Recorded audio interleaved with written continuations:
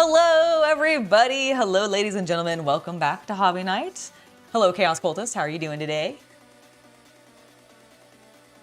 Wait for it. Wait for it. Okay, I think my mic is hooked up now. It is on now. Hello, everybody. I'm doing quite well. I am getting ready to go do some airbrushing. Hopefully I can not clog the brush this time. Just make... I know. Okay, Please, give me the advice. Oh, I was just gonna say, I think it needs to have sort of a milky consistency. Without chunks in it.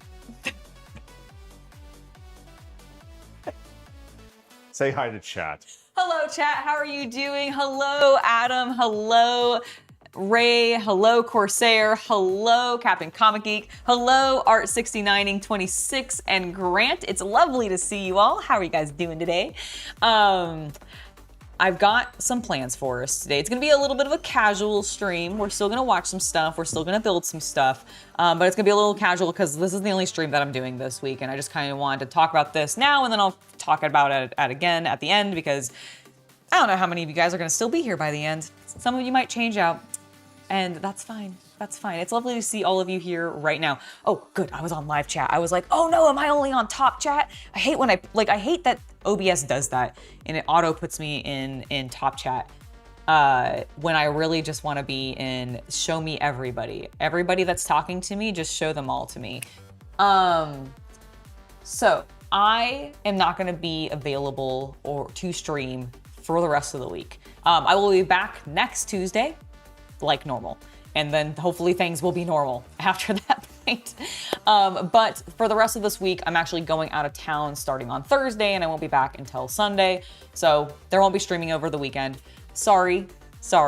Get the spray bottle for me? Why? Why am I getting the spray? Oh, because I was mean to CC and gave him advice he already knew? Is that why? Is that why I'm getting spray bottled? I could believe it. I could believe it. But yeah, so I will be out of town. And then I'll be back in town and then we'll have a normal thing. Oh, thank you. It is sad, but it'll at least be nice to see some family. Like, as sad as the circumstance that I'm seeing them because of is... Wow, that sentence didn't make sense at all. Holy crap. As sad as the circumstance is that is requiring me to see them, there we go. Holy cow. I am still glad to at least get to go and visit family for at least a little while. I know. What are you guys gonna do? I'm not gonna be here. What are you gonna do? You're just gonna have to work on your own hobbies, guys. This is your chance. I won't be around to distract you. You can like pull out your brushes, pull out your clippers, pull out some glue, pull out some paint, depending on what step you're at, and do some hobbying. And then we can have a wonderful show and tell when we get back. We are not having a show and tell. Although I do think you can post on the community page on the Hobby Night YouTube channel. Like I think you can actually share your own photos if you wanna share your stuff that you're working on while I'm gone. You could just do it there. Also, if you're a YouTube member or Discord member because of Patreon, then you can also share stuff there. Obviously, you can always share stuff there. But I do think, I don't know if that's available.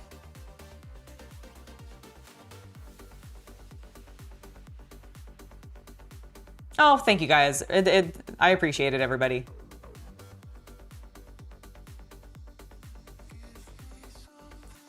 In YouTube's ununifying wisdom, they did an ad right when I was explaining why I wasn't gonna be here. Okay, well, thanks YouTube, that's great. Sorry. So what I was saying is the reason I'm not going to be in town is because I'm going out of town because there's been a loss in the family and I'm going to Awake. And so, yeah, I'm gonna be out of town for that. That's gonna start on Thursday. I fly out and then I'll be back in town on Sunday, but I won't be back streaming until my normal Tuesday time. So this week, this is my only stream time. I know, very sad, but I do have some fun plans for us. So because I've been kind of ramping up my love further of Space King and getting really hyped for the fact that we're gonna have a new episode on, I believe it's the 28th. I've been kind of perusing Tom and Ton's channel a bit more, and I found a great video from them talking about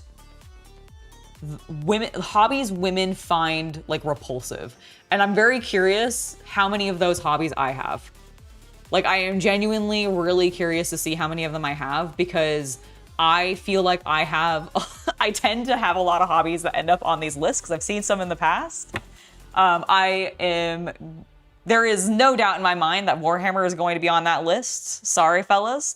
We're all apparently just disgusting because we like Warhammer. But I am excited to watch that video for you. And then afterwards, we're actually going to be working on some Konflikt 47. I'm very excited. I have, just to briefly show them off, I don't know if the container, okay, cool, it does. I have actually completed the 12, I almost called them Marines. They're not. They might, well, I guess actually they could be, but they're probably like Army guys. Oh yeah, in just a little while, I'm talking about these guys real quick. But I have actually finished the bolt action boys, my American bolt action lads. They're all in this little container. There's 12 of them. I actually really like the detail on these Warlord miniatures. They're actually quite nice. Way more honestly, like, so, okay. I got into Warhammer 40k in 5th edition. And if you played back in 5th edition or earlier, you'll remember more of the days where, like, you could kind of just build them however. Like, there were guides, there were definitely some arms and, like, stuff that were supposed to go to each other. But, like, generally, like, accessories and that kind of shit on your Marines even, or your Guardsmen, you could kind of mix and match and do what you wanted. You could also do this in Warhammer Fantasy Battles. And I have never felt that more in 2026, or, like, even really modernly, just in general, than I have with these Warlord game miniatures. If you miss the build experience of a 5th edition or earlier Warhammer build, I feel like Warlord Games kind of hits that a little bit. Like, I think it's not exactly 1-to-1 because they are a little smaller. And, well, we'll see with the Konflikt 47 actually later. Because that one does have, like, fantasy, or not fantasy, it has, like, sci-fi and magic in it. Whereas bolt action is just pure historical, we're set in World War II using bolt action rifles, right? So very interesting, but I really I really enjoyed the build experience. It was so nice. Ooh, you're gonna be working on some of your Blackout minis tonight if you can find your primer. I hope you find your primer. That's awesome. I hope you, I can't wait to see the Blackout minis. I don't know if I've just missed those on the Discord or not, or if you've shared them or there, but, like, I look forward to looking and seeing what you've done with them because I'm very interested. I actually saw a list and I don't remember who tweeted it. I retweeted it though. So if you go to the Hobby Night Twitter page, I refuse to call it X. If you go to the Hobby Night Twitter page, you'll find, I reposted it, but, like, they were talking about a list of, like, are you disappointed with how expensive Warhammer is right now? Here's a bunch of other, like, sci-fi miniature lines to go, like, indulge in. And Blackout was one of them, which I thought was really cool to see that representation. Trench Crusade was, like, the top one. But Konflikt 47 was on there, which I thought was really cool. And then there was, like, a whole bunch of other ones, and I don't remember all of them, but there was, like, a list of, like, 6 or 7 different other war games that might be interesting if you are tired of how expensive Games Workshop is. Ooh, you're totally kit bashing a BJ Blazquow. Oh, I'm gonna butcher that name. Blazquowzik? Blazquowzik? I'm probably saying that completely wrong. I apologize to whomever BJ oh my God. To whoever BJ is, I apologize for butchering your name. But that is awesome. So is he like a named character within Konflikt 47, or is he a historical character that you're kit bashing to fit into Konflikt 47? You're trying to get into bolt action and you want to do a US airborne army and recently found out that Warlord has a limited Richard Winters miniature 2 years ago. Oh, that's so cool. I bet you might be able to find him on eBay or something like that. The Wolfenstein protagonist. How do you pronounce his fucking last name? How am I saying it completely wrong? I would need to hear it pronounced. I don't know how to pronounce the Z. 9 does not know who Blazkowicz is. Blazkowicz. Okay, thank you. I had no idea how to pronounce that. I was like in here stuttering on it, like How I dare you spit. disrespect an American hero? I'm sorry. Wait, he's an American hero? Yes. Oh. He stormed the Castle Wolfenstein and he slew the Mecha Hitler. Oh my gosh. Okay, that's actually really rad. It's the main character from Wolfenstein. Like all of them, or just like one of them? Like the original, and then the remakes where they went like modern. So is he the character that has the daughters? Like are the because like in Wolfenstein, isn't there a plot line with like one of the kids of a previous, or am I like mixing that up with something else? Okay, I think I'm mixing that up with something else completely. I just remember hearing that like in a video essay at one point, but it must not have been Wolfenstein that they were talking about. The CZ is pronounced like a oh. I am not gonna lie, I've already immediately forgotten how to pronounce it again. Oh my god, I've immediately forgotten how to pronounce it again. Blazkowicz? I think that's what he said, right? Blazkowicz? Okay. All right, I should, oh my god, I'm spitting. I am so chuffed that I spit twice now. Cece, I do want to make sure the sound's set up so we can start over. Okay, I wasn't crazy. Thank you. Wolfenstein Youngblood did follow his daughters. Okay, so I wasn't insane. Perfect. I feel so justified. Hell yeah. Hell yeah. Thank you, Rob. You got my back. You always have my back. Thank you. Polish names do be hard for non-Polish speakers. Oh, is that Blazkowicz? Okay, Blazkowicz. Thank you, Captain Comic Geek. Blazkowicz. Youngblood's was the last one I played. Okay, yes. So Youngbloods apparently is featuring his daughters. I was like, because I remember we watched like a trailer and you were like, what is this? I think that was a lot of people's reaction. That's fair. That is very fair. Why was there such a long list in that?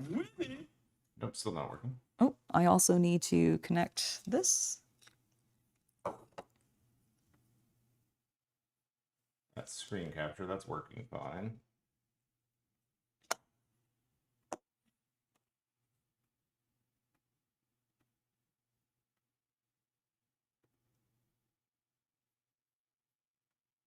Okay, maybe it'll do it now. Yep, yes. There we go. Women! Can't live with them. Can't live without them. I didn't say that. Oh, well, okay. Well, I'm saying you can't live without us. All right, there you go. I think you should be good to go now. Just make sure to record that for me. I absolutely will.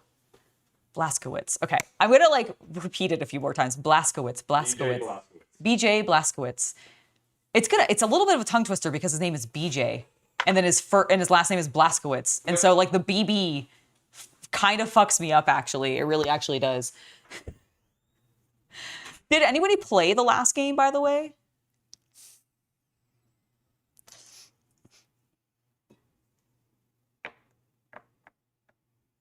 Okay, Poles struggle with local names here, like Thistlethwaite. Is that how that's said? Thistlethwaite?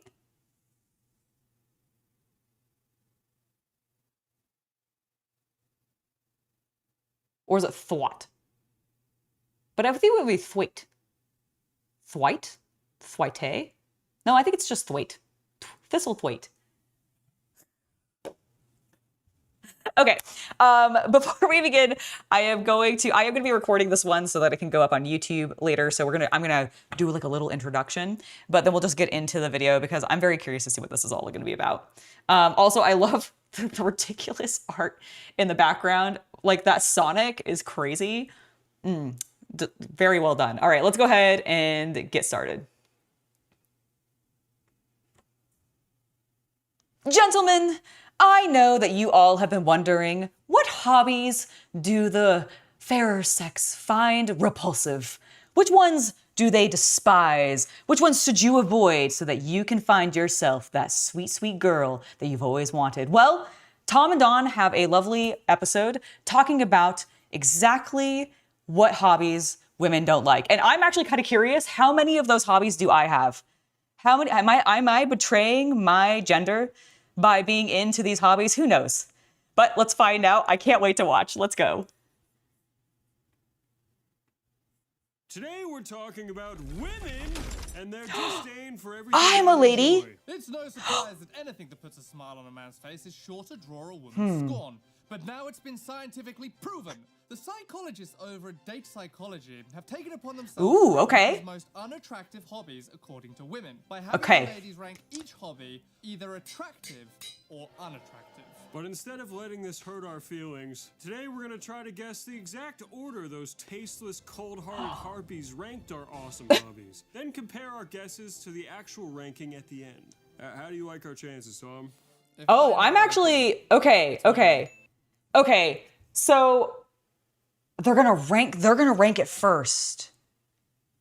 I'm very curious how close they're gonna get to the order. Where do we okay, the main thing I want to ask y'all real quick before we begin is where do you think Warhammer is on this list? Slash like Warhammer slash miniature painting. Like you can, I guess you could put like maybe Warhammer tabletop games. I don't know if they were going to combine those categories. I do think I've seen this list before, but I don't remember exactly what it is.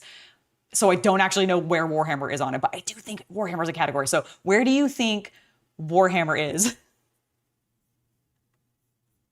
How their brains work? I have studied them intensely. Have I Oh, ever good. They've touched one? studied women intensely, so No. they'll know But exactly- I feel like I know exactly their what I'm preferences, thinking. Their desires, the way they view the world. Like, I'm pretty confident I'm going to get like 90% of this right. And starting to if I take don't notes for get it attracting right, lady. my Okay, good, statistics. good. I think you should. So we have 16 places to rank these things, and we're going to start with. Your guess is fifth? Probably pretty Ooh, Funko, that's a good What one. kind of women were asked? Let's start with that. Yeah, I do want to dive into the quote-unquote science that was used here. Yeah, were they like, you know, super The fun, hot science. Latinas, or is it like, you know, dorky, small and retarded? I don't know. If it's like German women, that's gonna be totally different than like Colombian women. Is a bunch of ladies from Mastodon.com? You know? Okay, hold on. I actually want to read this. Okay, the women surveyed were predominantly white and of high social status and a high level of education. Okay. Our sample was a convenience sample of 814 participants, 48 male.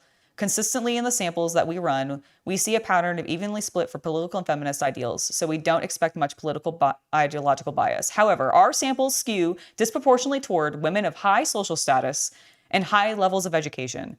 Wow, 45% of them had a master's degree in a previous survey and were also predominantly white, like 9, oh my gosh. Okay, popular hobbies like clubbing, which was rated low in our sample, may be perceived as more attractive in other populations. Okay, so this is basically going, what hobbies do men have that predominantly white chicks don't like, I guess. All right, let's go. I'm gonna say Funko's not that bad. It's pretty bad, though. I do think Funko's gonna be on this list, but I agree it's gonna be lower, so I'm gonna guess like I don't think it's like gonna be that bad. 11th. We don't have anything to compare it against yet. All right, you're on a hot Tinder date with a dude. already a bad test given the sample size. I And kind he's of agree. got 16 Calyx IKEA shelves. You think Warhammer's gonna be the entire least Funko attractive? catalog Okay. Filling his living room. Yeah, but Don I think there's gonna be definitely things that are Woman asks for a more survey. unattractive than Realistically, if a woman Warhammer. goes into a man's apartment and sees a warehouse of Funko Pops, she's gonna dry up like the Sahara Desert. A woman I mean, asking a certain okay, to his point, I kind of what's agree. their, Like, what's the most repulsive I male don't thing, mind is gonna if a answer guy has a few inherent Funko difference Pops, between but women I've and never been men. into Funko, so if I went into somebody's house and they had like a wall of them, For example, I right, would be judging. I would be judging. Yeah, I mean, like dad bods, perfect example. Women banged on about how much they love dad bods, how much they love dad bods. It's fucking bullshit. Everyone knows that women like muscles. Yeah, they don't like. I mean, men like muscles too, okay? Let's be real. Fat percentage, jacked dudes. How do you substantiate that? How do you know they're lying or they don't know what they About want? dad bods. I mean, look at the kind of men they lust over. They're fucking like Henry Cavill. Shadow! Look at who's in their romance Guys, novels. if this Look at comes fucking through, I just want you to Fifty know Shades of that Grey. Angela used to have a collection of Game of Thrones Funko Pops. She's a billionaire with power and like a good body. And they're like, this is just a normal guy. And you're like, that's like top 1% of like bodies. just he's not a steroid freak. Funko, especially in the box, is unattractive. I kind of agree, unfortunately. Like, Funko's box design, like, has never done anything for me, so I would rather see them opened than still on display in the boxes. I also, like, you can have max 5, like, for me. Like, you get 5. You can pick your faves. Like, I get it, because some of them are cute. Like, I have been suckered in to occasionally being like, oh my god, that Funko's really cute. Realistically, but on a survey. But normally I don't have any. Like, the most Funko I have, my Space Marine ones from the Advent calendar. Exactly. Which I don't even think those are Funko. I think those were a Bandai product, but they're kind of like similar. It's the closest thing I have. What? Confirmed Funko collector? Look at what they do. I have... You know, I actually don't think they're Funko. I think they're Bandai. Do you guys remember the collab Warhammer did for like the little mini advent calendar where you got like 25 different Space Marine chapters? Was that Funko or was that like Bandai? Because that's what I'm talking about. I have 2 sets of those. I had a DBZ set, but I got rid of most of them, and I kept like 2. And then I have the entire Space Marine set because they're Space Marines. Buying like lame fucking plastic versus like having this card game hobby. Like, I think lots of people play Magic. See, that's something, okay. So I'm gonna pause them real quick because I really want to say that like Magic is probably, like Magic or TCG collecting or playing is probably also on this list. At least I would think it would be. Because I think you can separate that out from just like general gaming. I think TCG collecting would probably be its own separate thing. And I could see them not being into it because they see it as childish or some bullshit, right?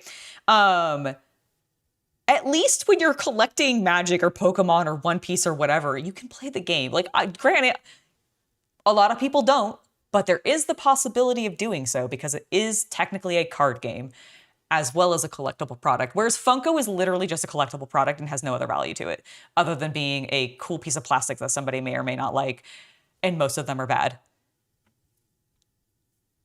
Oh, do we still have the Game of Thrones Funkos? I didn't think we did. I genuinely didn't think we did. You're wrong!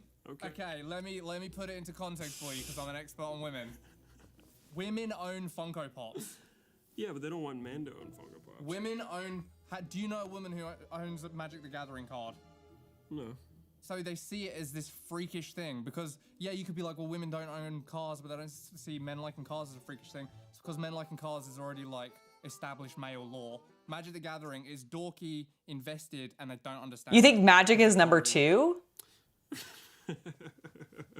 Maybe I just viscerally... I think it depends on whether or not they associate D&D. Like, okay, you feel. Modeler Jerry asks a great question. Do white educated women think D&D is hot? I think it depends on whether or not they associate D&D with Matt Mercer and Critical Role or not. If they do, yes. If they don't, no. Oh, wow. Okay, drinking. Very unattractive. Yeah. Under Magic. So do you think at the end of the day that the realistic list is just going to be taking this and flipping it? Yes, it's an inverse. It's going to be inverse? Cosplay, I'm going to say, is pretty disparaged. Yeah. I think... Because it's like, now you're really bored. I think cosplay is going to be low on this list. So if we have 15 categories, I think cosplay is going to be like 14 or 13. I think women might like get a little bit like, ooh, that's kind of weird if they do it and they're not also into cosplay. But I feel like if you are a dude cosplaying and this like this apparently somewhat higher educated, higher status white lady might be into you because like they themselves could also be into cosplay, but that it could also be like either cause jealousy or potential like conflict because you guys aren't into the same types of things to cosplay. So there is that like that, but I feel like more than likely it's probably not as bad as some of these other things like Magic, Funko, like some of those things. Like I think I'm trying to put myself into the mindset of what I think these women are for this sample. And I could see them looking at cosplay as at least maybe something semi-creative, but annoying because it's very weebish. But at least they're doing something creative and productive. Whereas like Magic and Funko, I think to a lot of women who especially are not inherently nerdy themselves, are going to look at it as a waste of time or very childish because you're just collecting cardboard or plastic. That's my thoughts, at least. So I think basically my point is, I think it's going to be low. Into it. Now you're a real fucking loser, right? Yeah. Is this the outlier when you inverse the list at the end? Drinking is a hobby for some people, yes. And I will say, if you approach somebody, okay, like, because the one thing I want to keep in mind for this category, okay, is the assumption here is, I think, that you're on a first date with somebody, and you're like, my hobby is drinking. You've matched up with this person on Tinder or whatever other platform, or you've randomly come across this person in a bar. You've gotten up the courage to sit down and like talk to them and have like maybe a little quick date and kind of get to know this person. And they're like, oh, what's your hobby? And that person turns around and goes, my hobby's drinking. Is that not a massive red flag to you, even if it was a woman? Like, are you telling me that you would be okay, realistically, in actuality, knowing what drinking can bring with it into a person and also cost? Would you be okay with that as the first thing they told you as their main hobby? Drinking? I think drinking should be way up there. I actually think drinking should be like, I think number 3 is a good place. I don't think Funko's number 1. I think Funko's actually like, I think Funko is like 7. I think Magic is going to be more up there. Actually, no, Funko was probably going to be higher. Magic will be lower because I think it's actually an investment. Like some women might see it as an investment / also see it as like it is a game as well as a collectible. I don't know. It's tough. I can't wait to see the actual list. Drinking in Manosphere. Yeah, but do you know what? I reckon drinking is gonna go more attractive than Magic the Gathering. When we said drinking, Really? I thought like drunk. I don't think You know, so. someone who's Not to got me, at alcohol. least. But how close is it to like normie bait? And people are familiar with men drinking. These are quote-unquote hobbies. So if you identify as drinking being As a your hobby. As your hobby. As your The hobby. science behind this is a little wobbly. Either way, I'm gonna say cosplay is like less attractive than Magic the Gathering because it's all about buy-in. How bought in are you to this thing? This thing that's unattractive. Your dad likes to say that he perfects his body with beer. Unless you're a girl, in which case it's like hot because men are retarded. But if you're Your ex loved it when you did some woodworking. Well, woodworking, I think, is a like. I think that is a hobby that a lot of women might find attractive. In the same way blacksmithing is. Until you actually like live with a woodworker or a blacksmith, and then you realize how like either messy it is, how long they're in that space and not like with hanging out with you, which might work for you, but it also might not work for you, so it can make the hobby more problematic. Is that a picture of us? Debating. That might be more unattractive than The Manosphere. Manosphere is being right. Yeah. Oh, okay. Yes. Again, I want you to picture that you are going into a first date, a blind date with somebody, okay? And you're like, "Hello, what's your hobby?" And they're like, "My hobby is debating." I would be out instantly. I'd be like, "Cool, you like to argue for no reason," and I'm done. I am absolutely done. I would be so done. Yeah, debating, like it's one thing to have like intellectual conversations and discuss things, but if you're saying that my hobby is debating, I feel like that means that your hobby is like going online and arguing with people in forums. That's what I assume this means, and that is hugely a red flag to me. That's right. Hey, you fucking give me a buddy. Yeah. Being right. Being good at being Oh, thinking. Good You at- don't like thinking. good at being right and winning arguments. Yeah, sorry that you don't like fucking intellectualism. I don't think that's what it is. I don't think debating is them meaning like they don't like somebody being intellectual. I think they look at debating as being online and like arguing with people on Twitter Disgusting. or arguing with people on Reddit I think or arguing with people on 4chan. Like that's what they mean. More than Manosphere. You think so? No, I don't. No, I You're don't right. think so either. Yeah, but probably more than cosplay. Literal misogyny versus being right in arguments. Anime. This is fine. I think you could put this like even. I think anime is gonna be like middle. Because I think a lot of women are probably into anime modernly, but also there's probably still a fair amount that aren't. And if these are like high society ladies, there's a chance they're not. So they'll probably like be fine with it because they know it's culturally just around and you can't escape it, but they probably still don't like it. You think she's hesitating to filling out the questionnaire? Yeah, they're not talking Oxford-style debates. They're not even talking about like intellectual debates. Like we both read the same book and now we're having a book club conversation about it. They're talking about, I'm a dude who goes on and I just am on Twitter all the time, chronically arguing with everybody. I go on Instagram and argue in the comments with everybody. I go on Reddit and I argue in the comments with everybody. That's what they mean by debater, I think, when they say that. I think this comes down to, I don't think they mean intellectual debates. We don't know what the audience was, so if you're assuming that it's a cross-section of the population. The more liberal the woman, the more she's gonna be like fucking clicking her fingers and all this shit. The less liberal she's gonna be like, I'm not really into that. But I don't think it's like offensive. They just maybe don't like it. Fucking hate women, dude. I know, Don. Do you know what? I'm gonna say it. I'm a fan of women. I know. Give me the Feminist of the Year award. But they can be extremely additive. You just have to know how to deal with them. What do you mean additive? Complementary. You know, they can add a lot if they're not psychotic, which most of them are, but... How, Tom? How's that possible? How is that? What are you talking about? How? What? Dude, get out. Get out right now, dude. Can't be in my video anymore. I don't know. Maybe you guys will discover one day. I still think they prefer this to cosplay. Debater, someone who will steer every conversation towards an argument. I also think that's the fear there. So I don't think debater means like intellectual debate, like you said. I think we're all nailing it. We all understand. Crypto, crypto should be up there. Because they're going to look at it as probably a waste of money. Like, otherwise, they're either going to be super into it, but since this is a list that they don't like, it's going to be way up there, I think. Because they're going to see it as a scam. And if these women do care about, like, affluence and, like, how to be perceived, really, that's really what we got to keep in mind. So you think between makeup?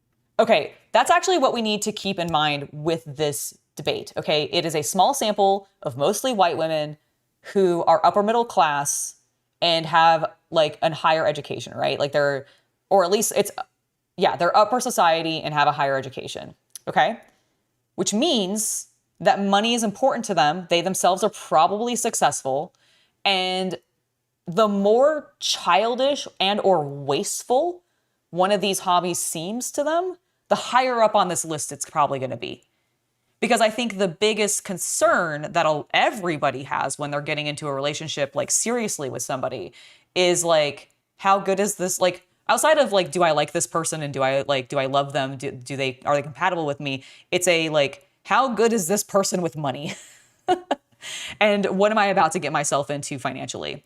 And so I think if you are looking to date, that is something to consider.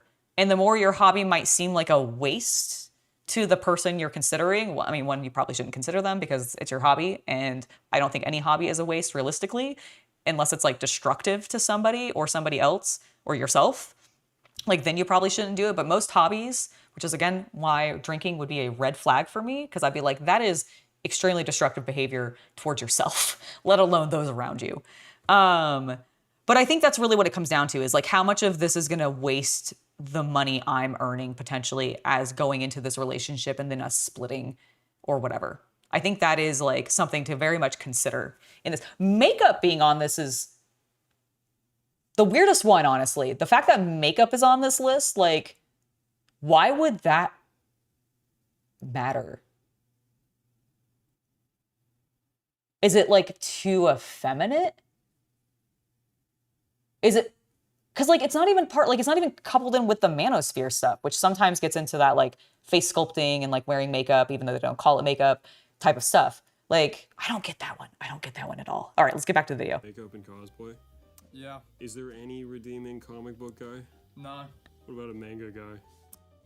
It's better than comics. Comics have a lot of stink to them from where they came from and the kind of person who always like is portrayed as having liked comics in media.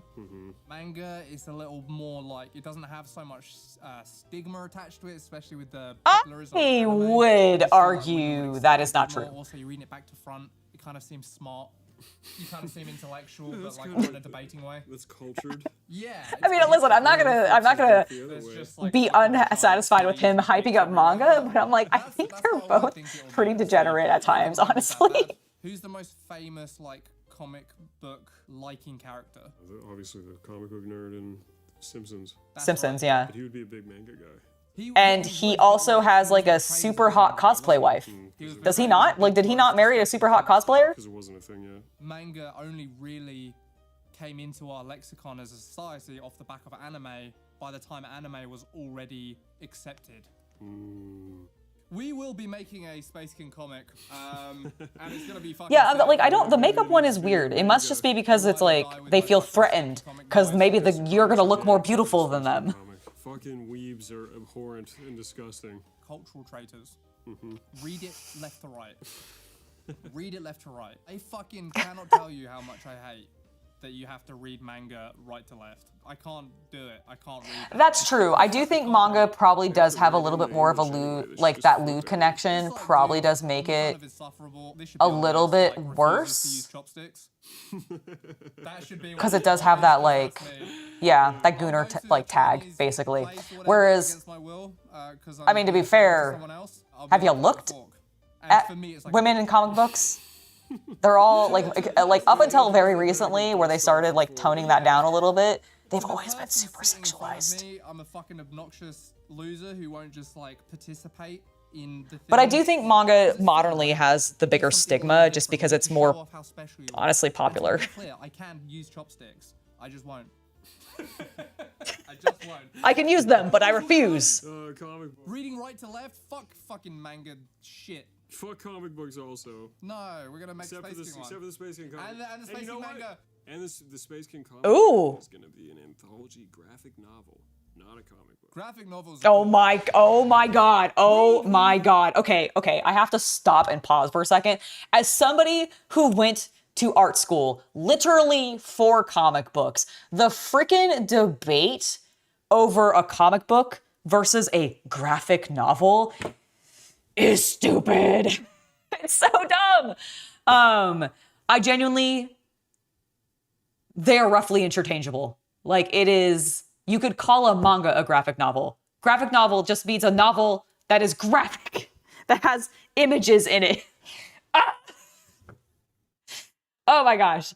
Ridiculous. Weed is such a fucking low IQ drug. Did you ever meet someone who likes weed who doesn't like make it their whole personality? No. Case in point. No offense, Corgan. Case in point. You know what? I think this is polarizing in the same way as makeup, but with more. Hello, positive Northman. pull. So you're gonna say it's more liked than makeup? Yeah, for sure. Above magic? But behind drinking. Because if you say smoking weed is your hobby, we needed the experimental design. I don't think that should also be a red flag. If weed smoking is like the first thing you describe as your hobby, Right. And if you on No. your fucking dating profile say like 420 friendly or whatever, Yeah. you know, versus I don't smoke weed, like which one do you think is going to get you further? 420 friendly. For sure. I think it has to be probably pretty high up the list. Yeah, above drinking. Let's put marijuana above drinking. I think it's probably. this is an episode from Tom and Don where they're looking at a list of things, the hobbies that women find unattractive in men, and they're ranking them before they look at the actual official list and see if they got their rankings similar. Cigars. Cigars. I don't know if this cigars will get that much pushback. I think that's gonna be really low on the list. Like I think they're gonna be mostly okay with that. Like it's gonna be stinky, but You know? I mean most cigar guys are like that's like a sometimes thing, not like an everyday. Do you know that smoke cigars? Gun I don't shooters. know anybody that smokes cigars Apart from other than my dad. And my dad would let me like smoke his cigar occasionally. Just I think he was being smart and being like, he's a kid, he's gonna fucking hate this, and then he's never gonna want to do it. It's just giving you the worst version of that thing. Like, here's a mega cigarette.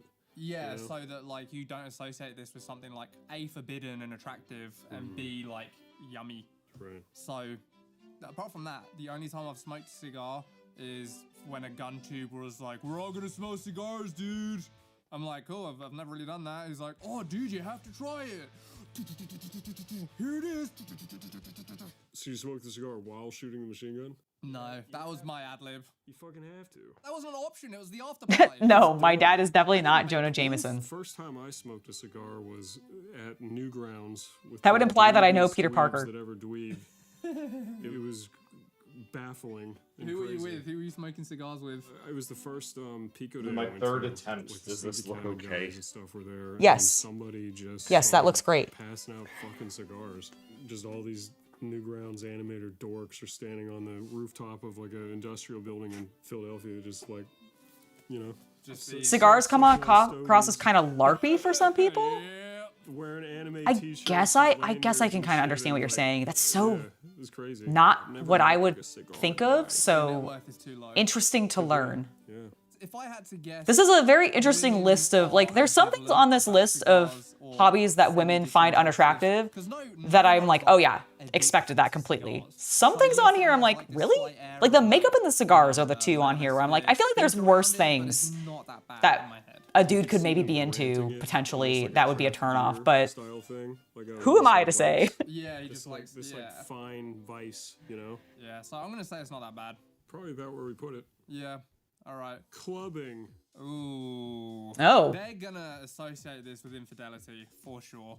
But I like going clubbing. Oh, darn. that is a good point. I do think clubbing could be looked at, especially considering these are Of these evil highly educated white women mostly from this group.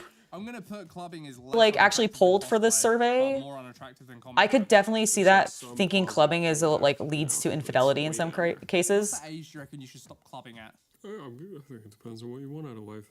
Fucking hell. Trying to have a girlfriend? Bro, you don't want the kind of girlfriend you I want think to this club. is genuinely, Asking what like- age is like too high to be clubbing. So I agree. I think it is a little weird what some of these things are being considered a hobby. Like, cause like cigars, I wouldn't consider that to like, I could see, I have never met anybody.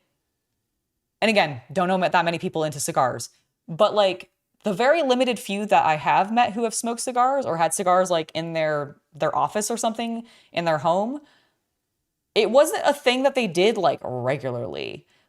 Like golf is more of a hobby than cigar smoking is. Like, and I would say like if you do list cigar smoking as your hobby, like clarify that it's very intermittent. Like I do it like twice a year. But that's still kind of a weird thing to list as like the hobby you're most into. So like if you do list it as a hobby you're most into, I guess the odor would be the big concern there. Like the money wasting for a single consumption object and then the smell of like, and the same thing with weed. Like weed is a big money sink and it stinks. So like I could definitely see why those ones are. Drinking, if you come up to somebody and say drinking is my hobby, get some help because you have a problem. And then like the one I don't get is makeup. The one I don't get is makeup.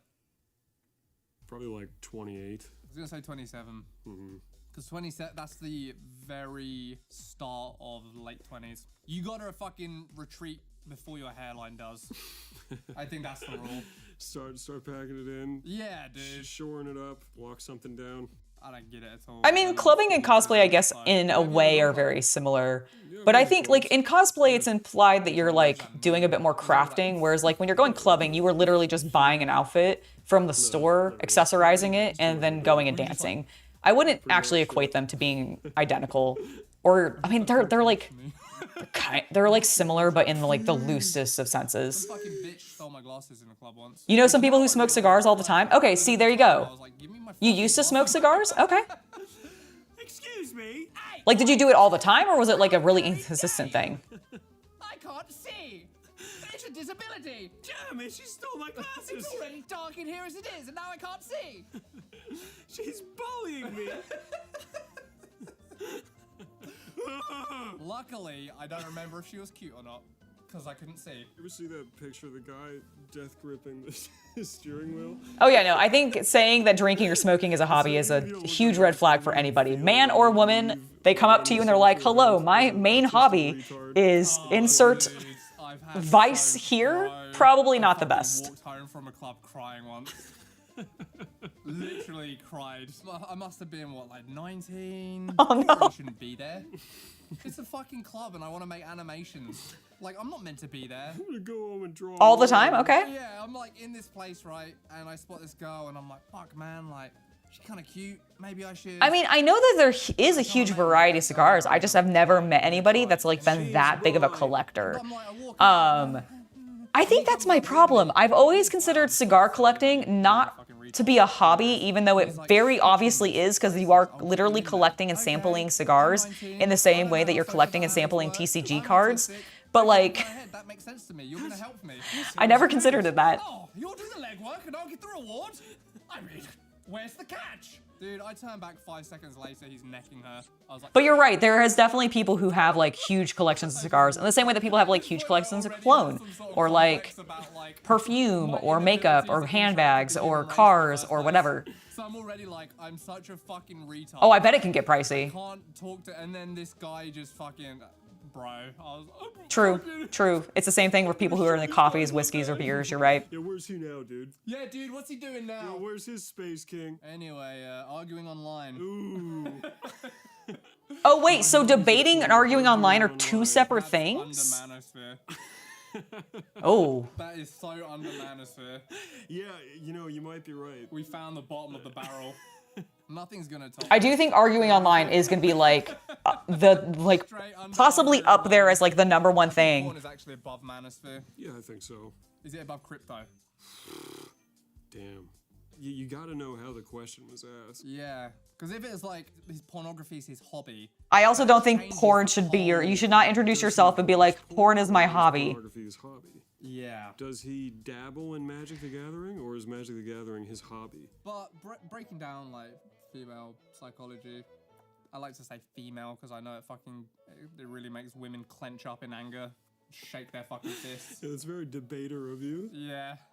I think they low grade view this as like cheating. Not in a way that they can defend very effectively, but in a like, you're still kind of getting some sort of pleasure at looking at another woman. Even though nowadays women watch a shit ton of porn. Rules for thee, but not for me. This seems about right. I can't decide if arguing online actually is worse than Manosphere. The reason I could see it being worse is because, again, like crypto, you kind of just assume automatically that Manosphere sort of comes for the ride. Nah. No? I think arguing online could also just be a fucking like absolute turbo dork. I think arguing online is probably one of the top ones. Yes, I think anime is more attractive than Definitely top ones. Props, though.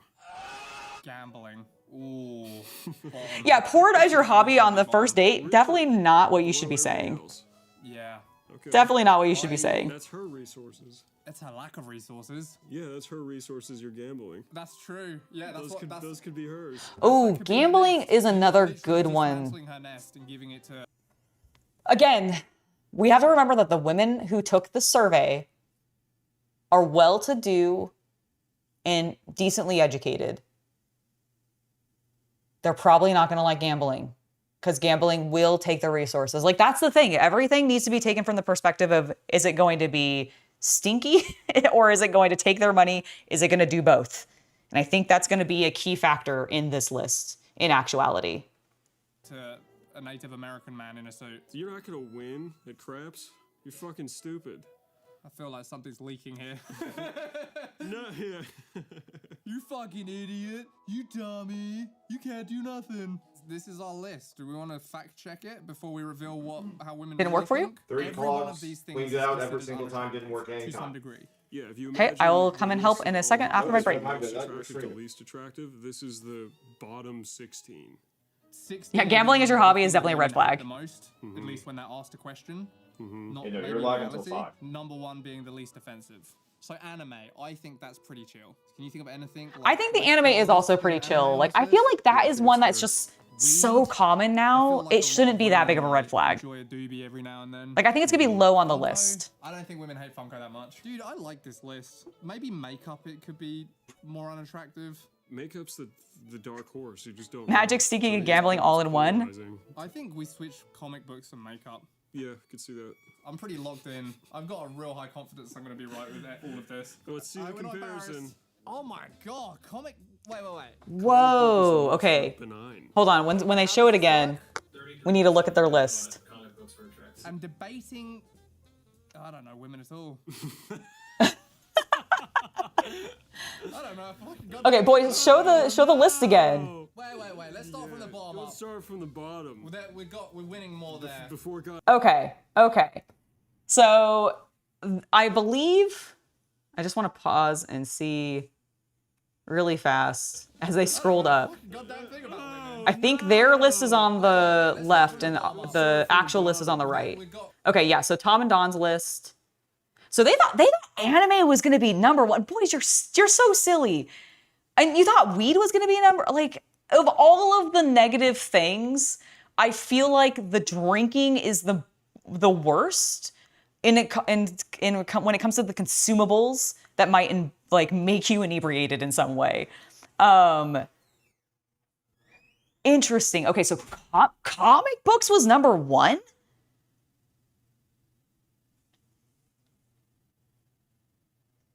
The literal thing I majored in? That is so weird. That is so interesting to me. The thing I literally majored in is the number one thing women dislike as a hobby in men. Followed by cosplay. Then debating. Wait, debating? Because they don't want to be argued with. They don't want to be argued with because they'll just look at that as being constantly in fight mode at all times. Okay, I kind of get debating. I kind of get the debating because I don't think they mean it as in like we're having a conversation. They mean you're turning everything into an argument to make it a debate. Like you're trying to turn every conversation into a debate. So that's what I assume they are probably meaning there. I'm really surprised comic books and cosplay are above that though. Like I am so shocked that comic books is number one. Okay, but let's continue. Let's let them look at the bottom. Yeah, it's like Manosphere was the bottom? And that's what we called early. We weren't confident enough. Gambling kind of in almost What? the right place. Yeah, only one off. Okay, hold on. Actually, Defend our bad. hold on. I have a potential thought as to why that, because I would have thought Manosphere would have been way more up there. Like I would have thought Manosphere would have been way higher up on this list in actuality. But here's my logic. The stereotypical man who's getting sucked into an influencer who's doing the Manosphere style stuff tends to be the more like, I don't know what I'm doing with my life type of guy.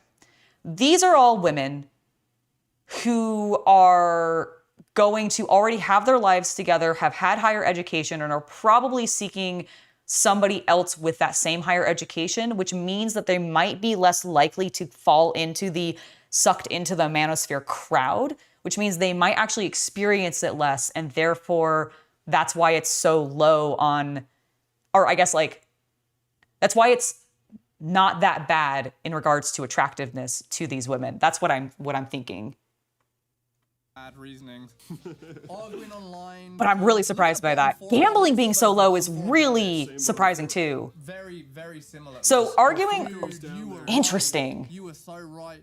But I was very wrong about weed, which I'm very surprised about. You know what, dude? I think we're actually doing ourselves a disservice. These line up pretty fucking good. There's just some big outliers.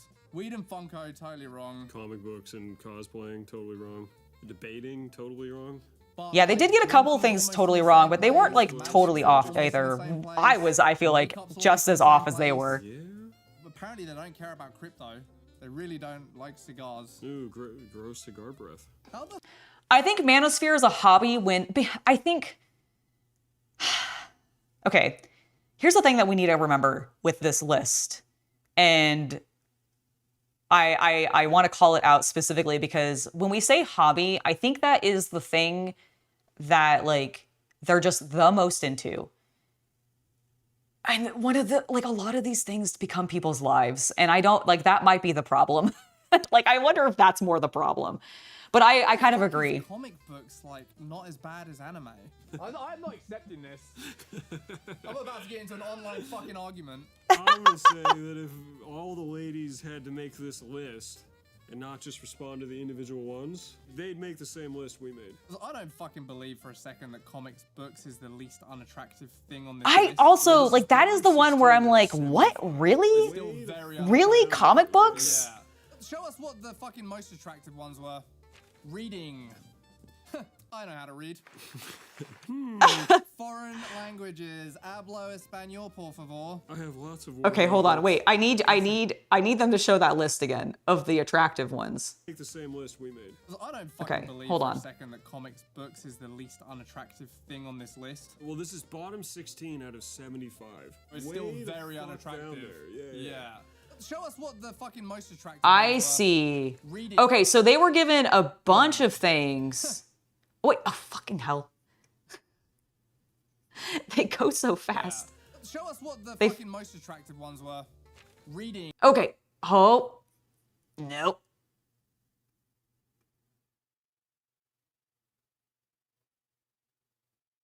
Ah, dang it. Okay, well, fine. Well, Class, hopefully if they'll you show would. it again. I kind of want to read that stuff.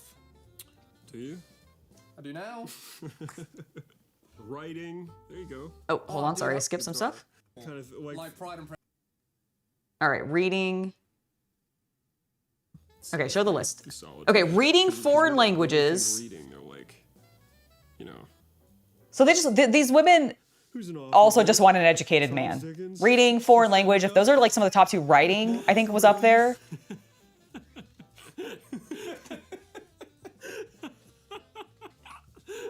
So this list was way bigger. They're just giving us like the bottom 15. Got I it. think like, oh, he reads Jane Austen or whatever, some shit. Oh. Like that kind of Like Pride and Prejudice. like fucking 11th grade Literature. I'm really still class. surprised Like, Manosphere was I kinda so wanna low read on that that stuff. list. Do you? I do now. Or I guess high on the list. Writing. There you go. Oh, Okay, dude, so I'm a yeah, fucking writing, writer. another like You're kind a of professional. stereotypically I am literally a education professional writer. thing Dude, to that's do, like, that's number 6. or educated thing Do to you think do. the kind of writing I do though is like Tom writing Space King, lovely. Yeah, probably. they probably want like a guy who writes like For the Atlantic. yeah. All of these like make sense. You know what I mean? I'm disappointed astronomy isn't astrology. God damn it! I wasn't quick enough. For the Atlantic. Yeah. All of these. Okay. Reading foreign languages, playing an instrument, cooking, woodworking, painting, writing, gardening, swimming, photography, astronomy, hiking, archery, blacksmithing, and traveling. Okay. Ladies, really? Really?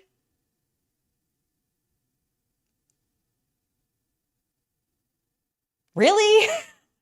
Hiking, I get. Astronomy, I guess. Photography, I get.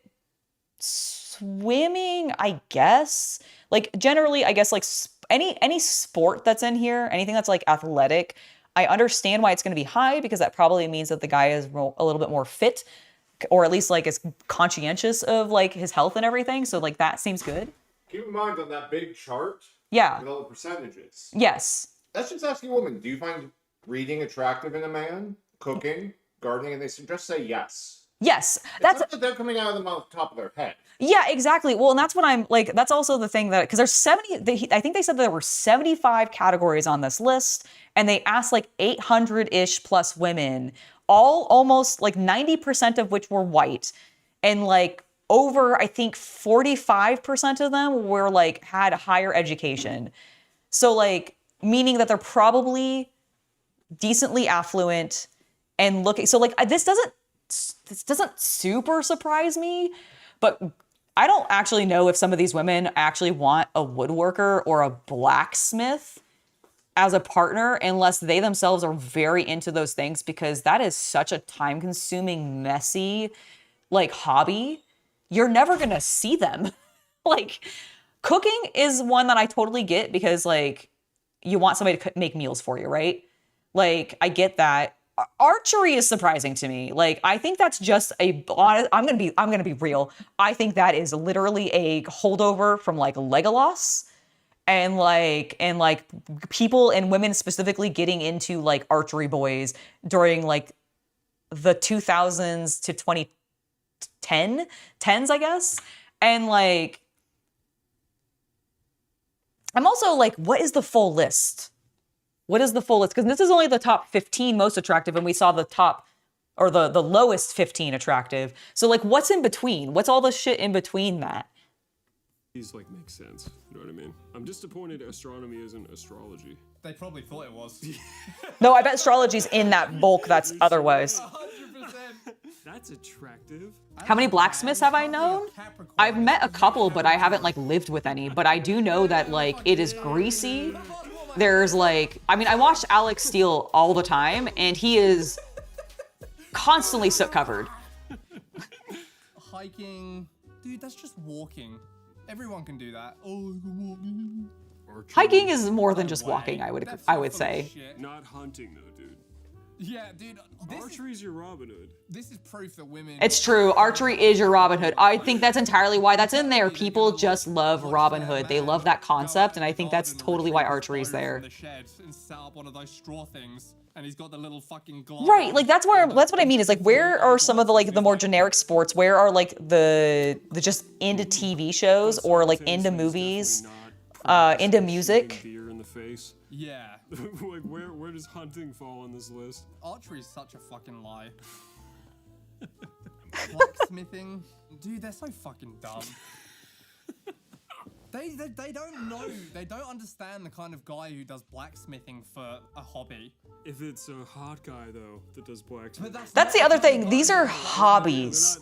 You're not thinking this through. Hobbies, not. I married a blacksmith who it does it for a living, but I'm into a guy who does blacksmithing on the side. Small I discovered recently called I think it's Just as a hobby. Make stuff. His channel's fucking awesome. His videos. Oh, that looks sick. He's like a jacked dreamboat man.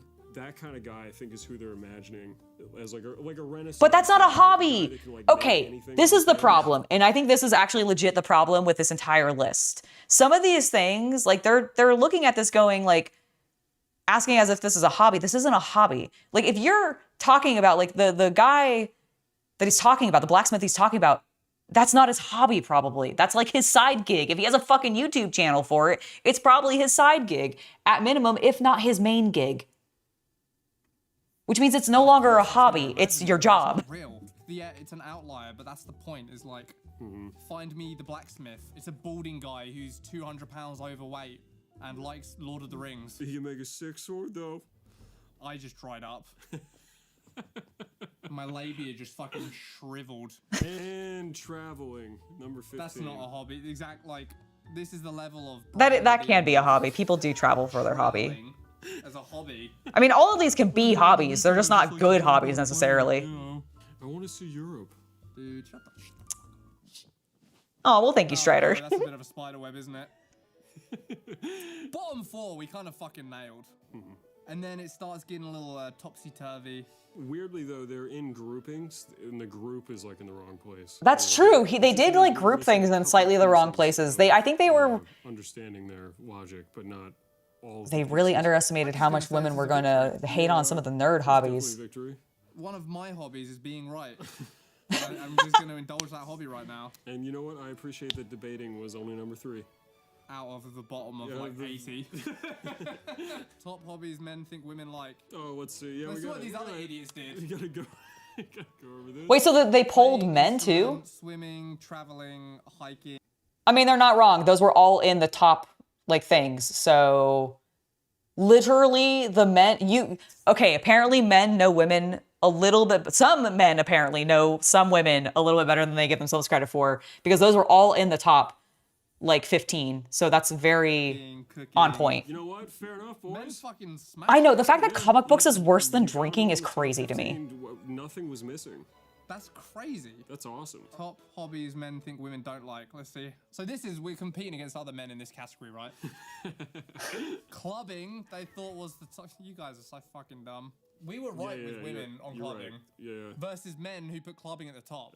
As the very worst. I'm surprised Guys. Let's dudes just thought who's more clubbing was going to attractive be on women's paper main for thing women. that they didn't like. The things they think are the worst and the things they think are the best, and we'll tally up who's more attractive based on that. Nice. Okay. All right, you're gonna win. Comic Okay. books, how do you feel? I'm not a comic book guy. Never been a comic book Me guy. either. Cosplay, no. Nope. Debating, yeah. Yeah, definitely. We like Okay. debate. So that's one bad each. I'm not a cosplay guy, but I do like to go to the round. Okay, I like comic books, I like cosplay, I don't like debating. So I feel like I get some of this.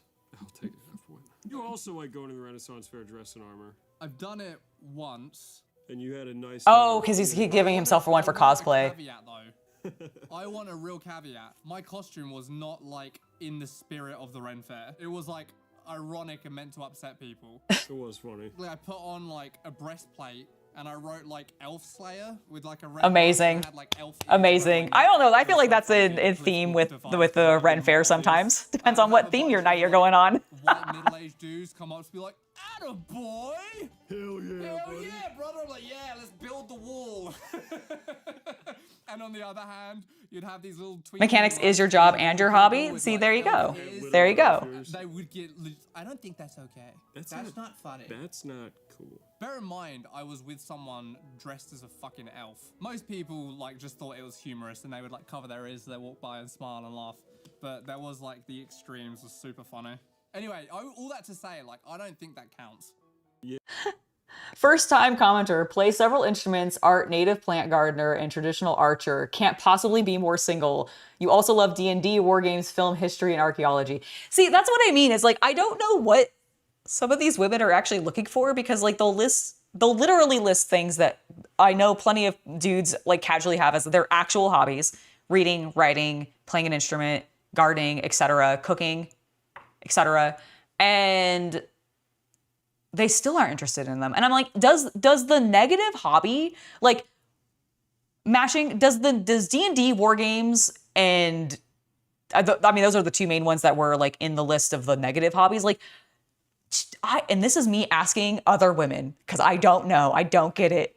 Like, I like so many of these hobbies. So I'm gonna be so unattractive to women. I'm never gonna get a girlfriend. It's gonna be so sad. But like, I don't understand. I just don't understand. Like, you literally, like, do those negative hobbies, the ones that are like cringe hobbies to you, do they outweigh the good ones that much? Do you think they override the person's personality that much? Oh, and also, of course, yes, mechanics is definitely a hobby, but that wasn't on the list, this list for these women. So I'm not going to comment on it because it's not on the list. But it's definitely a hobby. I'm not denying that. Apparently, the women who were surveyed in this particular list did not consider mechanics as a hobby. Maybe they just thought that too much was a job, even though very much is a hobby for some people. Gardening is a great hobby. I'd highly encourage it. Get a point for debating. Yep. Drinking, no. Nope. Magic Gathering, Yeah. no. Magic the Gathering, yes. No. Yes. I'm not an anime guy. Makeup, no. Crypto, Yes. no. Cigars, no. Clubbing, no. Marijuana, no. Fuck, Yes. Fuck, no. You have to take No. that point. For Funko, Akuma statues. that's not Funko.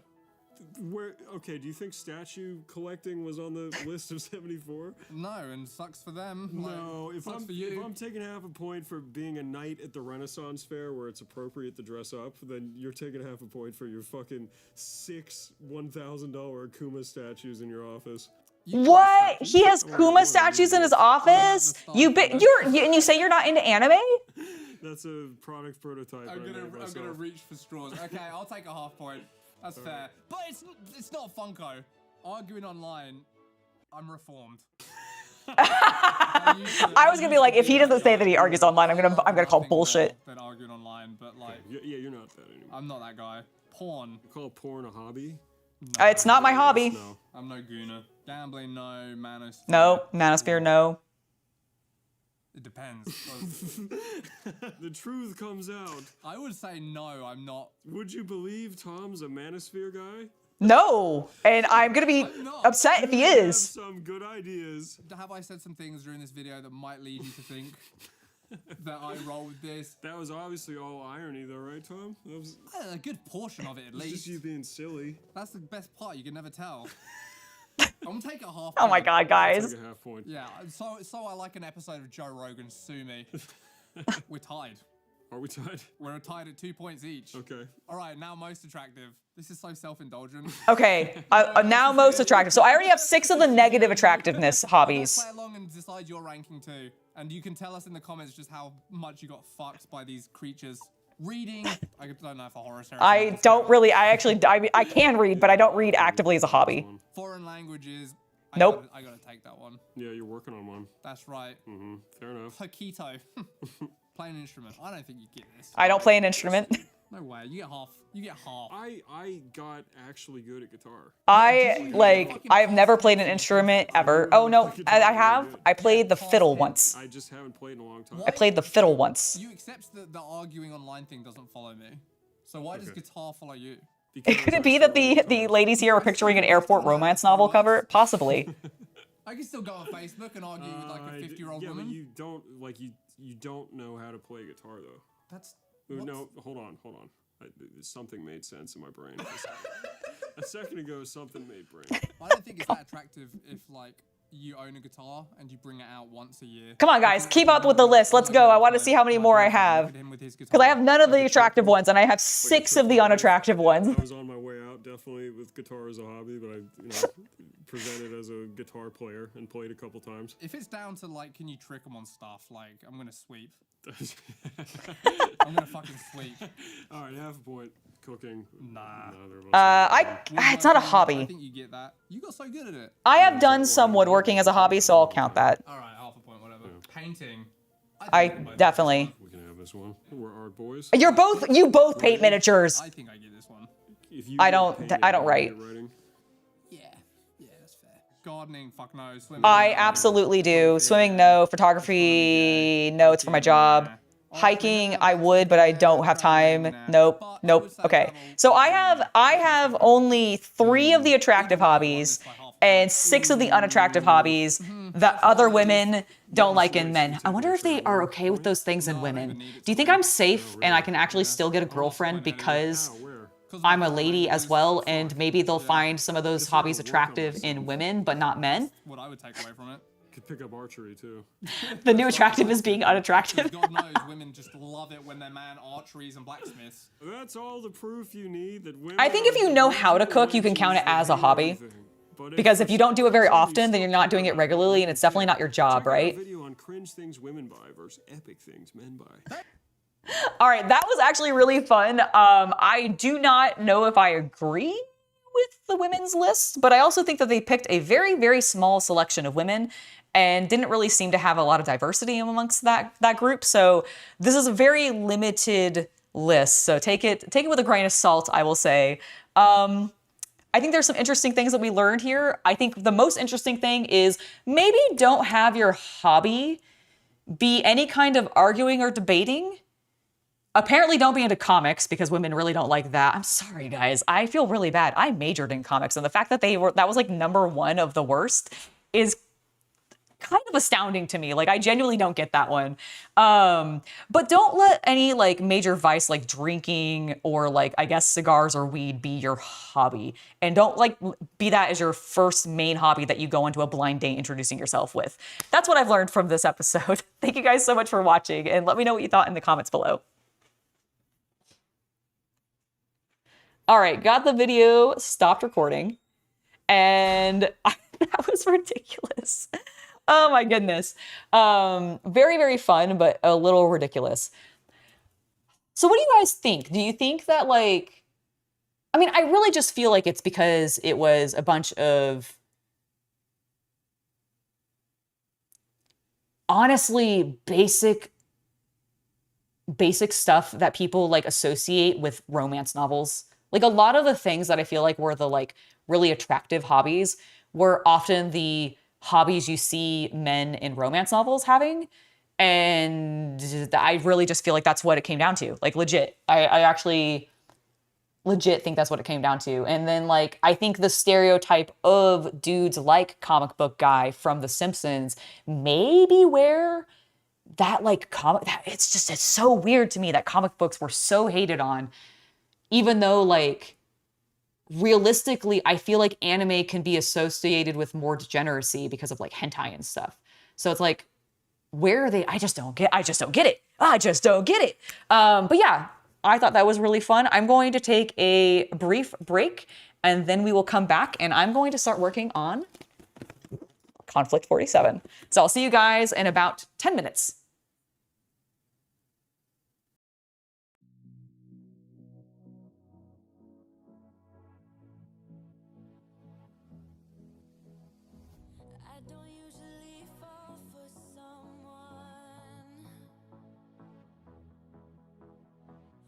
Don't even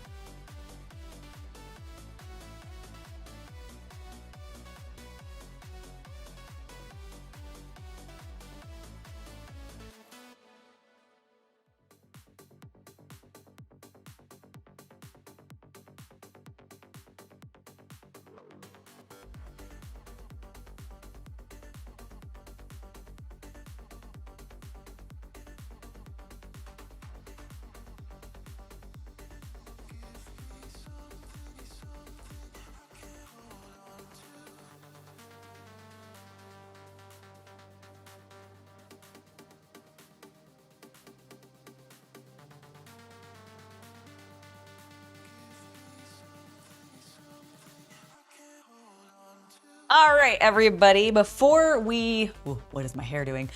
Before we jump over and actually start working on Conflict 47, I actually forgot there was one other thing I wanted to watch with us today. And I can't believe I forgot this because I've kind of actually been anticipating watching this episode for, well, since I watched episode 4, and that should probably give it away to what exactly we're gonna be watching.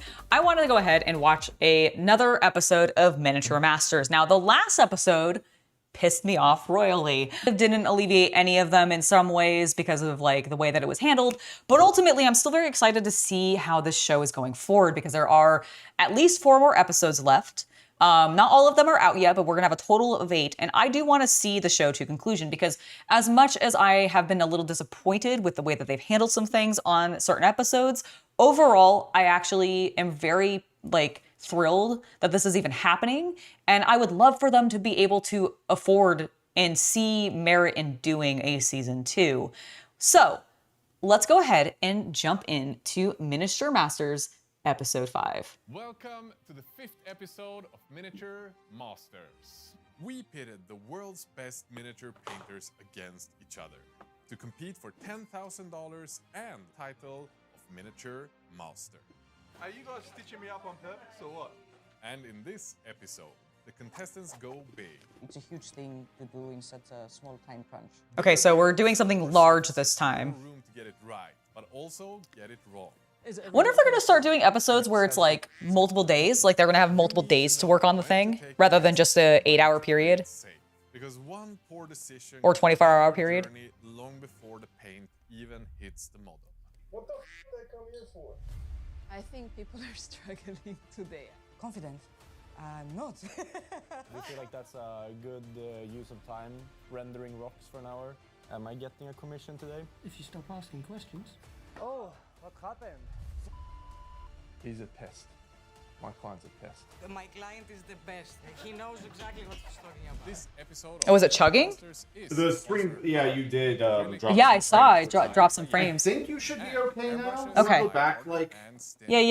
yeah, go and restart it, because... Yeah, no, I'll go Yeah, ahead. sorry everyone, I think our internet had an issue there for a second. I think we're stabilized now. Yeah, I'm gonna pause and let me see if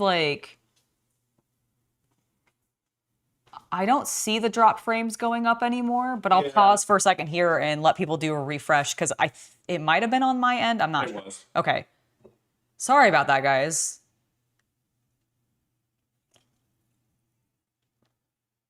Because, yeah, we have internet. Okay. All right, so we just chugged for a second. All right, I'm gonna wait You're here. good, you're good. I'm good now? Okay. Miniature Master. Are you guys stitching me up on I hope they get like a plaque or something that says Miniature Master on it. I want them to get like some sort of physical thing that says they are a Miniature Master. More surfaces, more room to get it right, but also get it wrong. Is it a ridiculous challenge? Yes. Sounds good.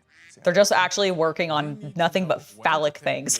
That's hence all the blurting. No, I'm kidding. Because one poor decision could end your journey long before the paint even hits the model. What the f they come here for? I think people are struggling today. Confident? I'm not. Do you feel like that's a good use of time, rendering rocks for an hour?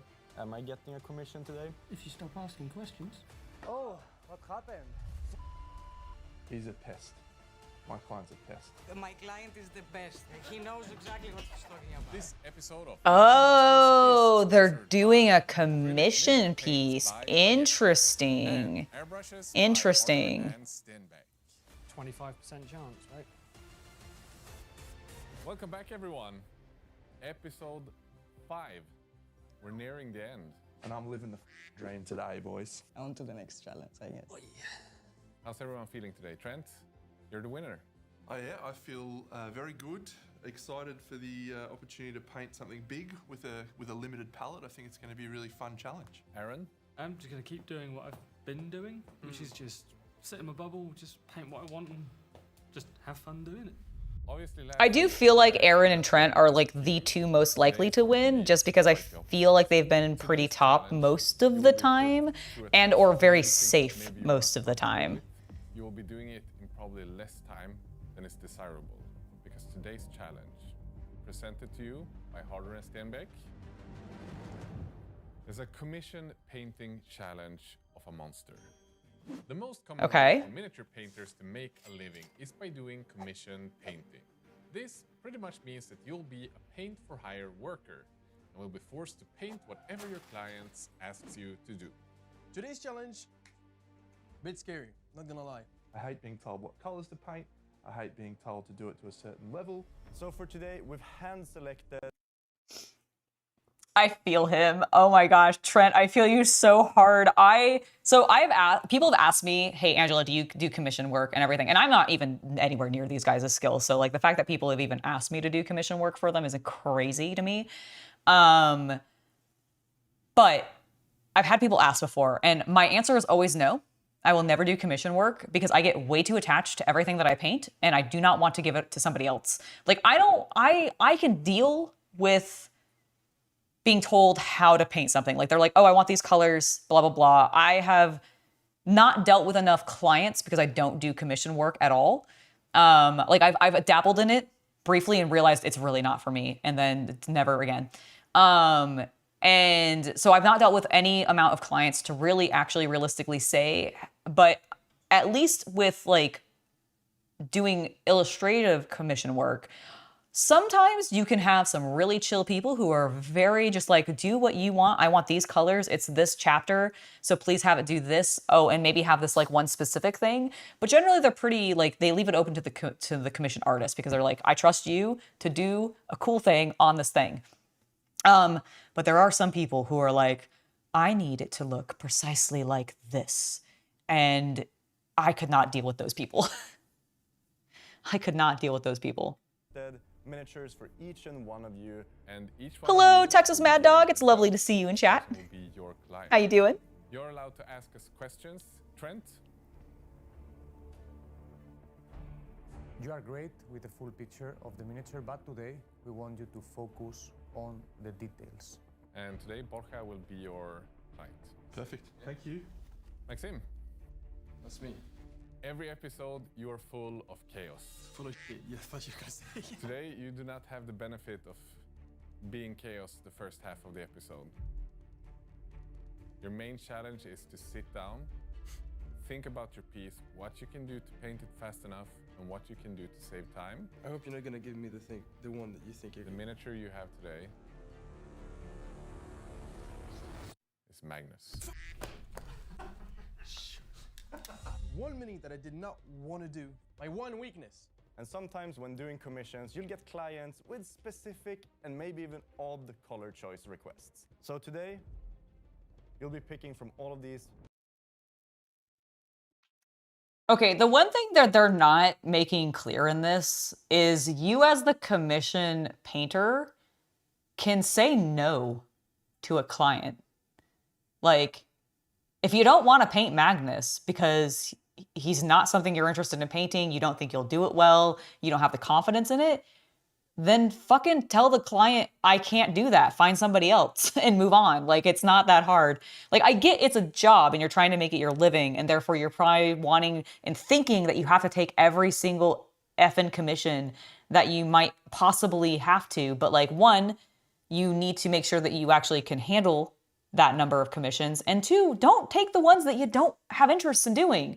Like, take the ones that are interesting to you and focus on that so that you can do more of that and find the people who need that commissioned, like that kind of painting or desired thing. Like, yes, when you want to challenge yourself, then you accept somebody going, hey, can you paint Magnus the Red for me? And you're like, you know what? I'm ready for that.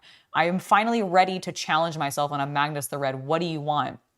And then go from there. Like, you don't have to, like, you can tell the commissioner no and just not take the job.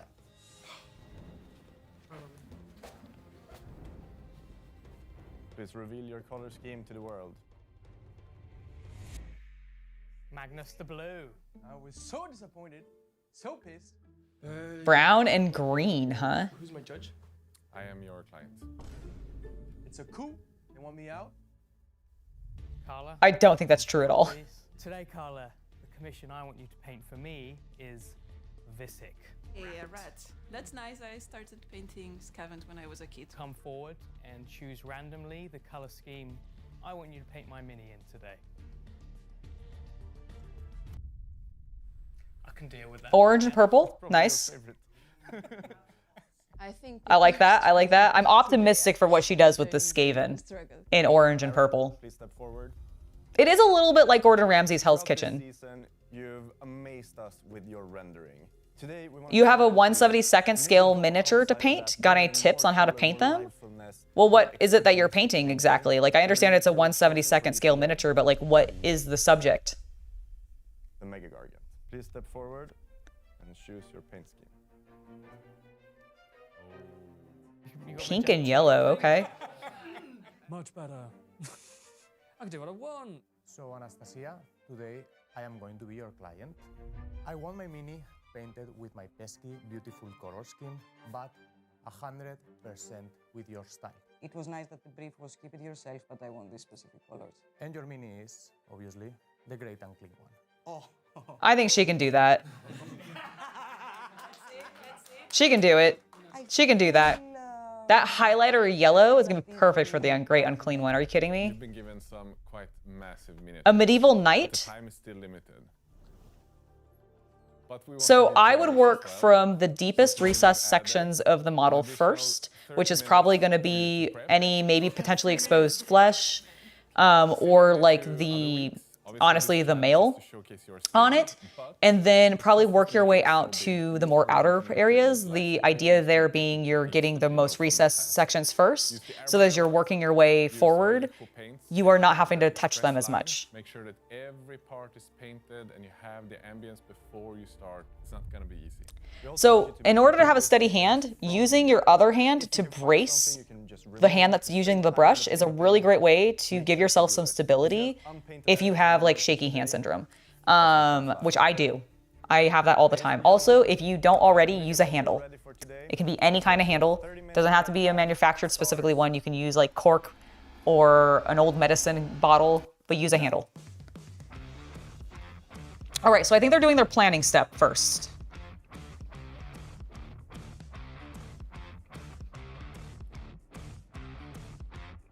The challenge today is from the perspective of a commission job. Anyone who's had any experience commission painting, maybe some viewers have. Sometimes you might get asked to do things that you don't agree with. They've been given the paint scheme, which is kind of what happens. But I think it's quite interesting because you're forced to do a palette. Yeah, we'll see what they do with that.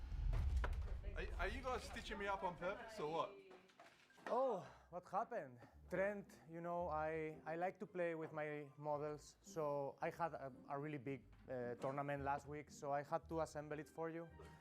I hope it's okay. Oh, do I have to do these two as well? No, it's okay with this. Like, I forgot to throw this in the bin. Oof. If your idea is So he's already got his pre-assembled. and maybe convert it to tell your own story, having a pre-built miniature can be sort of a setback. On the other hand, Because he's having a kit bash, I very see. limited in time. This removes some of the decision making that Trent has to do, meaning that he can focus on just the painting and not spend any of that time or energy or creativity on building the mini and making that unique. Interesting. And I guess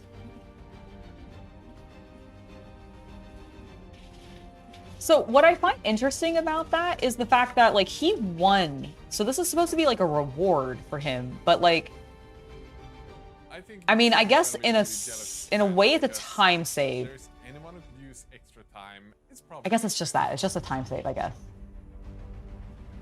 Why do you hate me by giving me this model to paint? Do you have any idea of the gap lines of this kit that is, what, 10 years old? In one hand, there is 7 different parts for each finger. Would you like certain parts to be a certain color?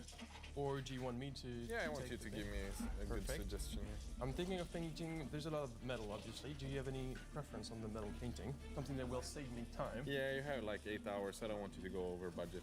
Perfect, exactly. I've decided to remove the entirety of the armor of Magnus to make him a strippy, naked man. Previously, Yeah, Naked Magnus, let's go. he's managed to claw his way back. I'm thinking specifically where he did the Imperial Guardsman, but that was a small miniature. I'm worried that if he doesn't work with an Magnus is organized way beautiful. from the beginning, that he isn't going to be able to claw his way I back completely agree. for the last couple hours because he has a huge miniature with Magnus.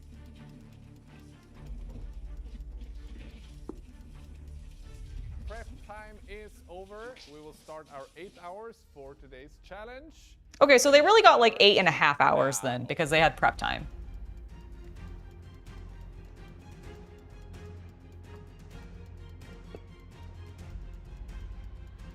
Not even really planning, just like build the miniature, guys. Just checking on you, because I'm thinking, since one of my things are skin, I was thinking maybe I could not add the armor plate and the drapes that are falling and just fill the gaps. Would you be okay with that? Yeah, I'm very happy with that. Okay. As long as it has my lovely colors that I want. My favorite, orange and purple. It did have your lovely colors. Excellent. I really am actually excited for this rat. I think that's the one I'm most anticipating.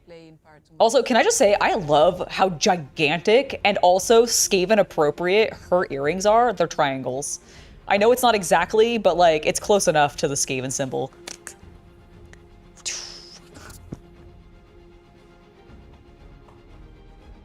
Oh yeah, his wings are amazing. Magnus is just a glorious model. But I understand why Maxime is intimidated. I will keep within his color palette as best. Oh, I love the great unclean one. Something banger to put on the table. Hello, my client. Hello, Anastasia. First of all, I put this little cute guy in front. I love him. I love little Nurglings are so goblins, cute. Those little demons. Perfect. So I think it's a great inclusion in the base. You are very specific about your colors, no problem here. And you asked for a little bit of my style. So I was thinking of incorporating them, guess what, in the skin? Doing a big ray of light and playing with the warms and the yellows in the light part and then fading it back to the blues. I like it a lot, but remember that this is supposed to be a mini for me for playing. So it has to be painted all over. All over? Yeah. The shadow parts are gonna be... All right. I think I'm already pushing it to take it on a much more saturated and interesting level. That was a weird comment. This is a miniature for me for playing. Hours are the most stressful. What tournaments are you guys going into where like battle ready is not the standard? Because like, as long as it has like 3 colors on it, it is playable in legal tournaments. Like, what? I think that's been my problem with their consideration of what is like unpainted. Being a base coat is unpainted to them. I'm like, it's a base coat. You still put, like, it's not just the primer, it is a base coat over a primer, which means that effort was put in, and you could base coat everything, do nothing else, and if as long as you had 3 different base coat colors, it would be tournament legal. Like, fabrics around him, I was going to play with a bit more saturation so the colour's a little bit more obvious in a few areas, because the magenta is inherently quite a dark colour, so all the lower values should sit around the edge and the higher value should sit up here. Given you told me to be a little bit more expressive, big brush. Big brush. Big brush. Big brush. The word that was given was expressionistic. I just went for the biggest brush I could find that still had a point, and I've just been attacking this poor giant with a paintbrush. We're going to go for a little bit more brushstrokey work. I mean, honestly, I like what he's doing in the flesh tone so far. And then just give it a very gentle filter with an airbrush at the end, just to try and soften it down just a touch. You sound like a proper master, that's why I hired you. Is it a ridiculous challenge? Yes. AOS large in 8 hours is... I mean, I'd paint a head in 8 hours. Yeah, stupid. I haven't painted a giant monstrous rat before, so... It's a huge thing. There are rules for paint when it comes to officially sanctioned tournaments. When it comes to like just playing with your friends or like randomly at a store, no, there are no rules to paint. You could play with a fully gray army if you wanted to, and that'd be fine. I've seen people play with fully proxy armies, and that's been fine. I've seen people play with bread as one of the models, and that was fine. Like a croissant represented one of the Necron like crescent ships that I don't remember the name of off the top of my head, but like somebody used a croissant once to represent that model because it was roughly the same size, and then when it died they ate it. Like, cool, awesome. Like that's fine. But if it's like a tournament, like an officially sanctioned one where there's like possibly a prize, yeah, they do have paint requirements. Cold gold. Yep. I think so. Okay, we can do that. I had a great plan to do a nice old bronze with verdigris, and then he's just decided, no, he doesn't like that. He wants me to do gold, so he's just been an absolute pest. Interestingly, I was going to use the same base for a gold anyway, because I like to have a little bit of orange in the gold, so I'll switch to a yellow now for the next stage, and that should make it look more gold than bronze. All right.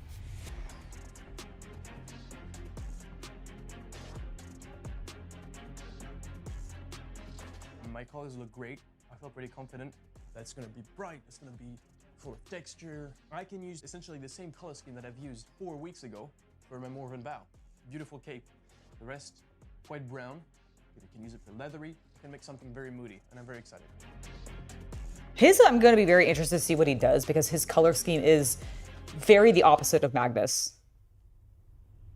Yeah, I think it's a 3 color minimum. So like you have 3 base coats on it or 2 base coats and a wash, and congratulations, you've qualified for the tournament.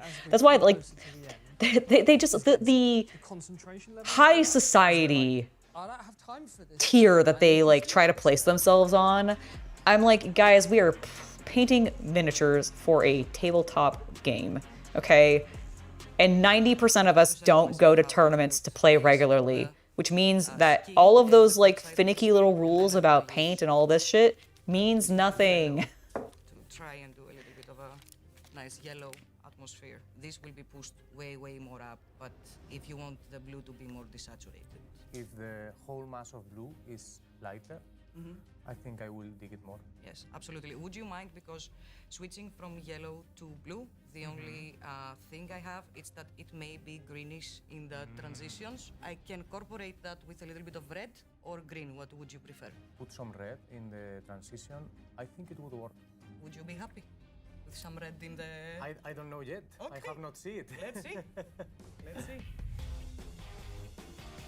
I at least appreciate that I feel like she's asking really good questions about her choices that she's trying to make. Cloth, metallics, I go a little bit everywhere and I refine as I turn it, and it's very heavy today. Oh my god, yeah, having to hold that huge base would just wear my hand out immediately. And halftime! Hurry up, hurry up. They almost actually kicked out Anastasia for something similar to that because she tends to have a very like muted color scheme for a lot of her painting, and so they wanted her to go bright and vivid, and she kind of did, but like not necessarily I think the way that they wanted, so they almost did. So they have definitely come in like that. One of the fastest ways to improve your painting speed is with the help of the airbrush. And from personal experience, airbrush helps you understand how to apply light. On top of that, it can help you with blending, getting smoother application, and to get base coats down much faster. And if that is something you're looking to improve, the airbrush is the way to go.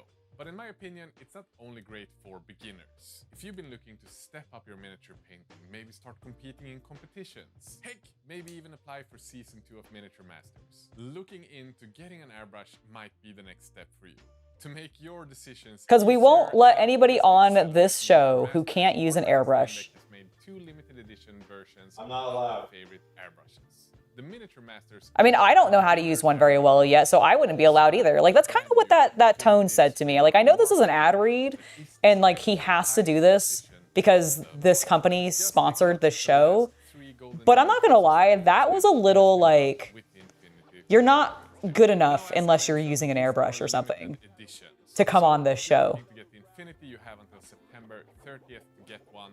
Make sure to grab it now before it's too late. The Miniature Masters Ultra for beginners, it's gonna be available all the way until next summer, but still after that, it's gonna be gone forever. So if It's you're cool that they're thinking gonna be around for a little while at least. If you are an airbrush fanatic and you want to support him, you can get it. have a better looking airbrush than what you can get right now. Obviously, the link is down in the video description.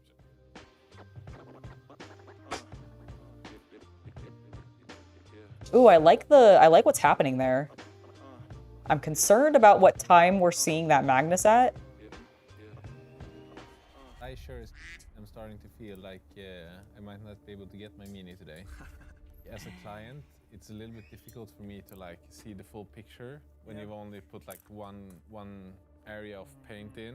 If you can at least get me some paint on all the areas so I know where you're going with it. No, but I'll go onto everything now. I've done the f***ing nipples. That's something that, you know, could make you excited. Is that a conscious decision? I mean, painting the nipples on Magnus makes me excited, so I agree. Idiots. I'm doing pretty good.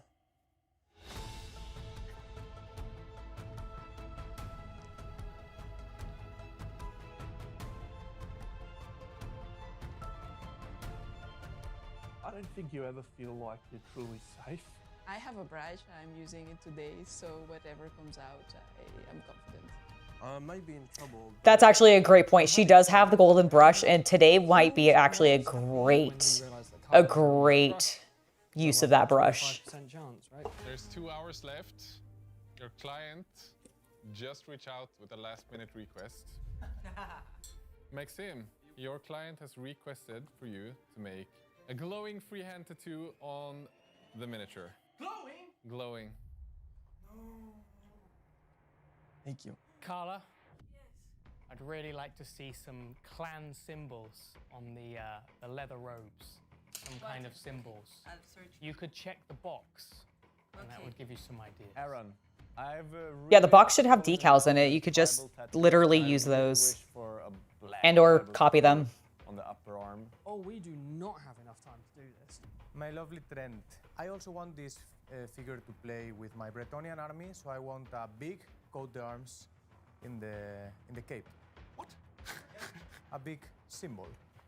I really like the idea that my other companion client has asked, so I am looking for super bright demonic runes in the back of the mini. Perfect. In the back. I think my client is the best. All right. He knows exactly what he's talking about. My client's not a at all. Client comes to you with a request. When you're finished and about to put it in the box, you say it's already shipped. I'm extremely annoyed. I'm overstimulated as shit. I feel terrible. I actually kind of agree with that. If a client comes with you with a request last minute and you're basically done already, you just claim to them it's already shipped. And then go do it tomorrow or that same day and get them tracking the next day.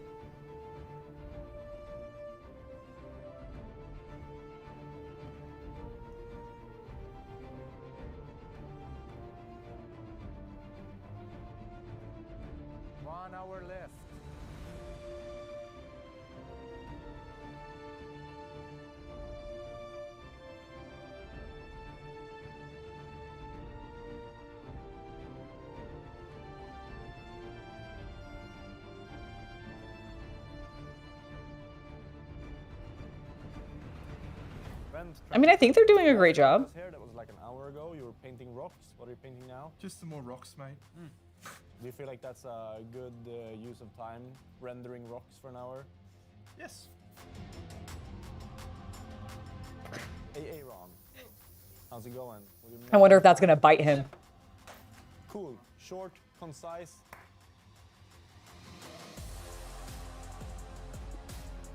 I can feel. Hello, Salt. It's lovely to see you. From Anastasia and Maxime, they both seem. Ooh, dude, his freehand on those horns was really cool. Still present something that they're proud of. 10 minutes left of today's challenge.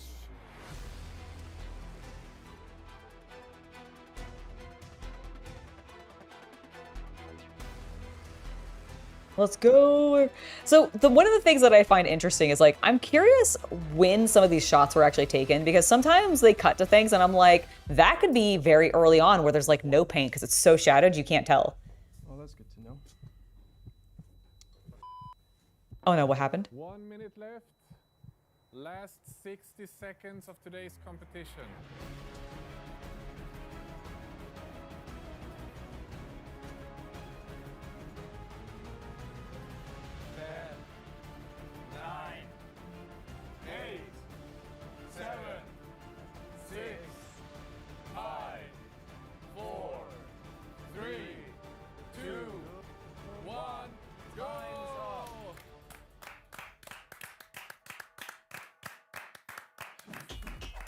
All right, let's see these beautiful miniatures, these commissioned pieces. Commissioned pieces. Is a challenge, and every single one of you has freaking knocked it out of the park. So massive congratulations for that. Okay, that's positive sounding. Carla, you have the ability today to use your golden brush if you feel like you're. Is she gonna actually do it? She did call that she was going. But I'm using it anyway. Carla decided to use the golden brush today. All right. She won all the way back in episode 2. This means Yeah, she's been hanging on to that for quite a little while. at the bottom. She cannot be eliminated today. Please let us know about your piece. So I painted a rat. Okay.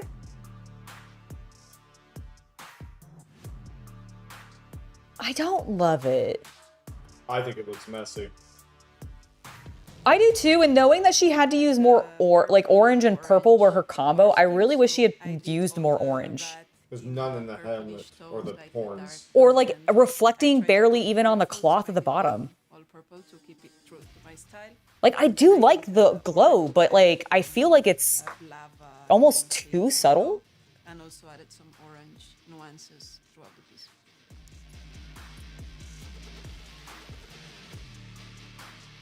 And as somebody who like loves purple, I'm like, this is almost too much purple. Like his flesh and his like cloak are purple, and I don't like that both his skin and his outfit are the same color. I wish the outfit had had a little. I also am wondering that. For something blue and yellow. I do like the way it turned out. It looks more green to me than yellow though, but I think that's just like probably the camera. Make it look clearly blue and yellow. He really likes his nurgles, so there is one guy here and one chilling. I wish they had been a little bit brighter. And a lot of gore. We like gore, right? I do like the gore. Also, the glowing like symbols on the back turned out really nice. I like the sort of branding iron style of Papa Nurgle's symbol.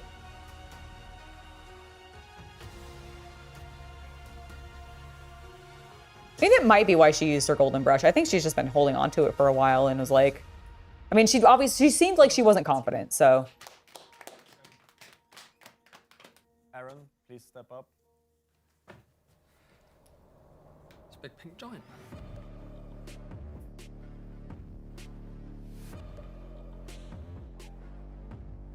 I like it. I actually really like it. I think he did exceptionally. Like he got honestly probably one of the best combos because he has the big giant and he got pink, so pink flesh, cool. Brushstrokes, which is very not what I would ever do ever.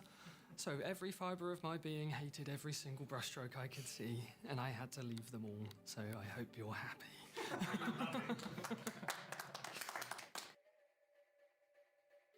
Maxime, please bring your man forward. Magnus the Red. Shown by his beautiful tattoo on his horn. I do like it. He got such an interesting color scheme on Magnus. Some pastel blue and some brown, shown here through the. I like what he did on the wings. Skin, the wings and the base. He also wanted a dusty. Like it's a little rough, but I kind of like it. Silver.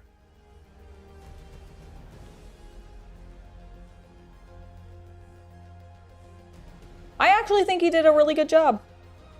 I'm curious what the judges are going to say. Knowing my luck, they're going to hate it. Because I seem to like the ones that they really don't like. Yes, so this is Asheran, a ghoul guy.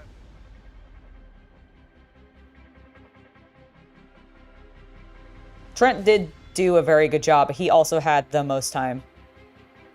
I'm doing great, Ross. Thank you so much for asking. Really focus on rendering detail and use these two colors, green and blue. And so I figured that non-metallic metal would be the best way to exhibit that. So there it is.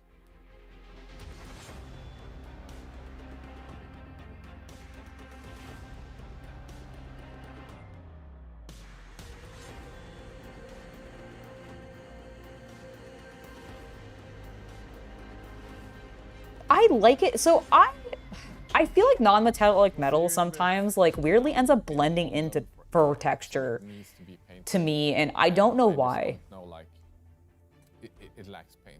I like this one a lot. I won't fight anyone about it winning, but this is beautiful. It blows me away. Big weaknesses in this piece, but then I look at the others and they have the same weaknesses, and I think a lot of that comes with the time constraint. I still think it's possible to hit some of these details in the time. For me, a big factor in the bottom fight is that I find one of them pleasing to look at. I just don't agree. I think this fight is going to be the toughest one because I have strong opinions. Well, I think your last one was the. Yes, we are. Absolutely. I think we're going to have a fight on our hands for the bottom. because I'm ready to fight. Yeah, me too. Okay. Welcome back, everyone. They're putting up fists, guys. They're putting up Again, fists. I feel like I'm repeating myself. You thought Maxime's was the best? Freaking congratulations on today. I feel like we saw. I don't know who I think is the best. Maxime's up there, but I really liked It is a competition, however. I really liked the ogre. I thought he was really good. But let's start with the positive. The winner of today's challenge have listened to all the feedback we've given throughout the entire competition. Ooh, okay. Every single week, and they've put all of that together into one piece. On top of that, the One Piece. Very good at listening to the specific challenge of today. And the winner of today's challenge is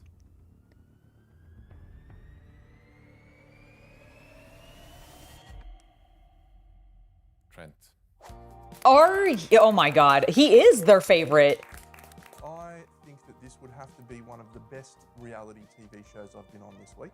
Last week was a different feeling with it being a team challenge. So today I did it all by myself, so that feels a little more satisfying. I love the ambience of the piece. I love how you use the colors. You give priority to the green, but it's a green. I do think he like used the colors, and I really like that fleur-de-lis on the back. So, congratulations. I think he did. I do think he did a really good job. I just am like, but he also had the advantage.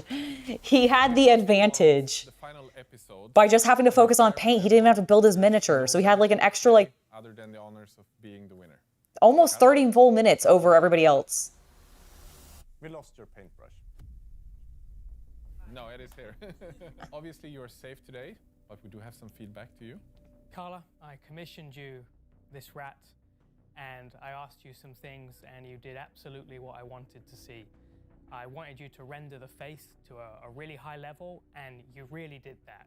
For me, it was the best face out of all the entrants today. You have some unpainted parts in the back, so make sure we don't have this in the coming challenges. Yeah, absolutely fantastic job. Thank you. I swear, if the unpainted parts are she base coated it and didn't put a fucking highlight on it. As a client, I am so proud of how you added color to your piece. I told you I love color, and it is the most impactful piece of today's challenge. When we look at it from afar, it just pops on the table. Absolutely beautiful. You started out. I do really good decisions, absolutely removing parts from love the what he miniature did with the to Magnus. Save time.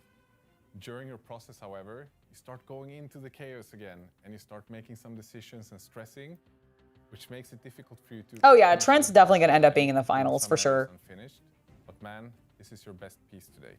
100%. The colors are bold. It's the most impactful piece in terms of brightness and saturation.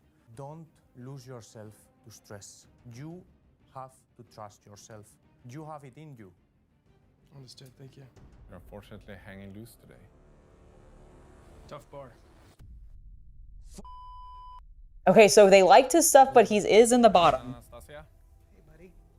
Here we are again. And I think she phrased it beautifully, where she looked at me and went, "Hello again."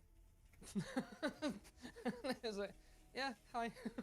Aaron, when you started off painting the skin today, being super bold and expressive with the brush strokes, I think Aaron's gonna be fine. I think Anastasia is gonna end up being in the bottom again. Perfect direction.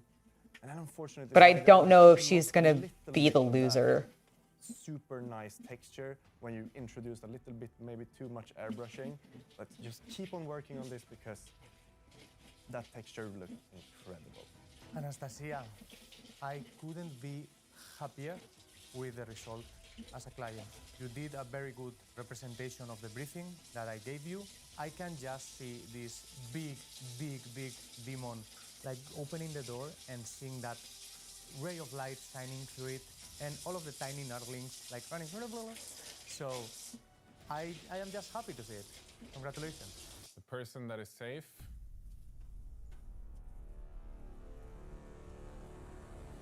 Come on, Anastasia.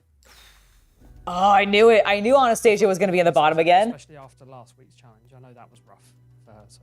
I mean, it doesn't feel great to be at the bottom again. This has been the toughest challenge for us judges. I know we've said it before, but there has been some real anger because both of you have done super creative pieces, a lot of impact. Ooh, I genuinely don't know who's going to go. Challenge most today, and the person that is safe. Anastasia. Maxime is going home. Unfortunately, your journey ends today. Once again, not being able to No. Oh my is goodness. the reason we have 2 miniature painters in the bottom.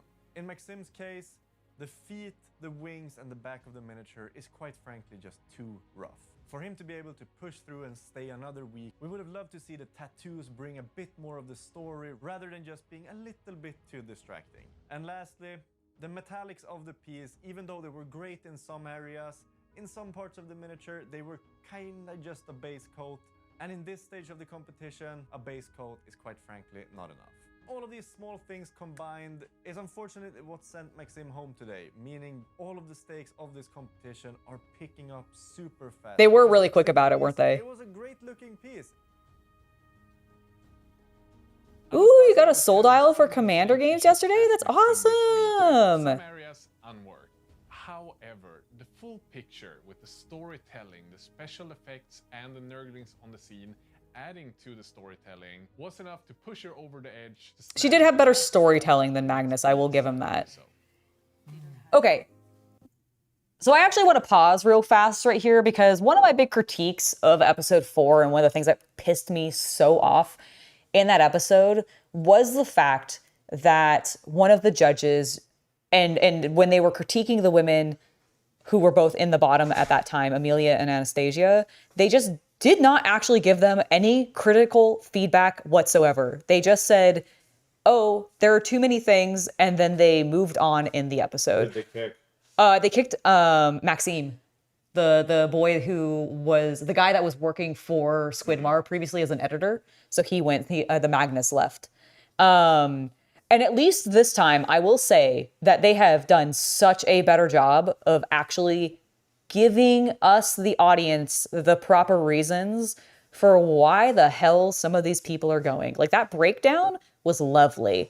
And if they had just done that for the whole time, I honestly think they could have avoided like 80% of some of their critiques, because that was exactly what I wanted. I wanted basically a compliment sandwich. I wanted them to be like, this is what was wrong. Or I wanted them to be like, here's something you did well, here's what was wrong, but I still overall felt like this was the piece. It just didn't quite hit to our standards, and hence why you're going home. But like, compliment sandwich, people. Make a compliment sandwich. You put the negative in between 2 slices of compliments. And that way you can kind of ease that person in and let them know, hey, you didn't just do an ass job. And I'm giving you like feedback as to why I think this is not as good as some of these other things and all of that. Like, it's just so much better. And I would like to say, even though your miniature master's journey might end here today, I really think that if you just continue pushing yourself into making good decisions, your journey in miniature painting does not need to end here. You have the potential to be great. It shouldn't end at all. It's a game show. Like, just go paint more miniatures, bro. Taken in the last couple of years. You have faith in your ability to be creative, but you also have a lot of self-doubt in yourself to be able to accomplish and finish projects. Compliments aren't supposed to be filling. Compliments are supposed to be there to show you, hey, this is what you did right, and here's what you did wrong. Because you're one of the most creative people I know. Like, that's what the compliment sandwich is about. It's about telling you what you did right, telling you what you did wrong, and how you can improve it. As opposed to just going, oh, this sucks, and you should stop and quit what you're doing. Or like, I'm not going to give you an actual reason. There are just too many things. Like, that's the problem. That's not how you properly critique somebody, especially in this circumstance. I'm not gonna fight it. It's good. But coming here, I didn't really have a really high expectation of myself. You come here and I saw everybody else and how good they were. And it's like, I'm not gonna last the first day. So the bar is here, past the first day.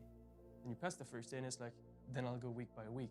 And I really wanted to pass that. I do think his journey was a good one. Because it would. I think he actually had some legit improvement. He always got fairly critical feedback. And I genuinely can't wait to see what he does after this. Because he's going to. Like, there's no doubt in my mind that all of the contestants here are going to go and keep doing paintings, both for themselves and potentially for commission. I'm still a bowl of chaos somewhere. You can check out my Instagram, Maxu Painting, where I'll be uploading reels, doing commissions, and sharing a bit more about my experience. Nice. Honestly, such a better episode than episode 4, and just how they handled everything. Oh my goodness. Like, that was so much nicer. I think we're all going to miss the chaos. Seeing Maxime go today was really shattering. I don't know how well it comes across on camera that he's just a really lovely little man. The pieces today were banger. I don't think they shot him down more than the compliments were worth. I genuinely don't think they did. I think they gave critical feedback to a person who had lost this competition, but they weren't just like, you sucked and we're sending you home. I can't even tell you why you lost. They actually gave him the reason why he lost, which I think is honestly the most important thing. Like that is my biggest feedback to episode 4, which I had a massive problem with. This episode was handled so much better. I wish this is how they had handled episode 4. Like, oh my gosh, because they even tried to play up that the judges argued a lot again this time and that they were fighting each other on like who was winning and who wasn't, which is exactly what they did in 4, but it did not come across nearly as actually hostile in this episode. And then it's amazing what happens when you tell somebody, here's what I like that you did in your piece, and here's what I don't like that you did in your piece. And that reason for not liking is what has gotten you into this bottom. Now let's compare that and versus the other person who's in the bottom, and we'll then further discuss why you actually lost. That is how it should have been done from the get-go, and I'm glad that they at least got here. I am optimistic for the rest of the series, even though some of my faves are off. Some of my faves are also still there. I also genuinely think Trent's gonna win this just because he has won at least 2 episodes, if not 3, of the 5 we've had so far. So I'm just saying, I think they might be a little biased towards his work. But overall, a really good episode, and I hope you guys enjoyed it. All right, before we hop over, I just figured I'd come back to full screen for a moment. And we are now going to go ahead. I might take a very short potty break, but we're going to work on some Konflikt 47 now. Boop, boop, boop, boop. I am going to be working on these lovely Americans. These boys here. I also might build some terrain.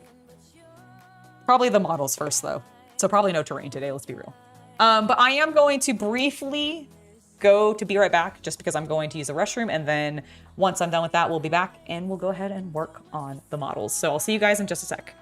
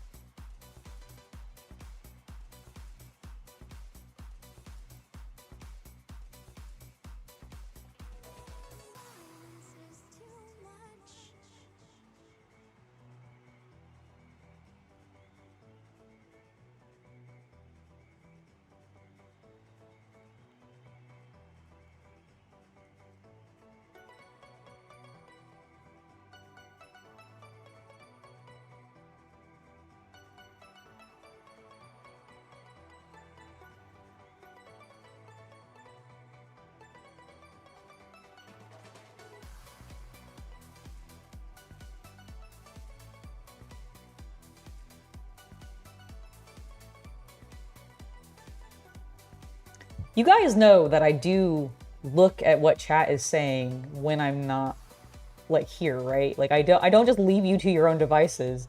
I mean, you can plan world domination if you want to, but guys, I pay attention. I'm not just like ignoring you. I must be dehydrated? No, I was doing other things. I was looking at paintings. I was looking at miniatures that had just been primed. I know I didn't warn you about that. I'm sorry, but I got distracted. All right, let's get some Konflikt 47 built. That is my plan. I'm super excited. What the fuck is this? Why do I have a big MDF base? Is this for my robot? Yeah. Ooh, interesting. How do I feel about it being MDF? I mean, I can print you one if you want. Ooh.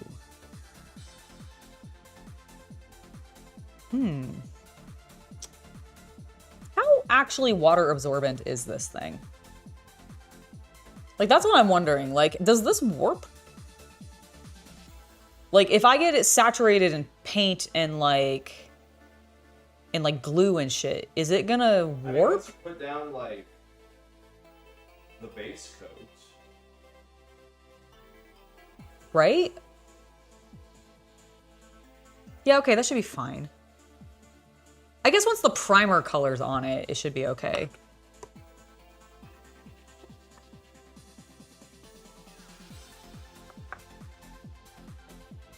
I don't know why your chat wasn't updating. YouTube has been in a place, that's very true. Wait, why do you have legs still? Do you have some unbuilt dudes? No, they just give you a lot of leg. Holy shit, you could... Oh yeah, because you don't have torsos, but you have an ass ton of legs and arms. That's how I used to do space for. I miss this so much, because remember, guys, how I was telling you how this felt like 5th edition Warhammer or later, or I guess earlier rather, where you're like, you have all these options? Dude, that's sick. Okay, so those are the Germans. We're ignoring them. We don't care about those guys right now. Do we want to build, guys, do we want to build the mech or the men? The mech or the men? Tell me in chat. Do you guys want mech or men? Not mecha men. Mechs or men. That's true. That would be the British forces. The British forces have the clockwork men. I'm voting for Mecha. Vote for Mecha. Vote for Mecha. Mecha. I think mecha is probably where I think we're gonna just do mecha. Let's do the mecha because it's kind of more interesting. The boys are interesting, but I think the mecha is gonna be more interesting. He's gigantic. All right. Vogelspin. All right, they're fireflies. Cute. All right. Let's build the US M2A5 linebacker jump walker, which basically, in my humble opinion, kind of looks like a BattleTech mech, if I'm honest. Like, does this not have BattleTech vibes to you a little bit? Or at least Armored Core? Like, it's got a little bit of that to me.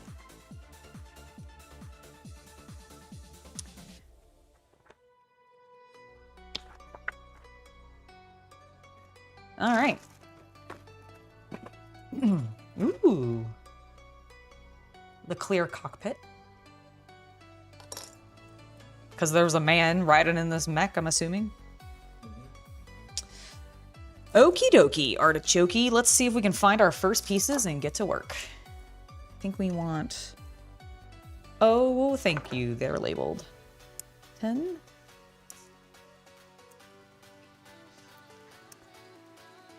$14 and 11. All right, well, there's 11. Easy.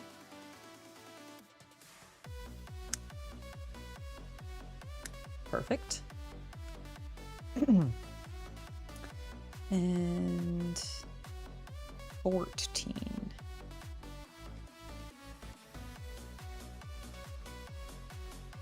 $12. Ah, there they are. Okay.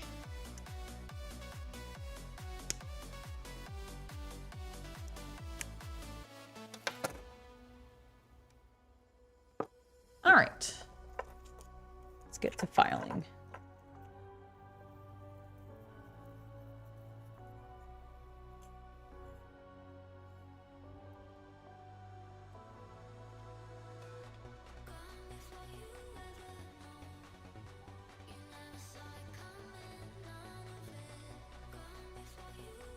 Mecro-men? Oh, no, Mecha men. Mecha is M-E-C-H-A, and then men. Mecha men is what I was saying.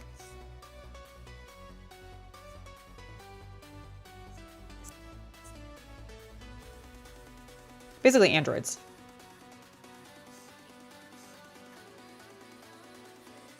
Possibly cyborgs.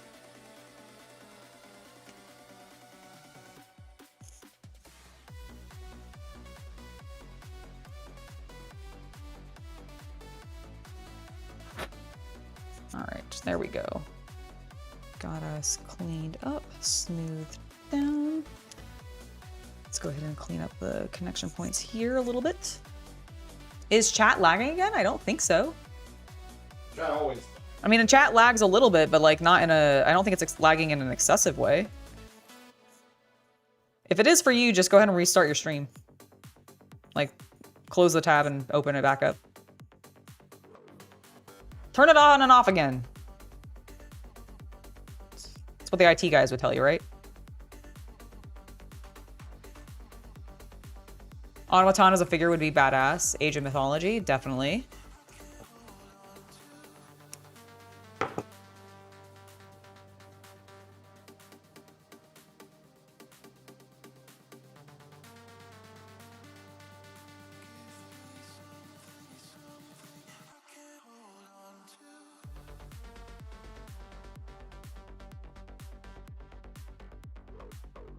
Very nice, very nice.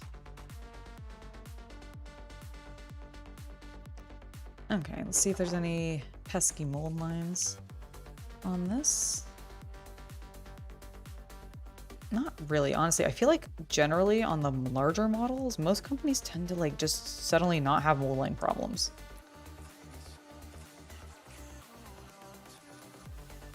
I don't know if it's just because they're able to hide them easier because it's a larger piece and therefore they can like just be like fill in where it would be and it's less of a problem. I don't know what it is, but it's definitely something I've noticed.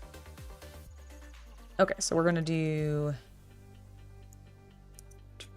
okay, so like this and then this piece is gonna go there. Noted. And then where is this piece gonna go? Also, okay, good, I do have a clue. I didn't check that before I came over. I did not check.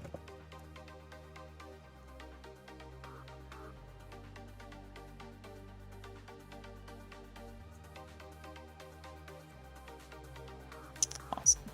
Yeah. That one, and then there was a connection point right there, so let's smooth that down a smidgen. Nothing too rough. Mold line there. Oh, and a little piece of sprue there too. Apparently this was connected in 3 locations and not the 2 I thought it was. Chat's always a little weird. You guys are chat. That's like the definition of chat really, is to be weird. It doesn't matter what stream you're on. If you are in a chat, you are weird. I have been a person in a chat. I also qualify for this conundrum, this occurrence.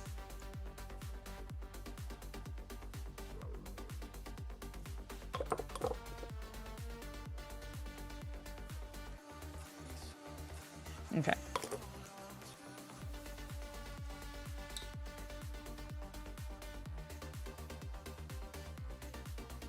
Nice, clean fit.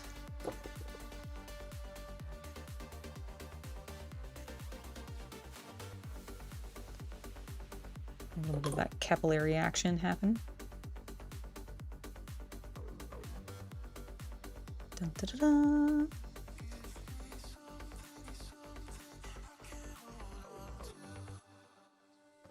And then we just want to clean up this unevenness because there's a little bit of like flash.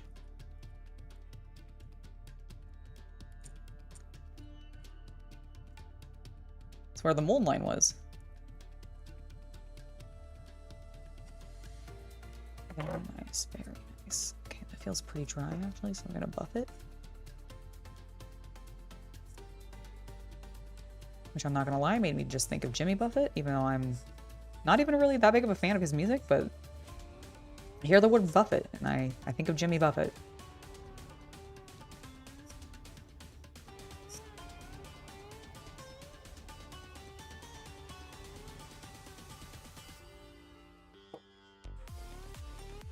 You don't feel weird? Oh, well. Good. You're not supposed to notice it.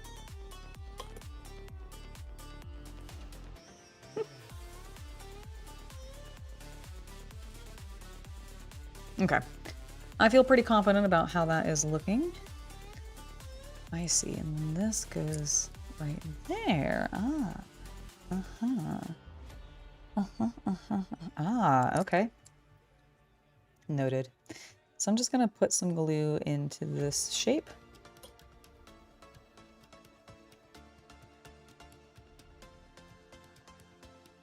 Wonderful. And then I'm gonna put a little bit into this shape as well. Excellent. Oh, my hand was sticking a smidge there.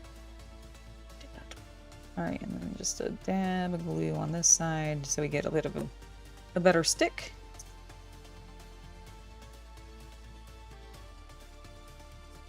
Bam. Coolio. Okay, that feels more dry. I'm just gonna buff it a little bit again. Okay, it's not as dry as I wanted. I will wait and let it dry further. You can't blame me for thinking of it when I hear that. That's fair.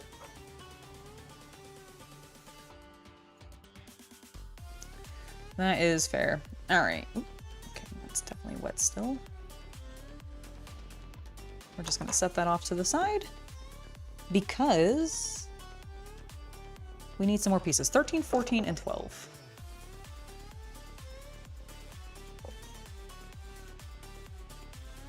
Ah, they're one half of two. They're two halves of one side, is what I meant to say. Not one half of two sides. I guess technically what I just said was kind of correct, but I don't know. I don't know what I'm saying anymore, chat. I'm just talking to myself. Margaritaville is a pretty good song. Fair. I will admit, Jimmy Buffett is like not very high on my list of favorite like musicians, only because I used to be, when I was a kid, I used to listen to a lot of country music, and I was really big into Kenny Chesney. But then Kenny Chesney really started making basically Jimmy Buffett equivalent music, and I did not care. I liked his old music, and he started going like Beach Bum and like I think he even did a cover of Margaritaville, possibly with Buffett, because I do think like he ended up doing some sort of collab with him at one point. And I was just like, I just didn't want his music to turn entirely into that, and that's what it did, and it made me so sad. You've been through a desert on a horse with no name? That's not a Buffett song, is it?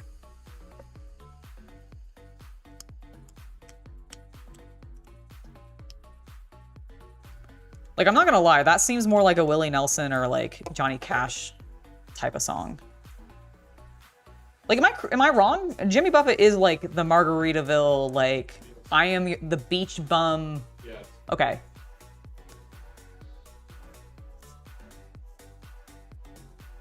I'm also, while I like beaches, I am not a big beach person.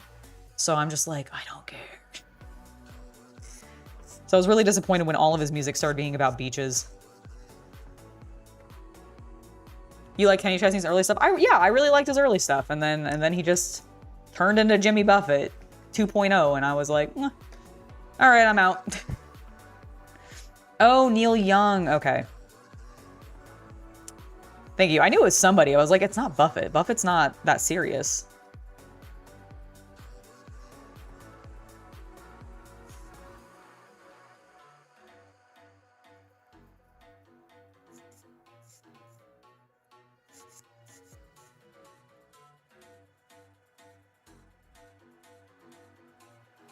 That's where I was like, there was definitely another connection point. Where was it? There was 4 connection points on this thing. And I think I've only... Yeah, no, I know Buffett's Margaritaville. Neil Young is the horse song. Okay, good. Okay, got it.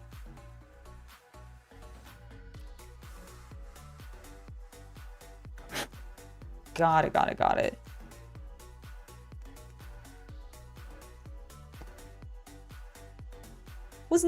Okay, forgive me because I actually don't I haven't listened to country music in so long, and my memory of its history is dated and not up to date and hasn't been refreshed in ages is what I'm trying to get at. So, is Neil Young a contemporary of Willie Nelson and Cash, or was he after them more so? What about Rammstein's America? I love Rammstein's America. I'm living in America, America. It's wonderful. Yep. No, I love Rammstein. What was that? What was that movie? That it wasn't Rammstein's song, but there might have been a Rammstein song on the soundtrack, which is maybe why it's triggering me. But I think it was Triple X. I never saw it before. Okay, so Triple X opened with a body literally I think. I thought that was a Disturbed song. No, it was Bodies Hit the Floor. Oh, okay. And I remember it was controversial because the movie came out shortly after I think 9/11, and the song got banned. Drowning Pool did that. Is that who it was? Was Drowning Pool? Okay. I think Rammstein was still on that soundtrack because I remember listening to the album. I went and saw that and I was like, this is a cool movie. He was in the 70s? Okay. You don't think Neil Young would be considered country? Oh, really? But doesn't he do Western / country adjacent? Am I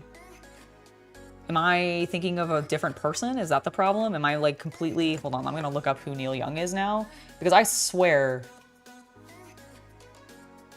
I thought he was Neil Young.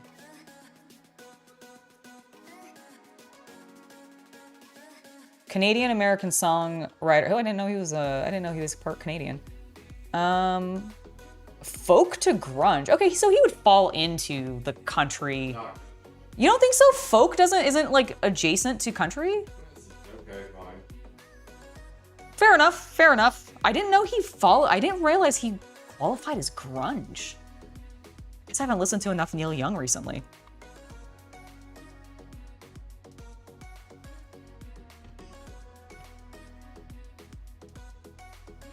Okay, so Nelson was actually younger than Neil Young. Okay. Okay, but he would have potentially been a contemporary of Cash, though. Okay, got it. Some of his songs are folk. I think I just have only ever heard his folk songs, and so I kind of assumed he was tangentially tied to country music, but I guess maybe not.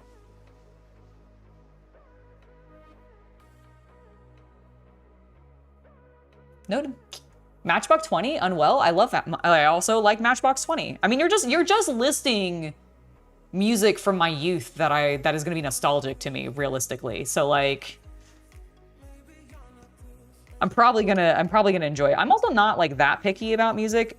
I don't I guess the only thing I don't really like is some rap, because I'm gangster rap. I'm not a huge fan of, I guess.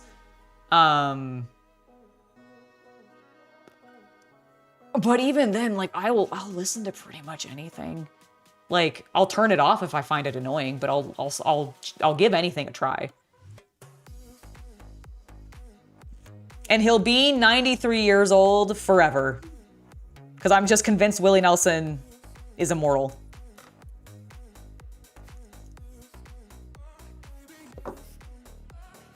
That's not actually true, but...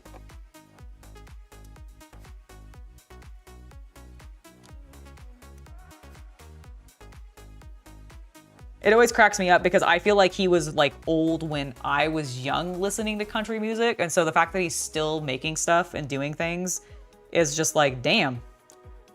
Bro never stopped.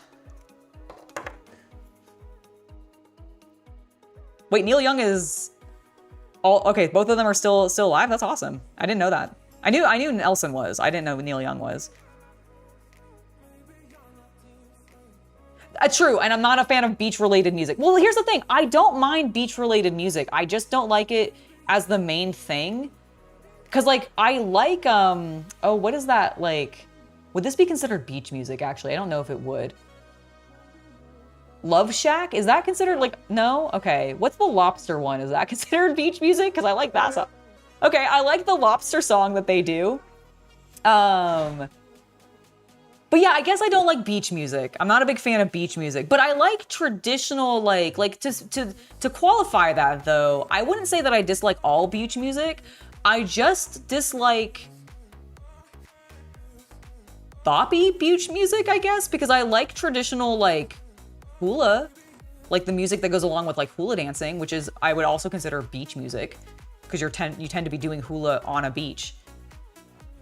Rock Lobster, yes, thank you, Rock Lobster. Dude, I love that song. Love Shack's also good. Is that it's the same band, right? B-52s? Did both Love Shack and Rock Lobster, or am I mistaking that?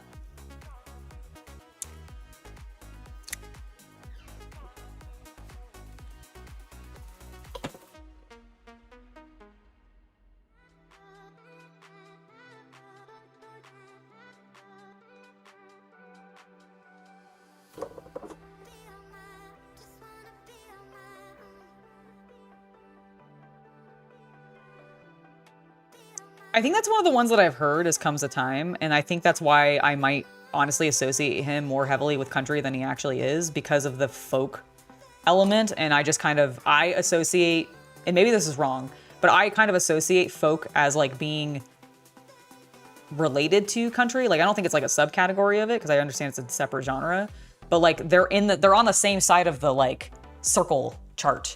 Like if we had a big circle chart of like a pie chart of, I guess, no, circle chart's right, what I'm looking for. Like we have a circle chart in there, we have all the genres, like folk and country overlap each other significantly in my brain, and therefore they're in the same category. And I might generalize that too much, so my apologies. I'm not a music head, I'm not gonna lie. I'm like the furthest thing from a music head.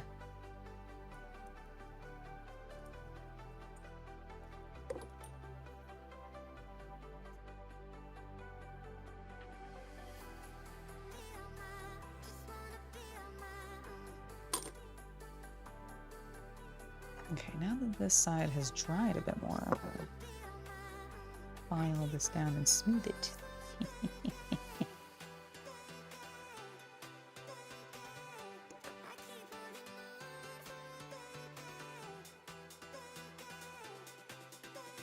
Okay, and then once we have this, oh, hold on, we're not done yet anymore. We need to do this section, don't be a fool.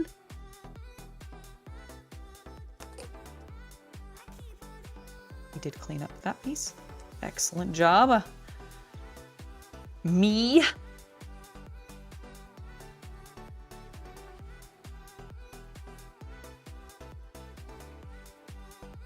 If it makes me feel something, or if I can dance to it, I will listen to it. That's kind of basically like how I feel about music. I either need it to make me feel something deep and emotional, or I need it to be like bouncy and like I can dance to it and just have a good time. Like those are my qualifications for music.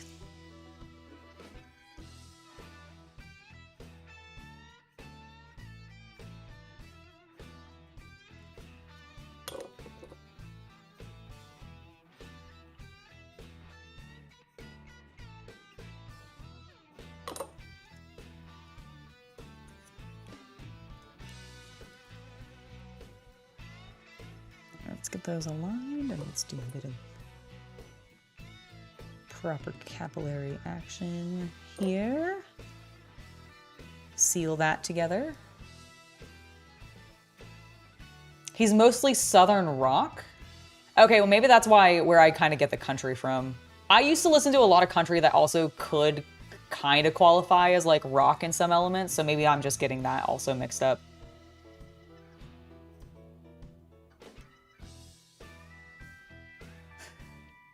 I'm pretty sure people still argue over that though. I don't think that's changed. I'm pretty sure like music heads are still very much a like very opinionated group of people who will argue to their face, like until their faces are blue about like genres and what bands qualify for what, et cetera, et cetera, et cetera. Like that's just kind of like what they dig, right? Like that's part of the conversation that they like having.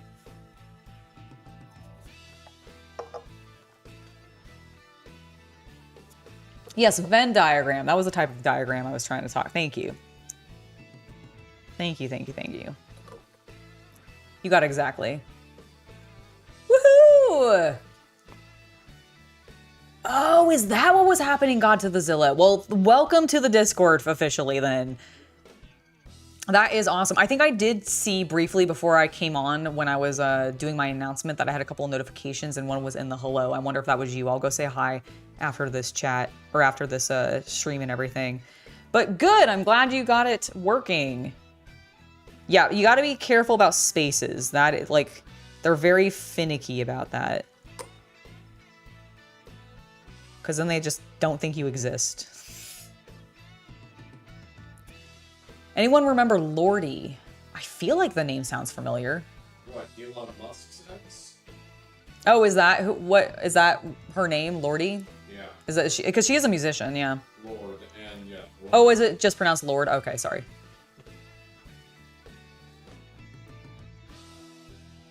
Neil Young played with Pearl Jam.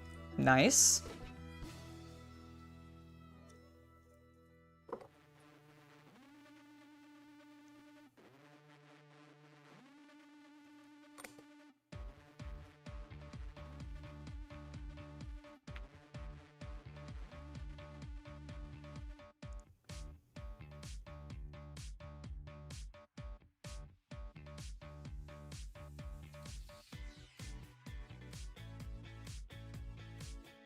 Oh, it's a Finnish band. Lord. Okay, but is it pronounced Lordy then?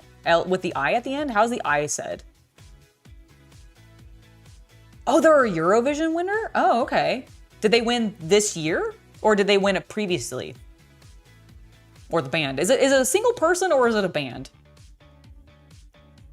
Again, I am not a music head, so I apologize for all the questions. I'm genuinely just trying not to like mislabel. All right, 6 is what we need next. And then 16. So it's 2 6s and a 16. Which makes 1,666. 1,000. Actually, that's not how that works. Never mind. I was gonna make a joke about like there being 1,000 devils, but that's not how math works. So ignore me and pretend I didn't start to make that comment. Where's 16? 16? Here, 16, 16, 16. 19, 20, 22, 8, 5. There you are, smaller than I was expecting. That's not what you want her to say. Or maybe it is, I don't know. Anyone remember overpaying for digital sound? I don't actually think I use digital sound as a service.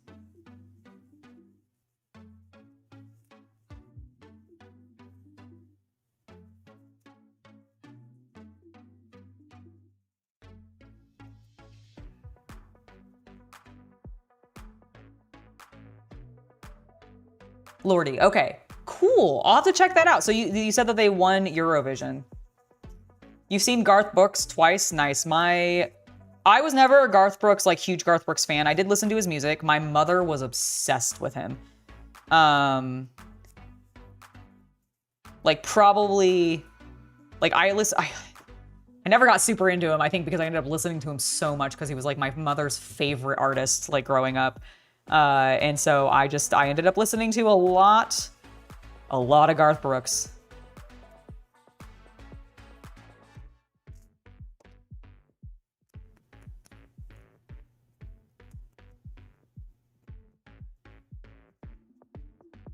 Oh yeah, Eurovision's great.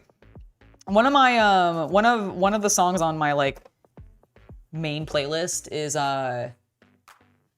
it didn't win or anything, but it was a performance like, God, I want to say like 4 or 5 years ago now at this point for Eurovision. It was the Norwegian, What is your name? I don't remember off the top of my head. Hold on, I'm gonna look it up. I'm gonna look it up right now. I'm gonna look it up. I'm gonna try to look it up and then fail to look it up. Norwegian something.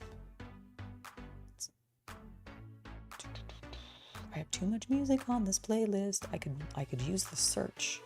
I could use the search. Norwegian. Nope.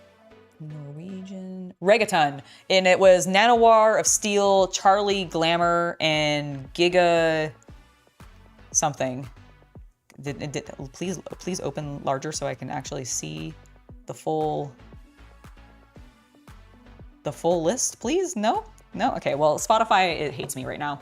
But yeah, Norwegian Reggaeton by Manowar, and I loved it. I loved the music video, I loved the song, I listen to it all the time. It's great.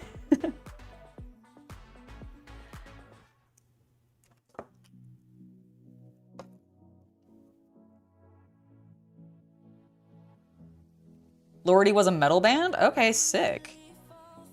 I mean, technically, Manowar is too. They just did a... I actually don't know what their normal theme is. That's actually the only song I've ever listened to them by, but I loved it. No, that's not the only song I listened to. They had a Christmas song.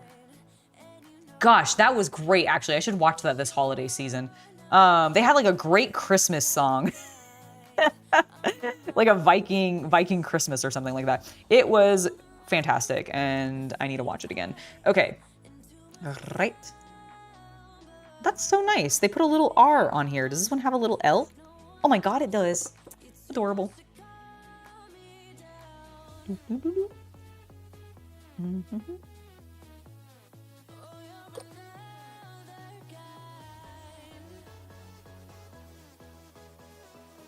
Sandstorm is also good. Classic.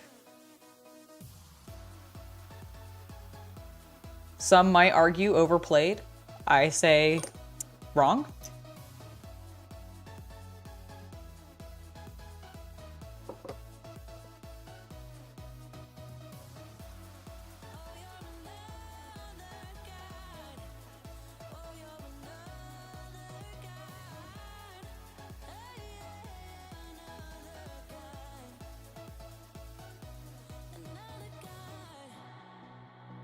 Who, Manowar did? Or Lordy? I mean, because you mentioned Lordy had one.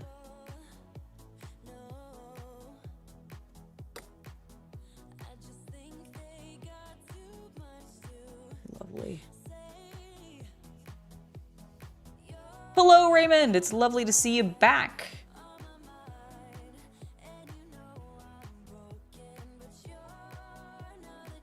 Yeah, Darude Sandstorm. Yes.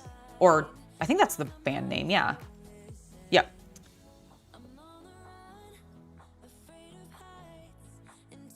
Oh, and this goes here. Got it. Okay.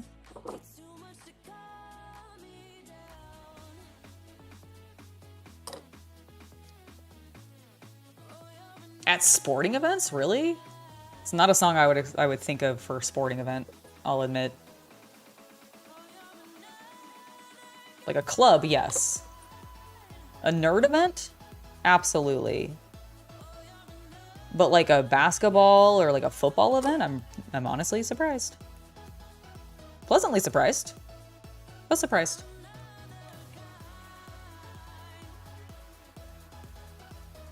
You know, I feel like I've probably maybe listened, like I had some Bolt Thrower music come on my playlist randomly, but I don't know if I've actively listened to them. But I do feel like I've had some like random 40K themed songs come on my playlist before on Spotify.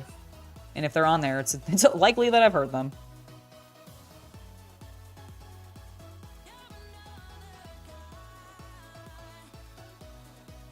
Okay, I feel good about how this is looking.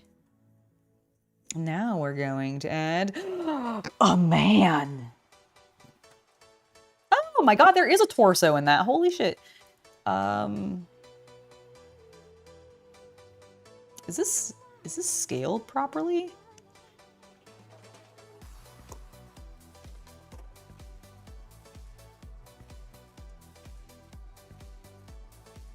Okay. Here's the only character I've built from the... He is not scaled properly. Okay, so here is a man, my like commander guy for this army.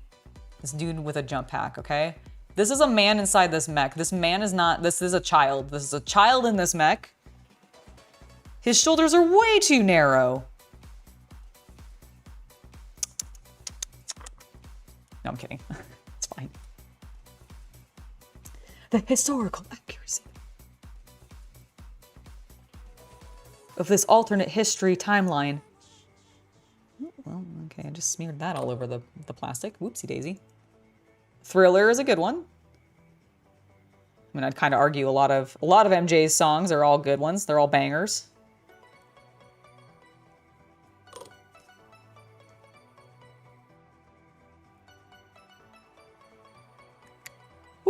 Okay. Excellent. Okay, he slid right in there. Okay, and he is supposed to be recessed. Let's find his head. What head do we want to give him? What? Okay, he is so much. Look at the size of the heads. They are so scaled down. I like this cool dude. Number 2 is my bro. Look at this. Look at this. Hold on, I can't hold it. It's too small. Nope, that's not gonna work. Maybe these ones?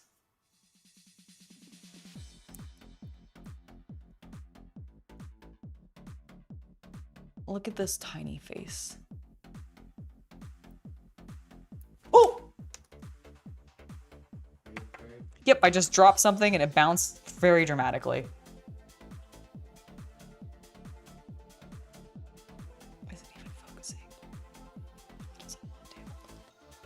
Let me put him in my hand and see if... Oh, okay. Oh, fuck, I just want you to see his dumb little face. Okay, it's cute. His face is cute is what I'm trying to get at. He's got like the biggest sunglasses and giant ear protection, and I kind of love it. And he's definitely smaller than all the other dudes in this army.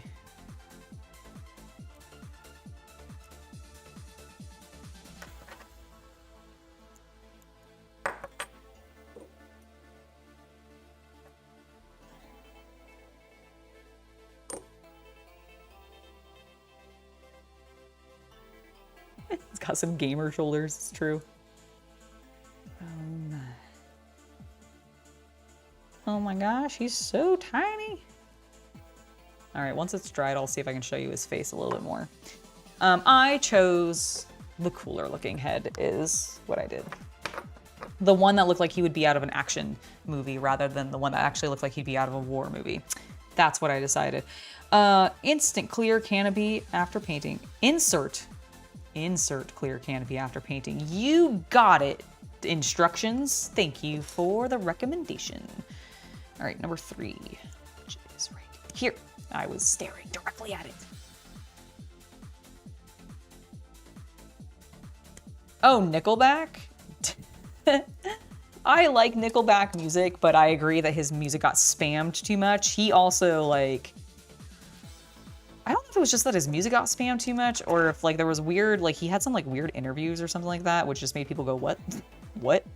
But yeah, his music definitely got spammed and I got burned out on it.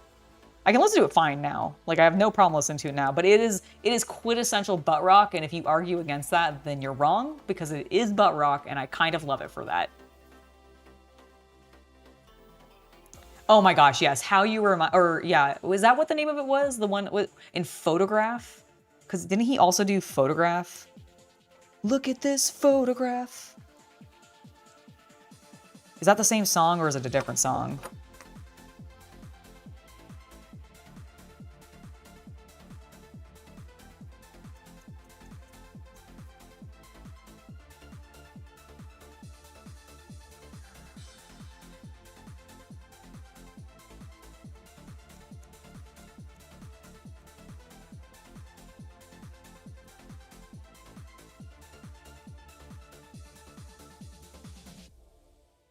I felt the same way about that, oh, there was a song in like, I want to say the 20-teens that was just also constantly on the radio. It might have been a Black Eyed Peas song. Pump It was one of them, but I don't think it was that one. I think they had Tonight's Gonna Be a Good Night. Yeah, they played that over and over again. There was also like a musician who was from Hawaii. And the radio stations, because when he got popular, I can't remember his name. He had a very popular song though, and oh my God, did the stations who it was appropriate for in Hawaii just overplay the fuck out of that song, and I kind of ended up hating it. Like I just was like, I actually still cannot to this day listen to it. And I don't even remember what song it is because I disliked it that much that I never learned anything about it other than the fact that like I think the musician was like a local from Hawaii, like Honolulu or something like that.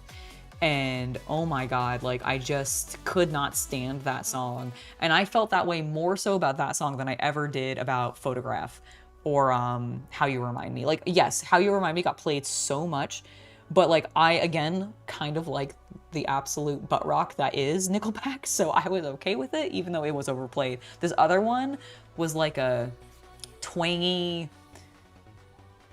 boppy like pop song, and while I normally really like pop songs, I really did not like this one. I'm also just not the biggest fan of ukuleles in like music.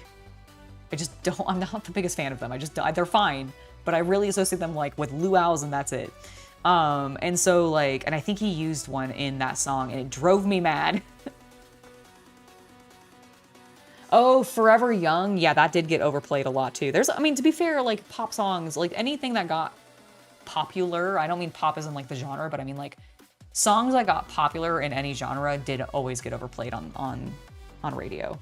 And heaven forbid you were in a town where one of those artists was from, like what happened to me with that Hawaiian artist, where I was like, I don't care to listen to this. Like it was played every like 3 songs. It was insane. Or at least that's what it felt like. It probably wasn't actually played that often, but my goodness, did it feel like it. I felt like I was just hearing it every single time I turned on the radio, and then every other new song.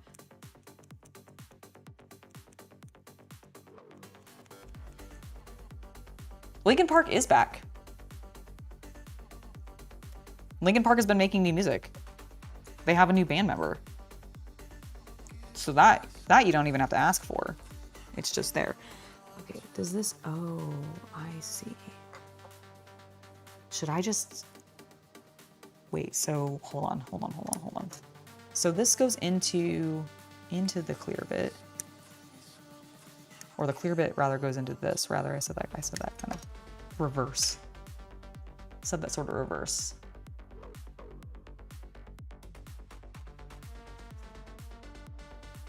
I'm afraid I don't know that one. And POD isn't making music anymore, right? Like they are just gone. Or is God, I don't know what POD stood for anymore. Puddle of Mud? No.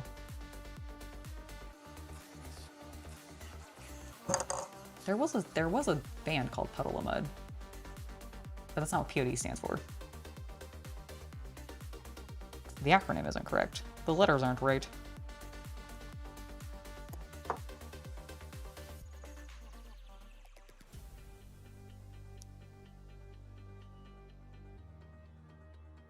They did go under? Okay, I thought so. But Linkin Park's still around. That I know for certain. Mostly because I think they did music for like League of Legends recently. And by recently, I mean like a year or so ago.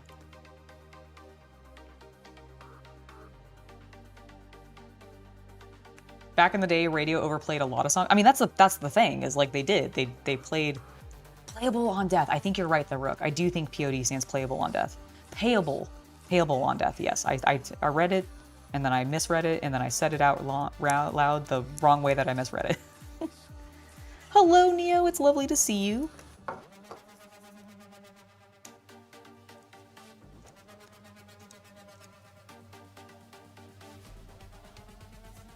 I am doing great. You miss recording songs on tape?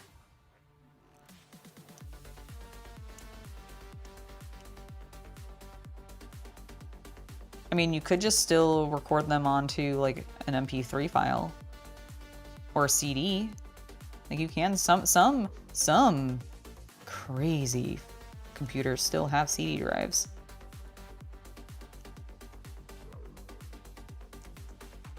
You could put it on a Blu-ray. You could totally put it on a Blu-ray. Okay, so how does this work? This is gonna sit into this, noted. And then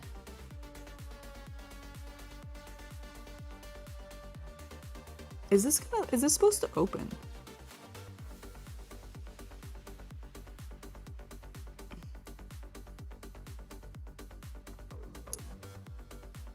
I think, okay, so I don't think we glue this part. It's not indicating to not glue this part, but I'm gonna not glue this hinge part. What I am gonna do, can I, okay, I'm gonna do a dry fit real quick. Can I flip that on and then slide that underneath? I cannot, so I need to have it in place. Okay. Noted. I'm gonna put mostly the glue in the back here and kind of let it run.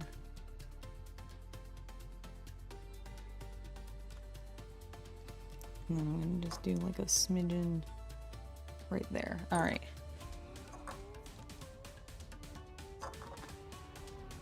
Okay, there we go. So this way, this is hinged, but it's not going to be glued. It is glued in place. Honestly, you don't even have to put the clear canopy. You could totally just fake it there. Oh my gosh, Havman, thank you so much for the $10 donation. Because you will be gone and you've been viewing today as a sort of birthday stream. Because your birthday is tomorrow. Of course, yes, a happy early birthday, by the way. And you and CC are the best, absolute best ever, and my favorite people to watch. Love all you both do. Well, thank you so much. I'm gonna go ahead and open a pack of lady cards for you. Let's open some heroines. And thank you so much. You have a stereo in your garage? Hell yeah. Can you still get boom boxes? I would love to put a boom box in my garage. That would actually be so sick. Ein, Baby 5, Alvita, Cami, Viola. Thanks for the treat. Nico Robin, Kozuki, frickin' BB, Charlotte Flampe. Ooh, Charlotte Lintlin. Okay, we haven't gotten her yet, so that's cool. It's Big Mom. And then Hina. I don't know who Hina is. Oh, she's just an, oh, I actually do think I remember who she is. I don't think I know anything about her, but I do think I've been introduced to her in the show. She's from the Navy. Very nice. Thank you so much, Havman, for both allowing us to open a pack and also for the generous donation. Thank you so much. And I hope you have a spectacular birthday tomorrow. Like, I hope you have a great time. I hope you get to do something fun and enjoyable, because that's what birthdays should be about. Pain is a badass Nordic rock band. Ooh, okay, nice. You're lurking at work? Oh my gosh, TX Mad Dog, thank you so much for having me on at work. I really appreciate it. So the red packs are 10 cost. If you wanted, I guess I could have asked, but so you can either do 10 and get 2 blacks or 1 red one, because these are more expensive. They have better stuff in them because they're the ladies. But I went with the red pack because it was a 10. All you know is you're working tomorrow? Boo! I'm sorry you have to work on your birthday. That's always the worst. I hope you get to do something this weekend then, at least. I hope you get to do something this weekend so that you're not just working through your birthday.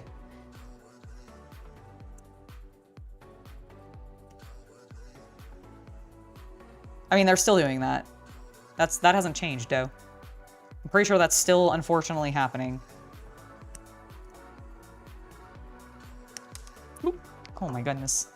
Well, that flew off. Let me just go grab it. Hold on.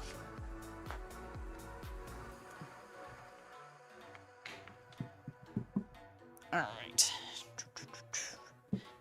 There we go.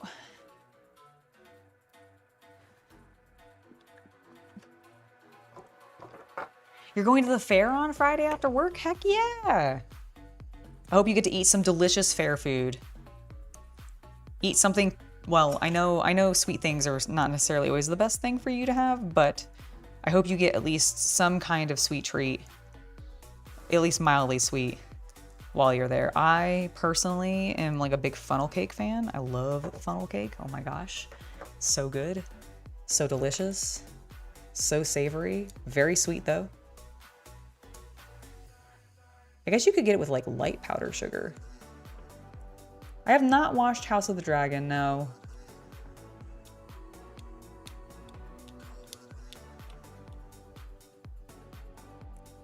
Enjoyed a lot of the early stuff for Game of Thrones and then kind of fell off. And didn't follow up with any of the sequel stuff.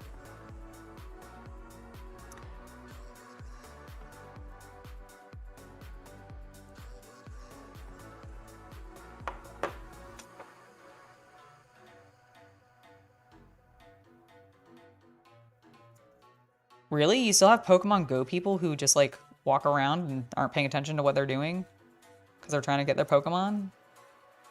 That's crazy.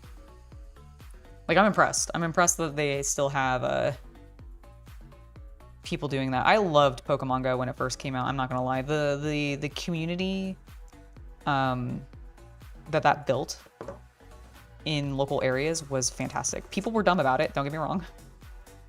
But I definitely enjoyed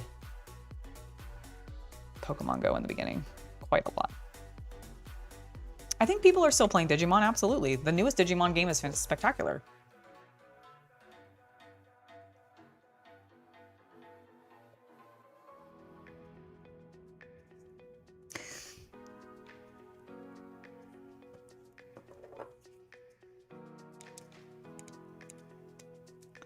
Everything in moderation, Neo. Everything in moderation.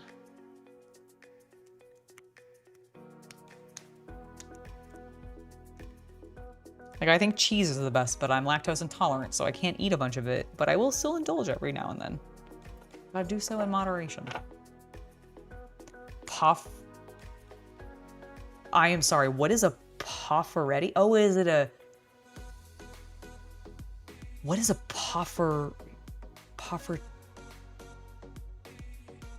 Teggies? Pofferteggies? Is that like a type of fried fajita? I don't understand. What the fuck are you talking about? What is that? Tell me about this intriguing food.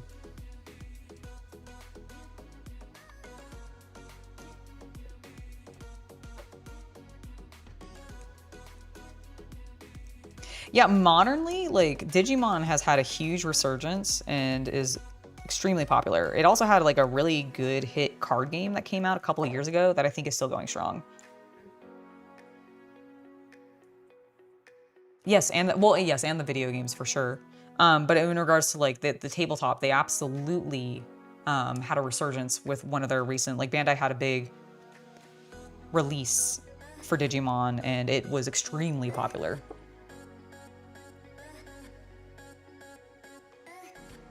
I vaguely recall you describing them on Discord, but my memory is shit, so please tell me again.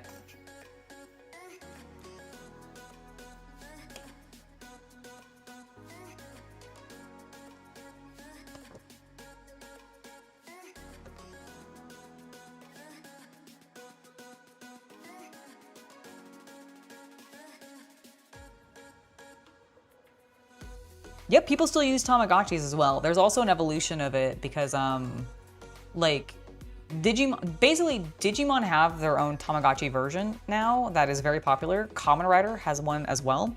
So, like, the Tamagotchi, like, concept is very much alive and well. I think Tamagotchis themselves are also still made. I could be wrong about that. But at minimum, the concept of having an electronic creature that you are feeding and exercising and, like, taking care of, like cleaning up its poop and stuff, like that is totally a thing that's still done. I want to adjust where that is.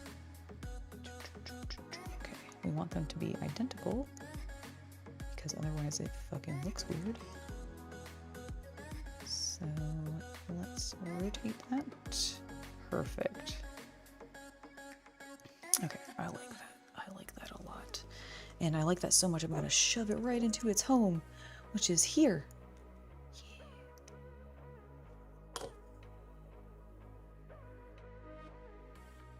Okay. Oop. And okay, yes. Bloop. Goes like that. And then goes like that. Hold on. Okay, first of all, I want you to lean. Thank you.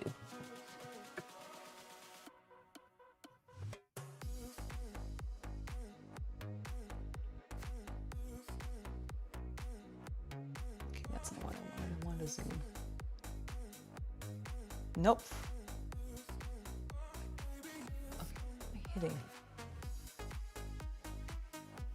Please zoom. Okay, there we go.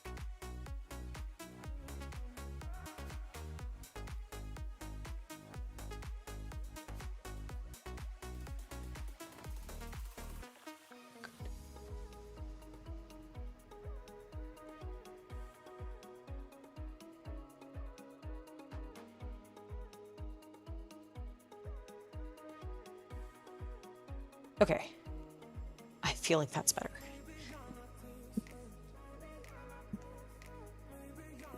Poffergies.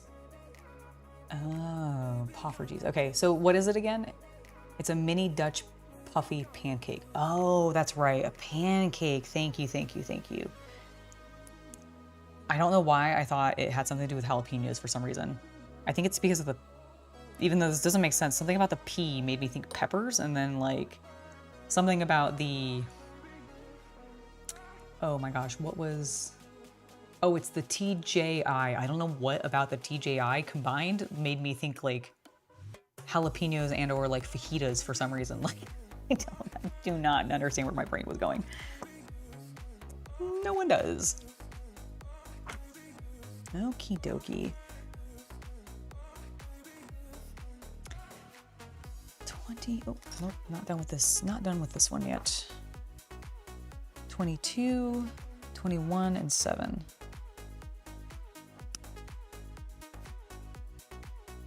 Okay, 22, 21. I like all the really deliberate rivets this thing has. And then 7, this little triangle piece. Lovely. Lovely.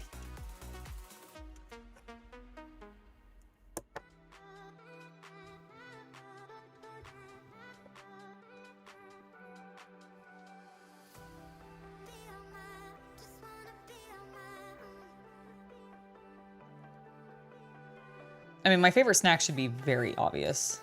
You guys have literally seen me eat it on stream.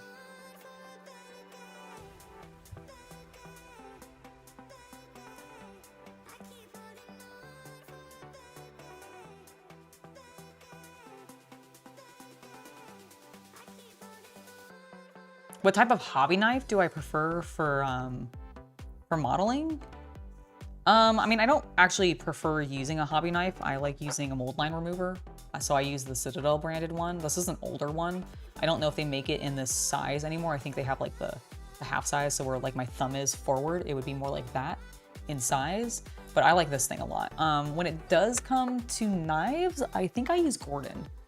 Actually, is that what this is? Yeah, I have this, my go-to, I guess like X-Acto set is my Gordon, hashtag not sponsored. But I have this like crazy blade collection for various things. And so this is what I go to for X-Actos or hobby knives. But I mean, like, a hobby knife is just literally a, like, you can get them anywhere. You can get them at a hardware store, you can get them at a craft supply store. I'm pretty sure you can get them at like a Walmart. So really just whatever you want to use, whatever your preference is. I don't think it matters, personally. I'm just genuinely not sure it matters.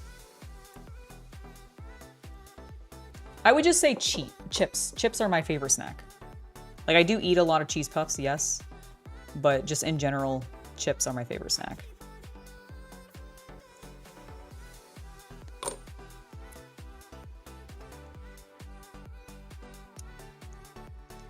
But it doesn't have to be cheese puffs. Like, I'll eat Sun Chips, I'll eat Doritos, I'll eat normal Cheetos, I'll eat Lay's, I'll eat all different flavors of Lay's.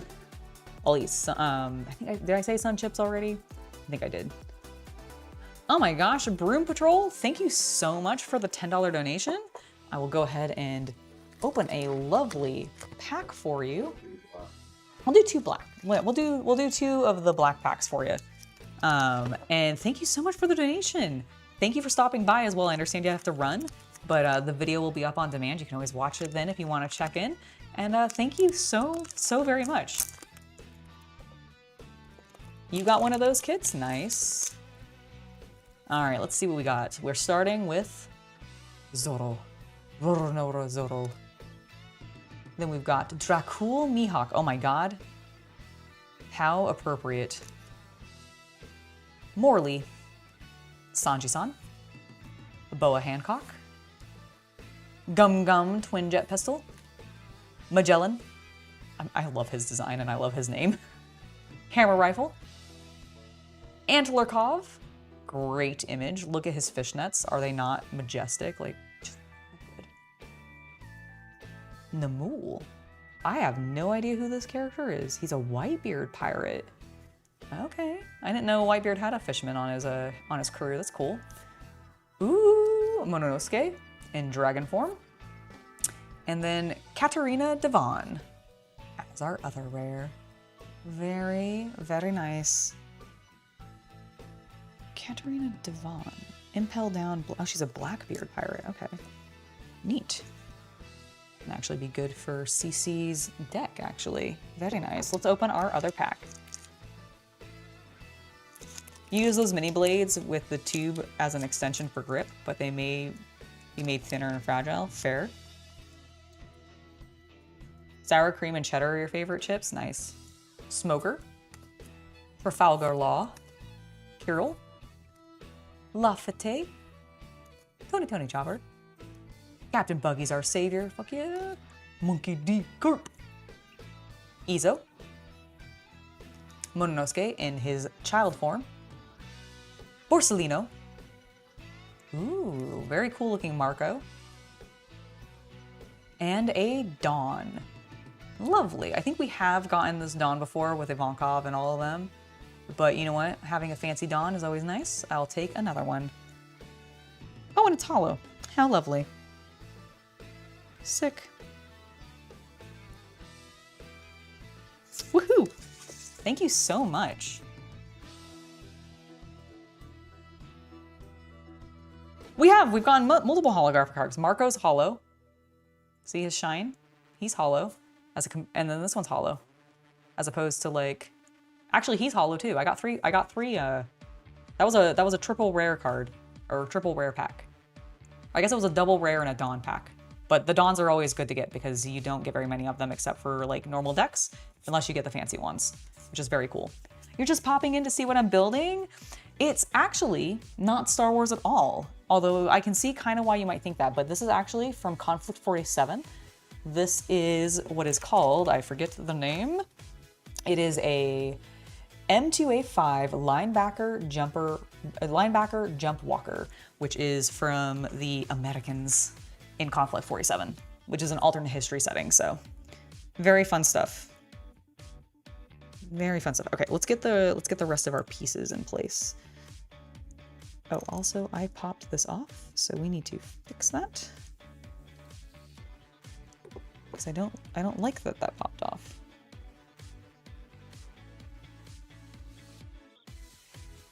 I'm gonna try to get that sealed back down, maybe a little stronger this time. Oh, were you getting too much camera glare off of the text? Hold on.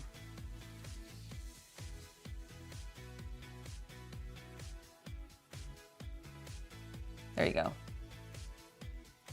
Let me just also not block it with me but it's the US M2A5 linebacker jump walker. Oh, was the glare too much on the cards is what that was what you were meaning. That's entirely possible, yes. That is also likely and makes actually a bit more sense to that comment, so never mind. That's probably what it's referring to. Okay, so, oh, like that. I see. Oh my gosh, I left so much flash on that. Nope.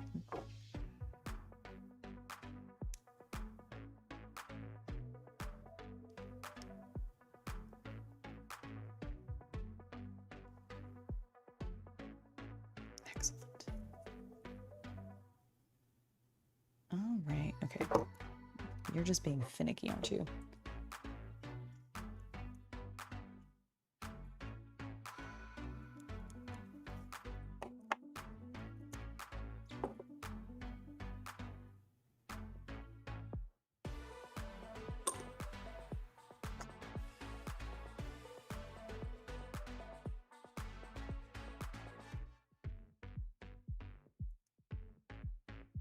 Okay. Oop. Stay closed, please. That's our front armor. And then we had one other little piece, which I think is still, yep, still folded in there. Oh, do I need 2 of these? Is this times 2?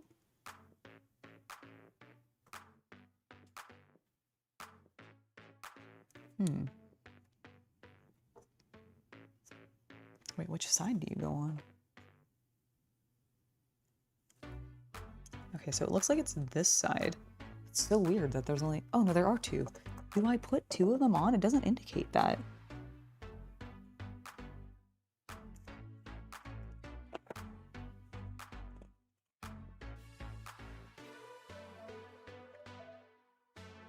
I think I'm supposed to put 2 on, but I think it's just a misprint and it's not telling me to, but I do have 2 7s. So I am going to clip the other 7 and put both of them on because that makes sense to me. That makes a lot of sense to me.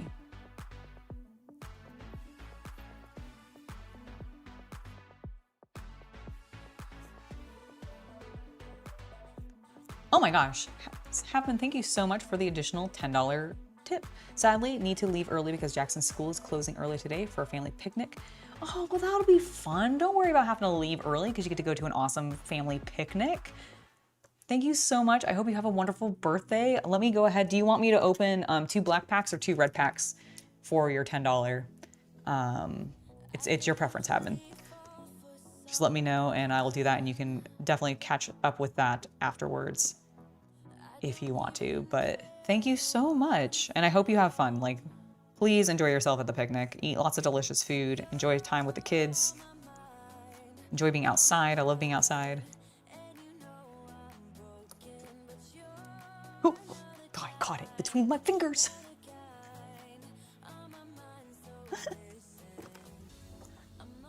All right, let's go ahead and get this attached, and then we'll go and open a pack. Red? Okay, you got it. You got it. Let's do the ladies. Let me do that in just a second. I'm gonna get this glued on, and while it's drying, we'll open the pack.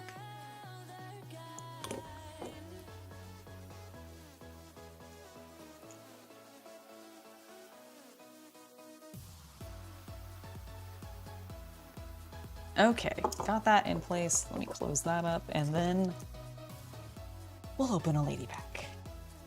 I have to go and get more of these soon. I think I'm down to like this, and after this pack, it'll be 3 left. That's all I think I have left. I think it's kind of a good thing I'm not streaming for the next couple days. I'm gonna sneeze, hold on.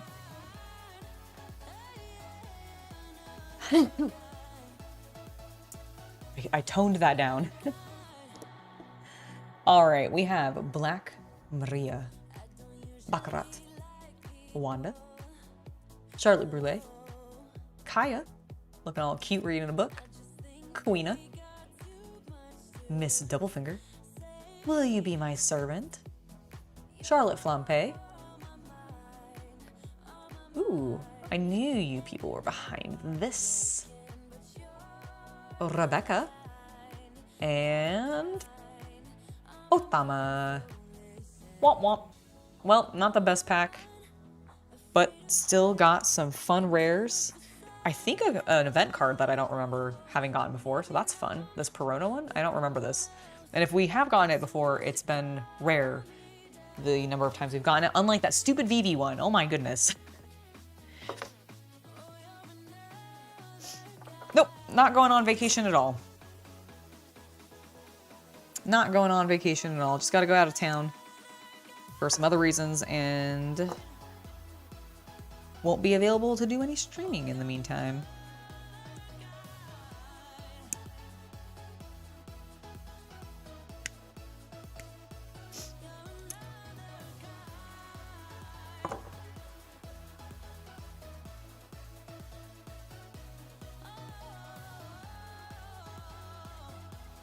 No, he's not a dad. He just happens to have family members who have children, and he happens to watch them a lot.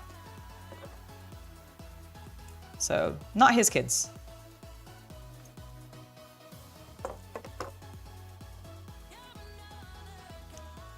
Yes, definitely. I'll see you when I get back. I mean, I'll still be online. I'm sure you guys will see me. Like, I'll be making like posts and stuff. I just won't be streaming, and there probably won't be like too many videos or anything. But I'll still be posting. Don't you worry. Don't you worry.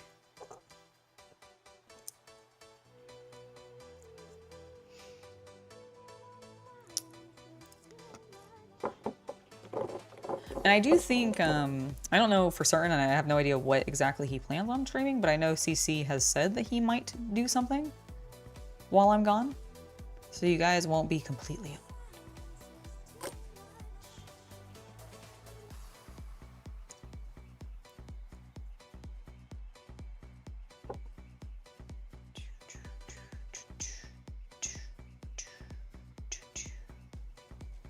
I have a Common Rider song stuck in my head. And now it wants to escape. Oh, so cool. So cool. I've been really enjoying how this guy has come together. It's been a fun build so far. It's been a very lovely build. Okay, 15 is what we need next. Is that going to clear the sprue? Not quite. We have 19. 19 and 20 are our next step, so let's go ahead and just clip all of them off. So that we can clear this sprue with the exception of this head, which I am going to remove so that he doesn't get thrown away and the rest of this can be tossed. Preferably recycled. Preferably recycled. All right. Empty sprue. Got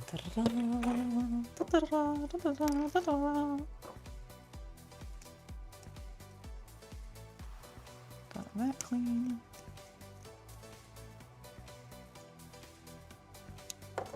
Left a massive amount of flash right there. Gross.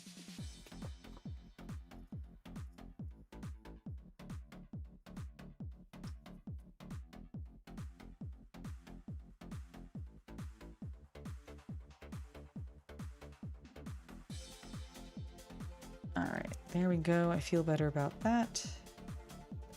Let's go ahead and clean that little bit of flash up. And then this is gonna go into this, like so. Doesn't look like it matters which orientation, so let's go ahead and get this drying while we put our other piece on. Whoop, whoop. All right. So this little piece has, I did notice a tiny, infinitesimally small amount of flash right there. Right there on the edge. Huh. I have removed it. And now we're gonna just get rid of that one too.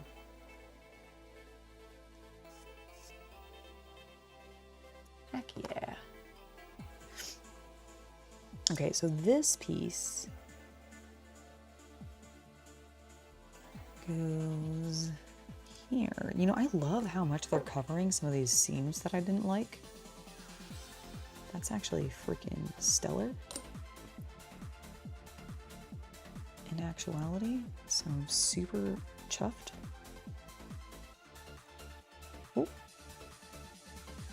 Okay, get into the hole, please. All right, you ornery little piece of shit. There we go. All right, I did it. I did it. It was fighting me, but I coaxed it into place. And now I'm gonna nudge. Oh, okay, maybe nudge a little too hard.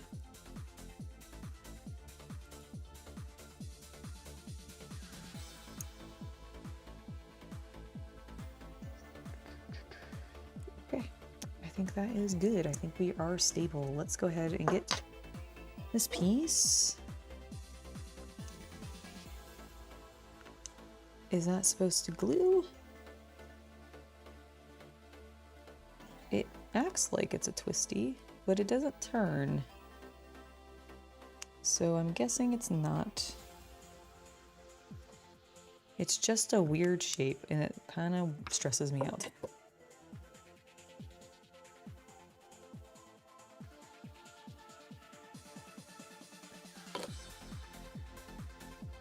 Okay, here we go. Oh, is it more jets? I see, because I think these are jets. I think these are like floaty things like Iron Man, you know? And I think that's what this is too. So that's just more jet. Understood. Understood. Okay, I think I've moved this off to the side and I don't think I need it for a second. All right, 17 and 20. There's 20. There's 17. Right there, okay. I thought that was 13 for a second and I was about to have a conniption because I was clipping the wrong thing.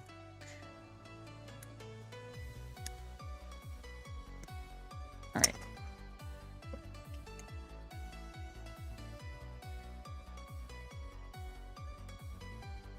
Repeat stages L through W for both the right and left legs. Okay. Is this a stage that's being repeated? No. These are a bunch of identical pieces though. Okay, cool, cool, cool, cool, cool.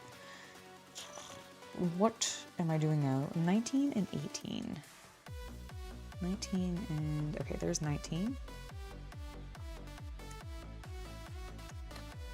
So I throw it onto the table. And 18. Oh my god, they were all in the beautiful same row together. God, I love it.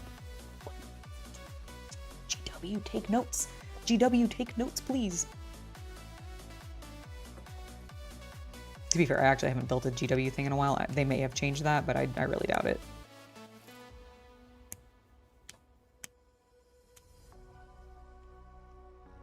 I really doubt it.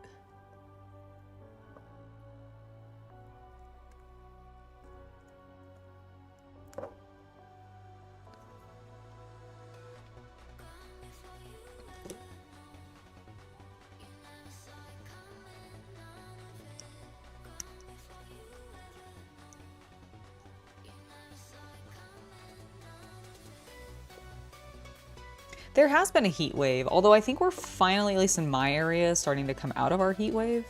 But last week was rough. I mean, this week has still been rough. But like I've still had days, like I think today got up into the 90s. Thankfully I have AC though, so I have been fine. I have centralized air. But we have, like every time I go outside, it is a sweatshop. But I also like the heat, so I'm not that upset by it. Don't get me wrong, I prefer to be cold because I can always layer more clothes on. There's only so many clothes I can take off before I'm still dying and still very hot, but have nothing to remove. So like, I definitely prefer the cold, but I'm not opposed to the heat. I do like the warm. Like I like spring and summertime quite a bit. Okay, that doesn't feel correct. So I do think it goes like this. Aha, yes, in fact, it does. Hello.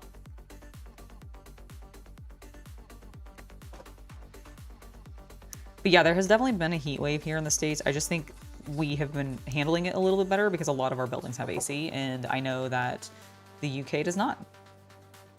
Because y'all don't believe in central air for some reason.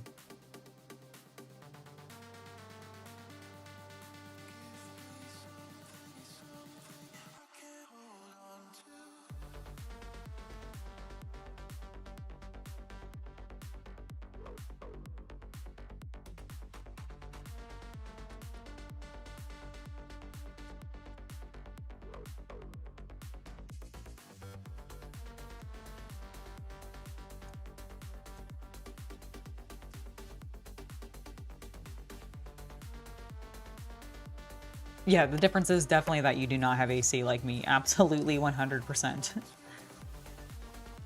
That is definitely the difference. Which I'm just like, I mean, I do get why, because like for the longest time, I mean, you guys are very northerly, right? So it traditionally was a lot cooler, I guess, but like, I feel like modernly, like AC is just something everyone should have, personally. I'm very biased. I love my central air.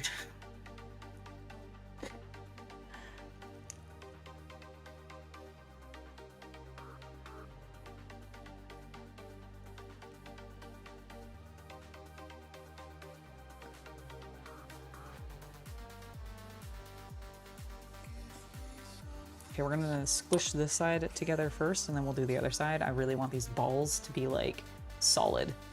Your summers are not usually that hot. That's what I thought. I was like, I thought normally for you guys, like a rough summer is in the 80s, which is warm, but not really hot. Like I don't consider that super, super hot. Whereas, like I know recently you guys have been dealing with like 90 to 100 degree, like Fahrenheit temperatures. So for mine, it might be more expensive. That's absolutely true. I think it's partially more expensive because you just don't have as many qualified like technicians. Like I just don't think it's something that's like, because it's not prevalent, you don't have a lot of people like out there and available to repair it, because they're notoriously sometimes shit can break down.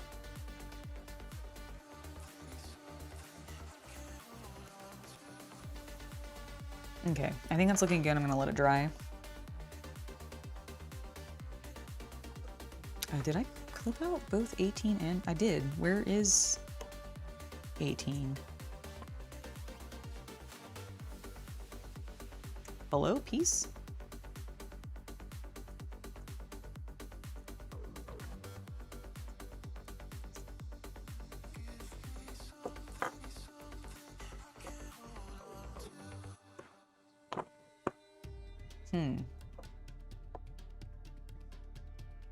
Did I drop it?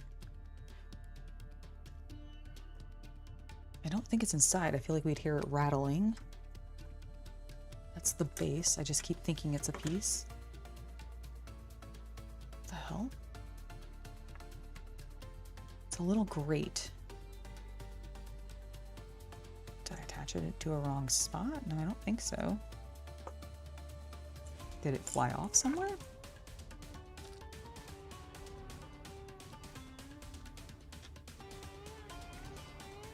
Nope, that is not it. Hold on, chat, I'm losing my mind for a second. Where did it go? It's not. Did I drop it and just not realize? What? Okay, I definitely clipped it out because it was right there. And I feel like I remember clipping it out. Just moving everything.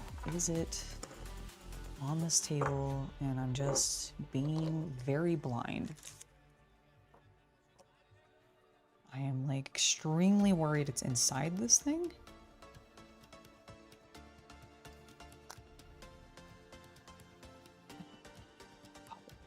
I mean, you would think it would rattle, right? It was...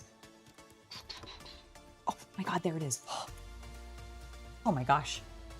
There's been a lot of heat-related deaths in France. Yeah, that doesn't surprise me, because, I mean, like, a lot of Europe doesn't have central AC either, right?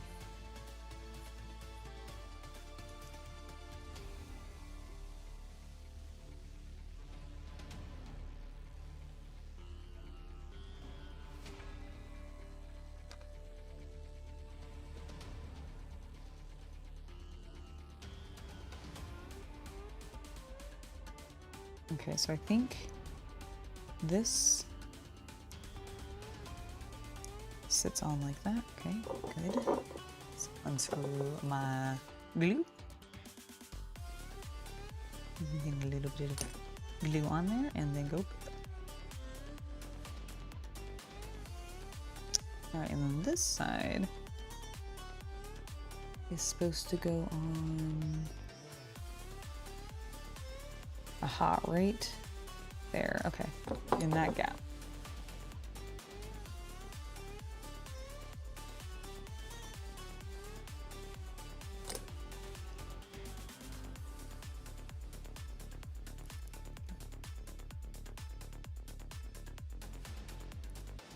Hell yeah.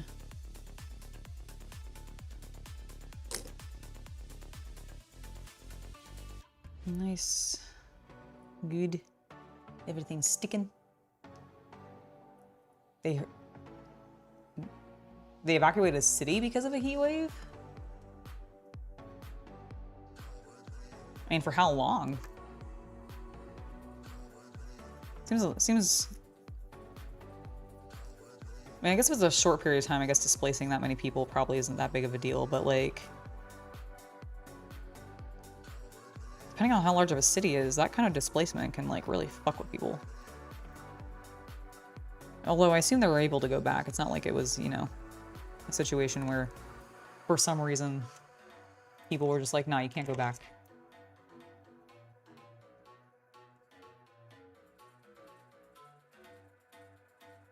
But damn, that is intense. If true. Very intense sounding if true.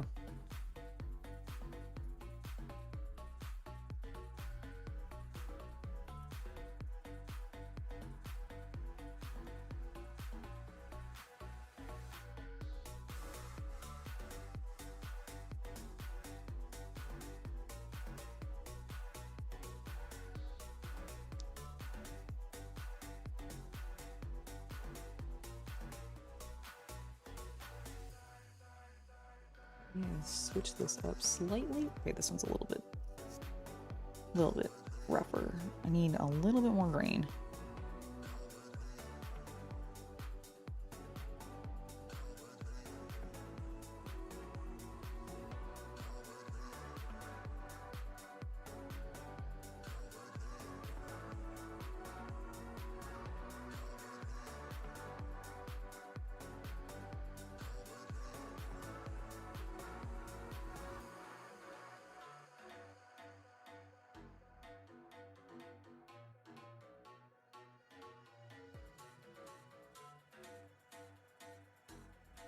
All right, and then come back in with this one to smooth it. Honestly, I think we'll have some very hidden mold lines.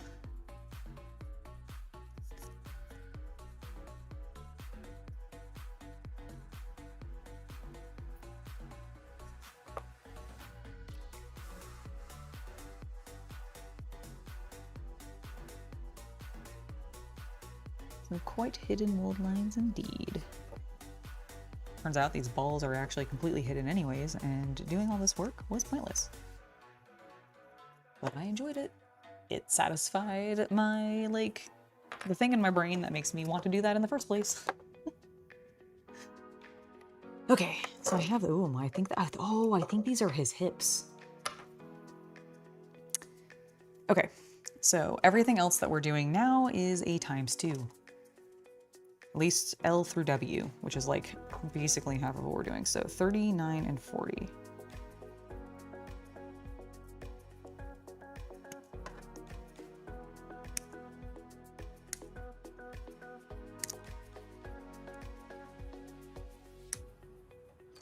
And then 43.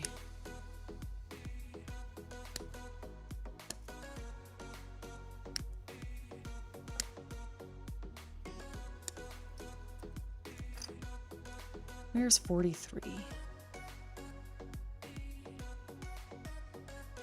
I don't like that there's 42A and 42B, or 36A, and what I assume in a 30A. Well.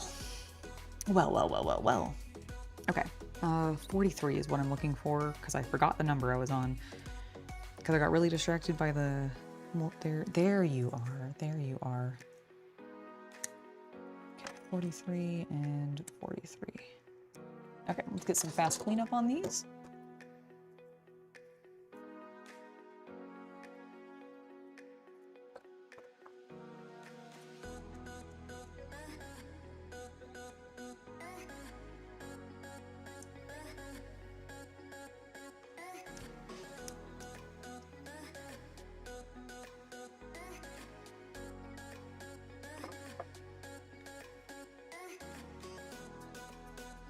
Well, I hope it is almost over for you guys. Oh, Corsair! The IPMS meeting went lovely. They were very excited about me working on the HO229B. One person in my club actually has built that exact same model, and he was like, have fun. It's a real challenge. And I'm like, thanks. But they were all honestly very excited about it.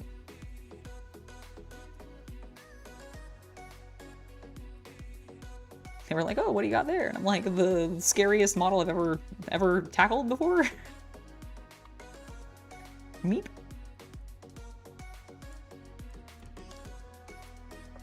But it should be a fun challenge.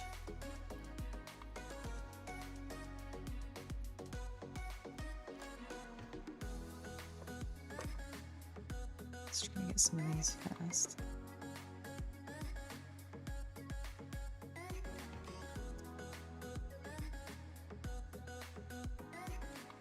Get some of that extra flash away.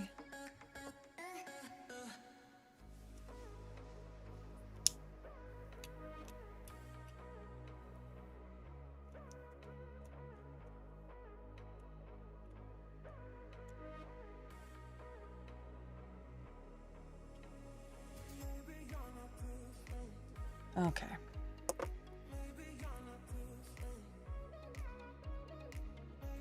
That feels good.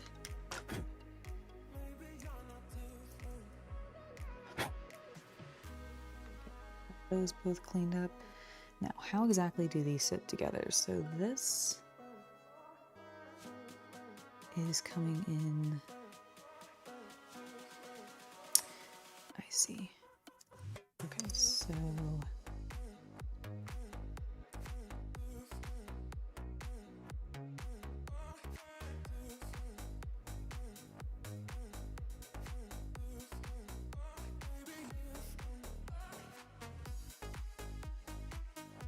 what? How is that supposed to go through? That doesn't fit.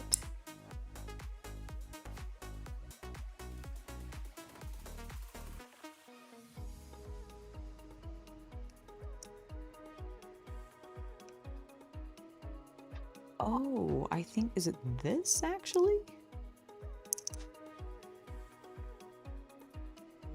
Because like it would fit there.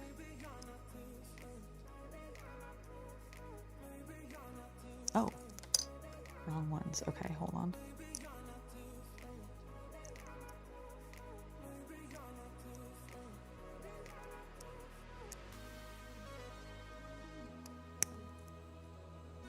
Okay, I think this is how it's supposed to go. That was a little misleading because it definitely says that the arrow is going through like this peg. Like it wants it to go through this thicker peg, but it actually is supposed to go on the smaller one right here.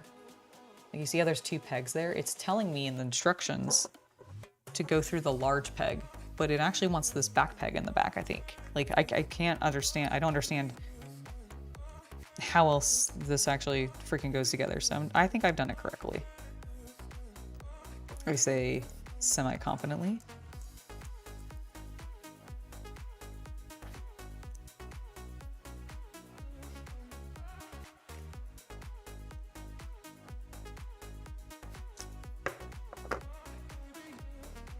Oh, well, thank you, Corsair. I really appreciate that.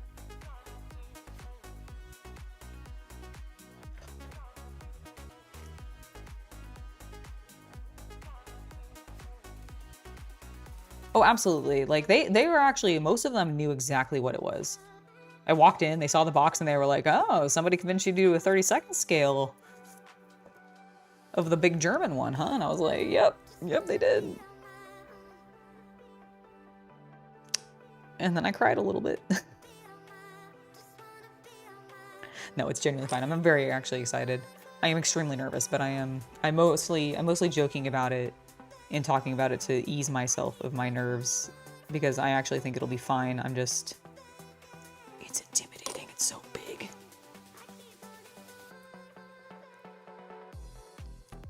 It's such an intense model.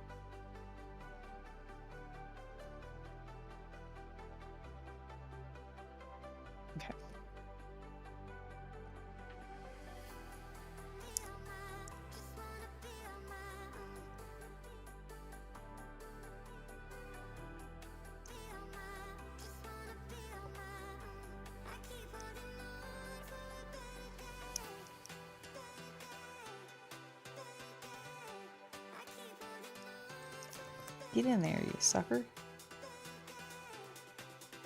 There we go.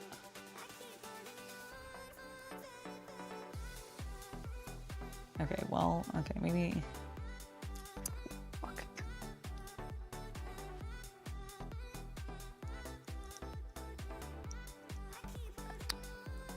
There we go.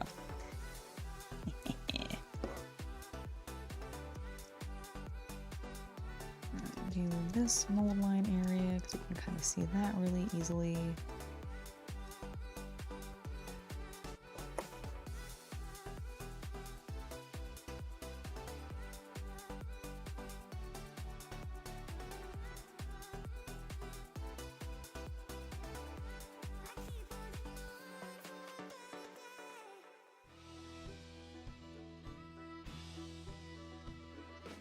We're gonna put a little bit of glue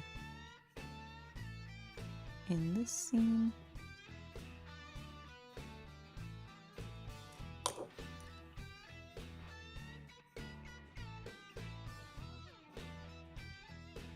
And a little bit right there.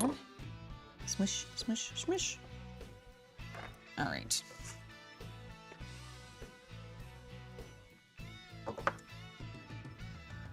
We're very close to needing to end it. Man, I was really hoping I'd get through him, but he is a big boy and actually has like a lot of little pieces. I actually love how modular he is. Man, it did slow me down. I'm looking at the complete wrong sprue as well. 37, 38. All right, let's see if we can at least get a little bit more done before we call it. Oop, sorry, you okay? I just dropped some things, I apologize.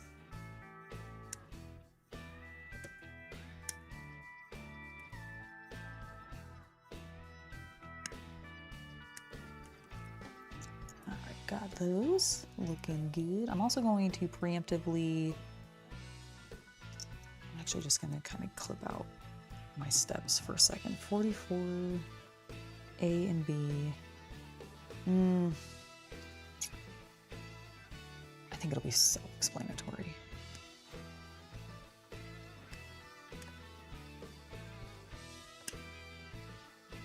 Okay. B.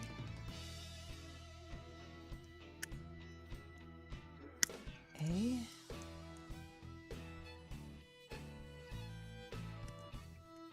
$33, $34.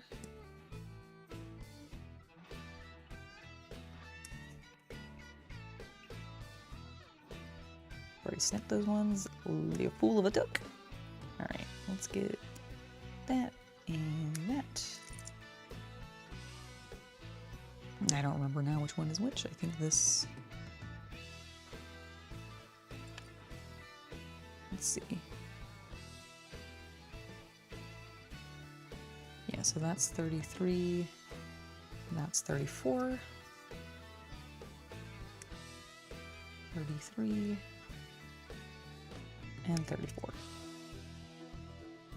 Okay, that is that page. Let's try to get these done.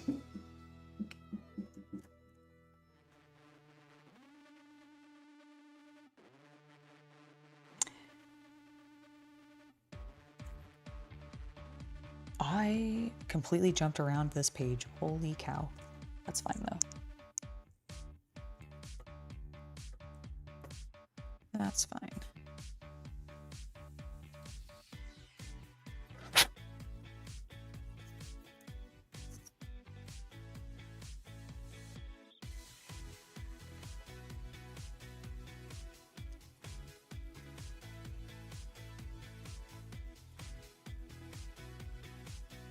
You got a question for me in CC? Would you guys consider selling my videos versus digging around to find a subject on Facebook? I don't quite understand what you mean, Corsair, by that.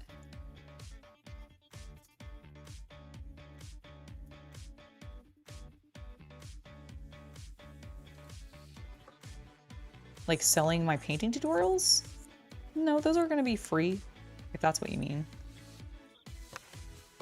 Like, I know some people sometimes put like tutorials and such behind a paywall if they're doing something like honestly more advanced or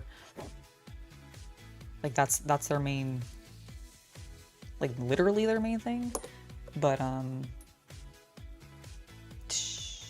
I've never been that kind of, like I've never wanted to put my knowledge under that kind of paywall, if that makes sense.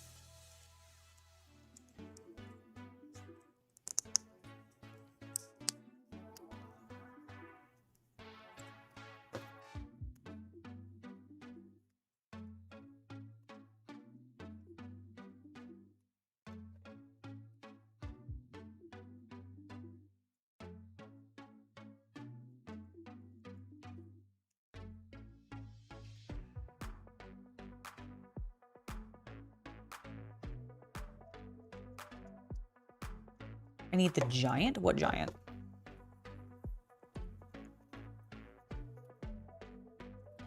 It's very hard to find my stuff?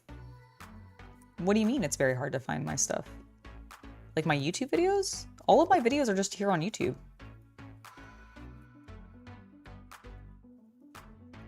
And I have them in, I have playlists. So if you're wanting like scale model stuff specifically, there should be a playlist, I believe, for that. Like if you're looking for like miniature tutorials, I have a playlist for that. I also have some that are broken down more into like, I think like Warhammer versus like non-Warhammer. I'm sorry you're having a hard time finding it.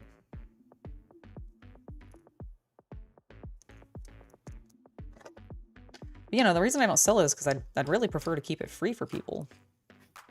Like I don't really... I've never considered selling my tutorials or anything like that, I guess is what I'm trying to get at. I didn't even actually check to see if that was 45, but I'm assuming it is. It's not labeled, but it looks exactly like what they want me to put on this, so I'm going to assume it's correct.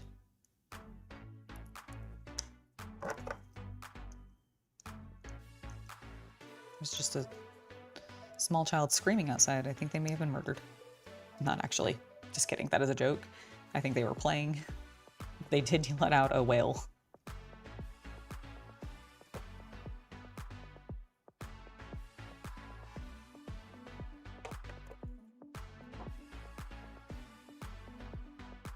thought you had.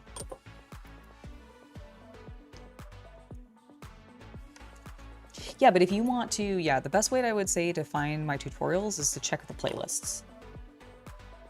Unless you know the specific model of what I was building, I do try to put that in the description / title, so it should show up when you do like a search on my page. Yeah. Okay, hold on, let's figure out which side.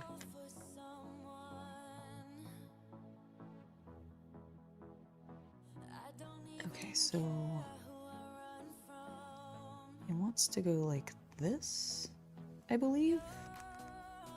So I think that's one side, and then I think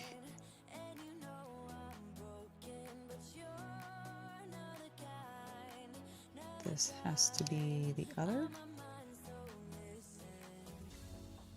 I guess one would... Okay, yeah, that does seem to fit, so... Let's get a little bit of glue.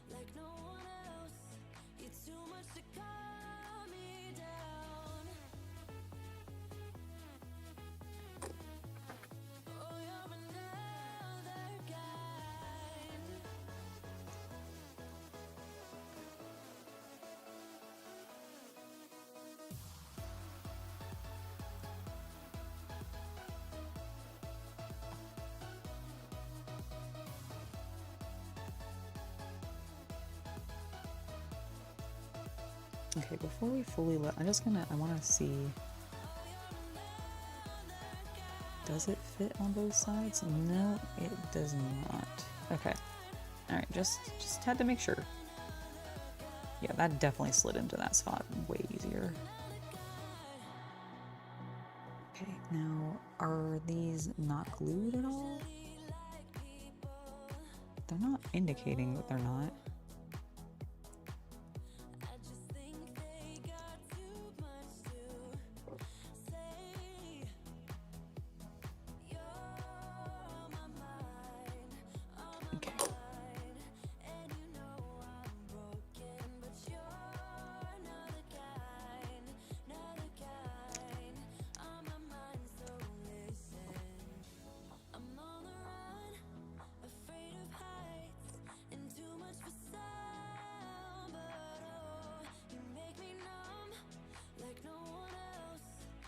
All right. I mean, in theory, they would be opposite each other now, so hopefully we did that correct. 41. 41 times 4.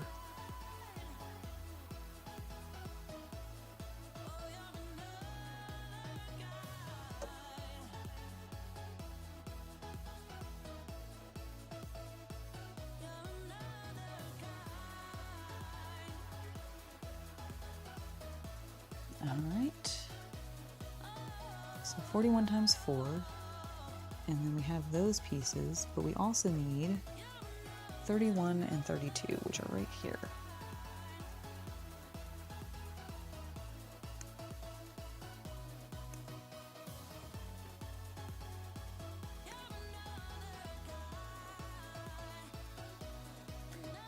I am basically just wrapping up this page and then I am calling it. I didn't quite finish just because he's in so many pieces. Sorry. No, it's okay. He's just like every single one of these little pieces is being used. They just have it very like broken up. It's very cool looking. And honestly, the build has been super fun. Really, really solid build. Ooh, a 6 propeller engine. Nice. That sounds exciting.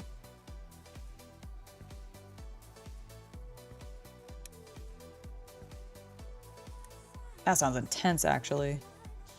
Very cool. Okay, so I think these are just going together like this. Yes.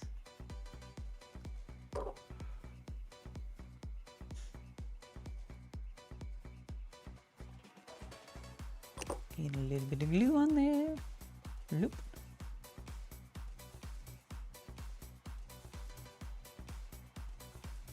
Hold it together. What I say to myself every morning. Just kidding.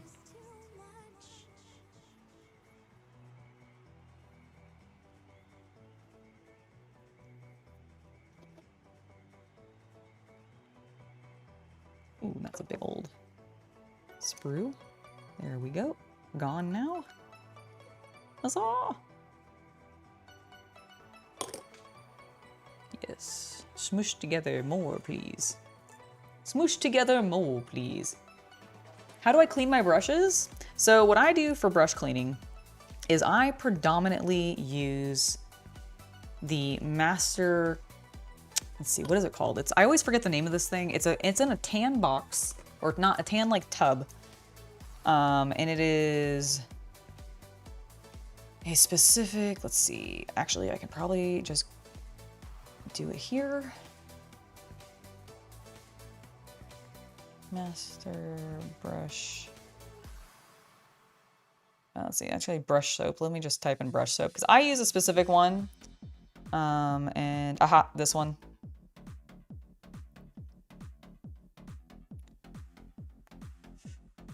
So I like to use this. The Master's Brush Cleaner and Preserver. It functions as both a shampoo for your brushes, but it functions as a leave-in conditioner, and it is great for leaving into your bristles so that you can then allow them to reshape over time, which is really nice. It's also just really helps get a lot of the paint and shit out of your brushes. So I really recommend it. I've heard decent things about Pink Soap as well. Pink Soap is another brand that is known for doing brush cleaning for both artists as well as miniature painters, etc. Not to say that artists or miniature painters aren't artists. I just feel like the hobbyist side of it kind of gets qualified differently for like the art community, but it's recommended to both. But I just personally prefer the Windsor product because I've been using it since college. I've been using it to save my brushes since college, and it works very well. I do not have to buy brushes very regularly. Like maybe once every 4 to 5 years, realistically, is how often I buy my new brushes.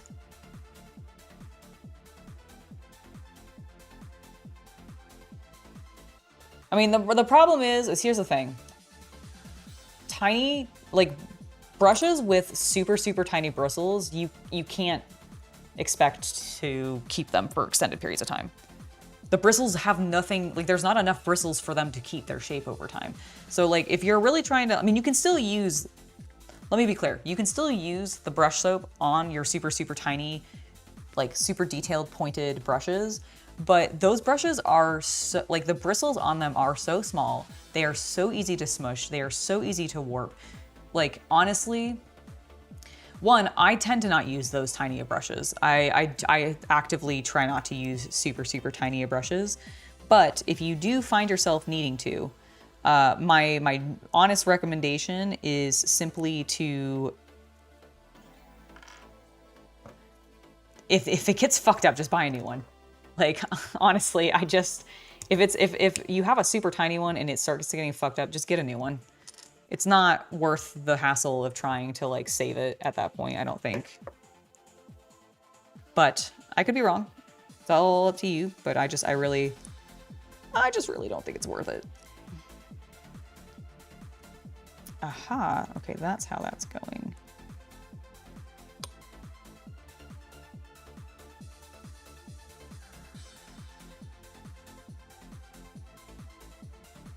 Excellent.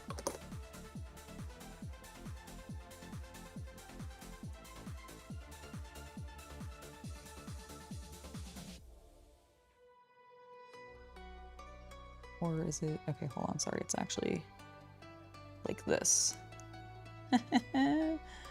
Well, Angela.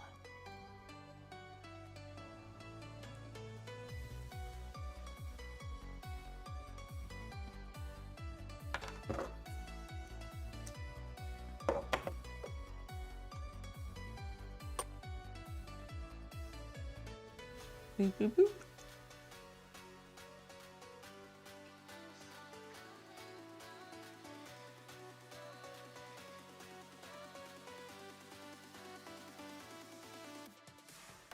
Okay, so one like that, and then the other one.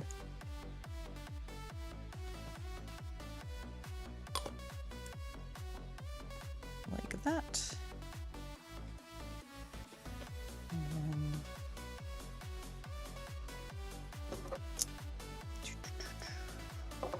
let's get a little bit of glue on this side.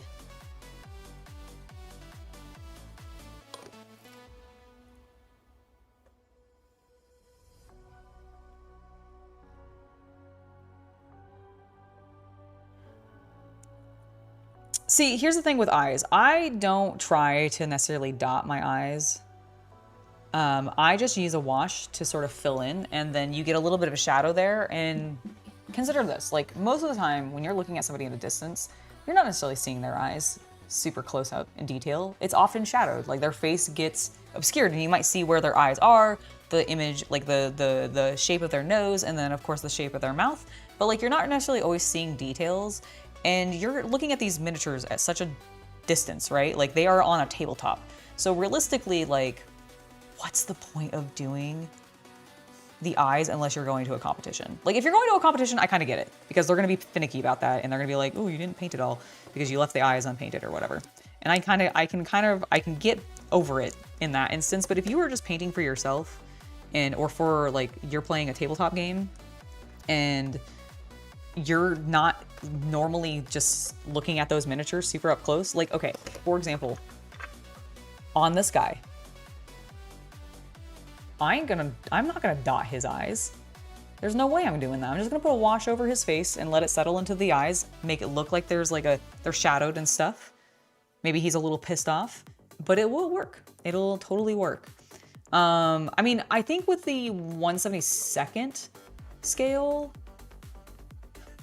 they're a little bit larger, so I could see maybe trying to dot the eyes, but if you're gonna dot the eyes, don't use a brush, use a pen. Like legit, don't use a brush. It's silly to use a brush. The brush is gonna go wonky. What won't go wonky is the stiff nib of an archival pen that is like the size of a prick, like a little pinprick. And like, you just do that and you go in and you go dot, and then you go dot, and then it's done. It looks amazing. So no.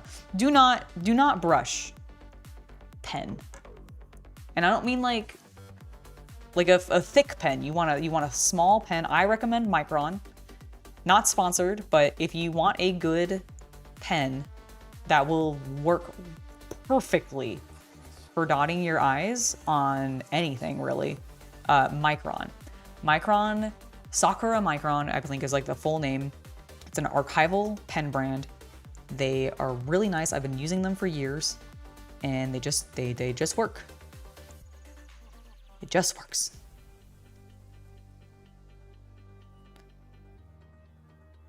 Okay. What is happening on this little thing? Why am I not seeing the vision? Aha, okay, because I was using the wrong piece apparently.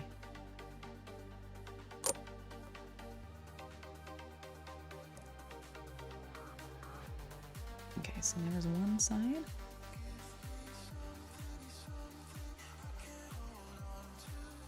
There's the other one. But yeah, I do not use a brush to dot my eyes. When I do dot eyes, I almost always will use a Micron. It is so much easier. You could dip a toothpick, but the problem is the tip of the toothpick is going to absorb whatever your paint is. It's going to expand because it's wood, and then it's going to get thicker than probably sometimes what you might want. Now, if you are going from like, you know, you're dotting each eye with a fresh toothpick, you'll probably be fine. But just the more you dip your paint into that toothpick and or get it wet, the more it is going to deform and deshape because it is a piece of wood and it is absorbent and is going to suck up all of that moisture. So just be careful if you're using a toothpick. That's why I like the Micron pen. Like, I know it ends up costing a little bit more than a toothpick would, don't get me wrong, but it's so useful. So useful. Oops, I forgot to put those on to the sides.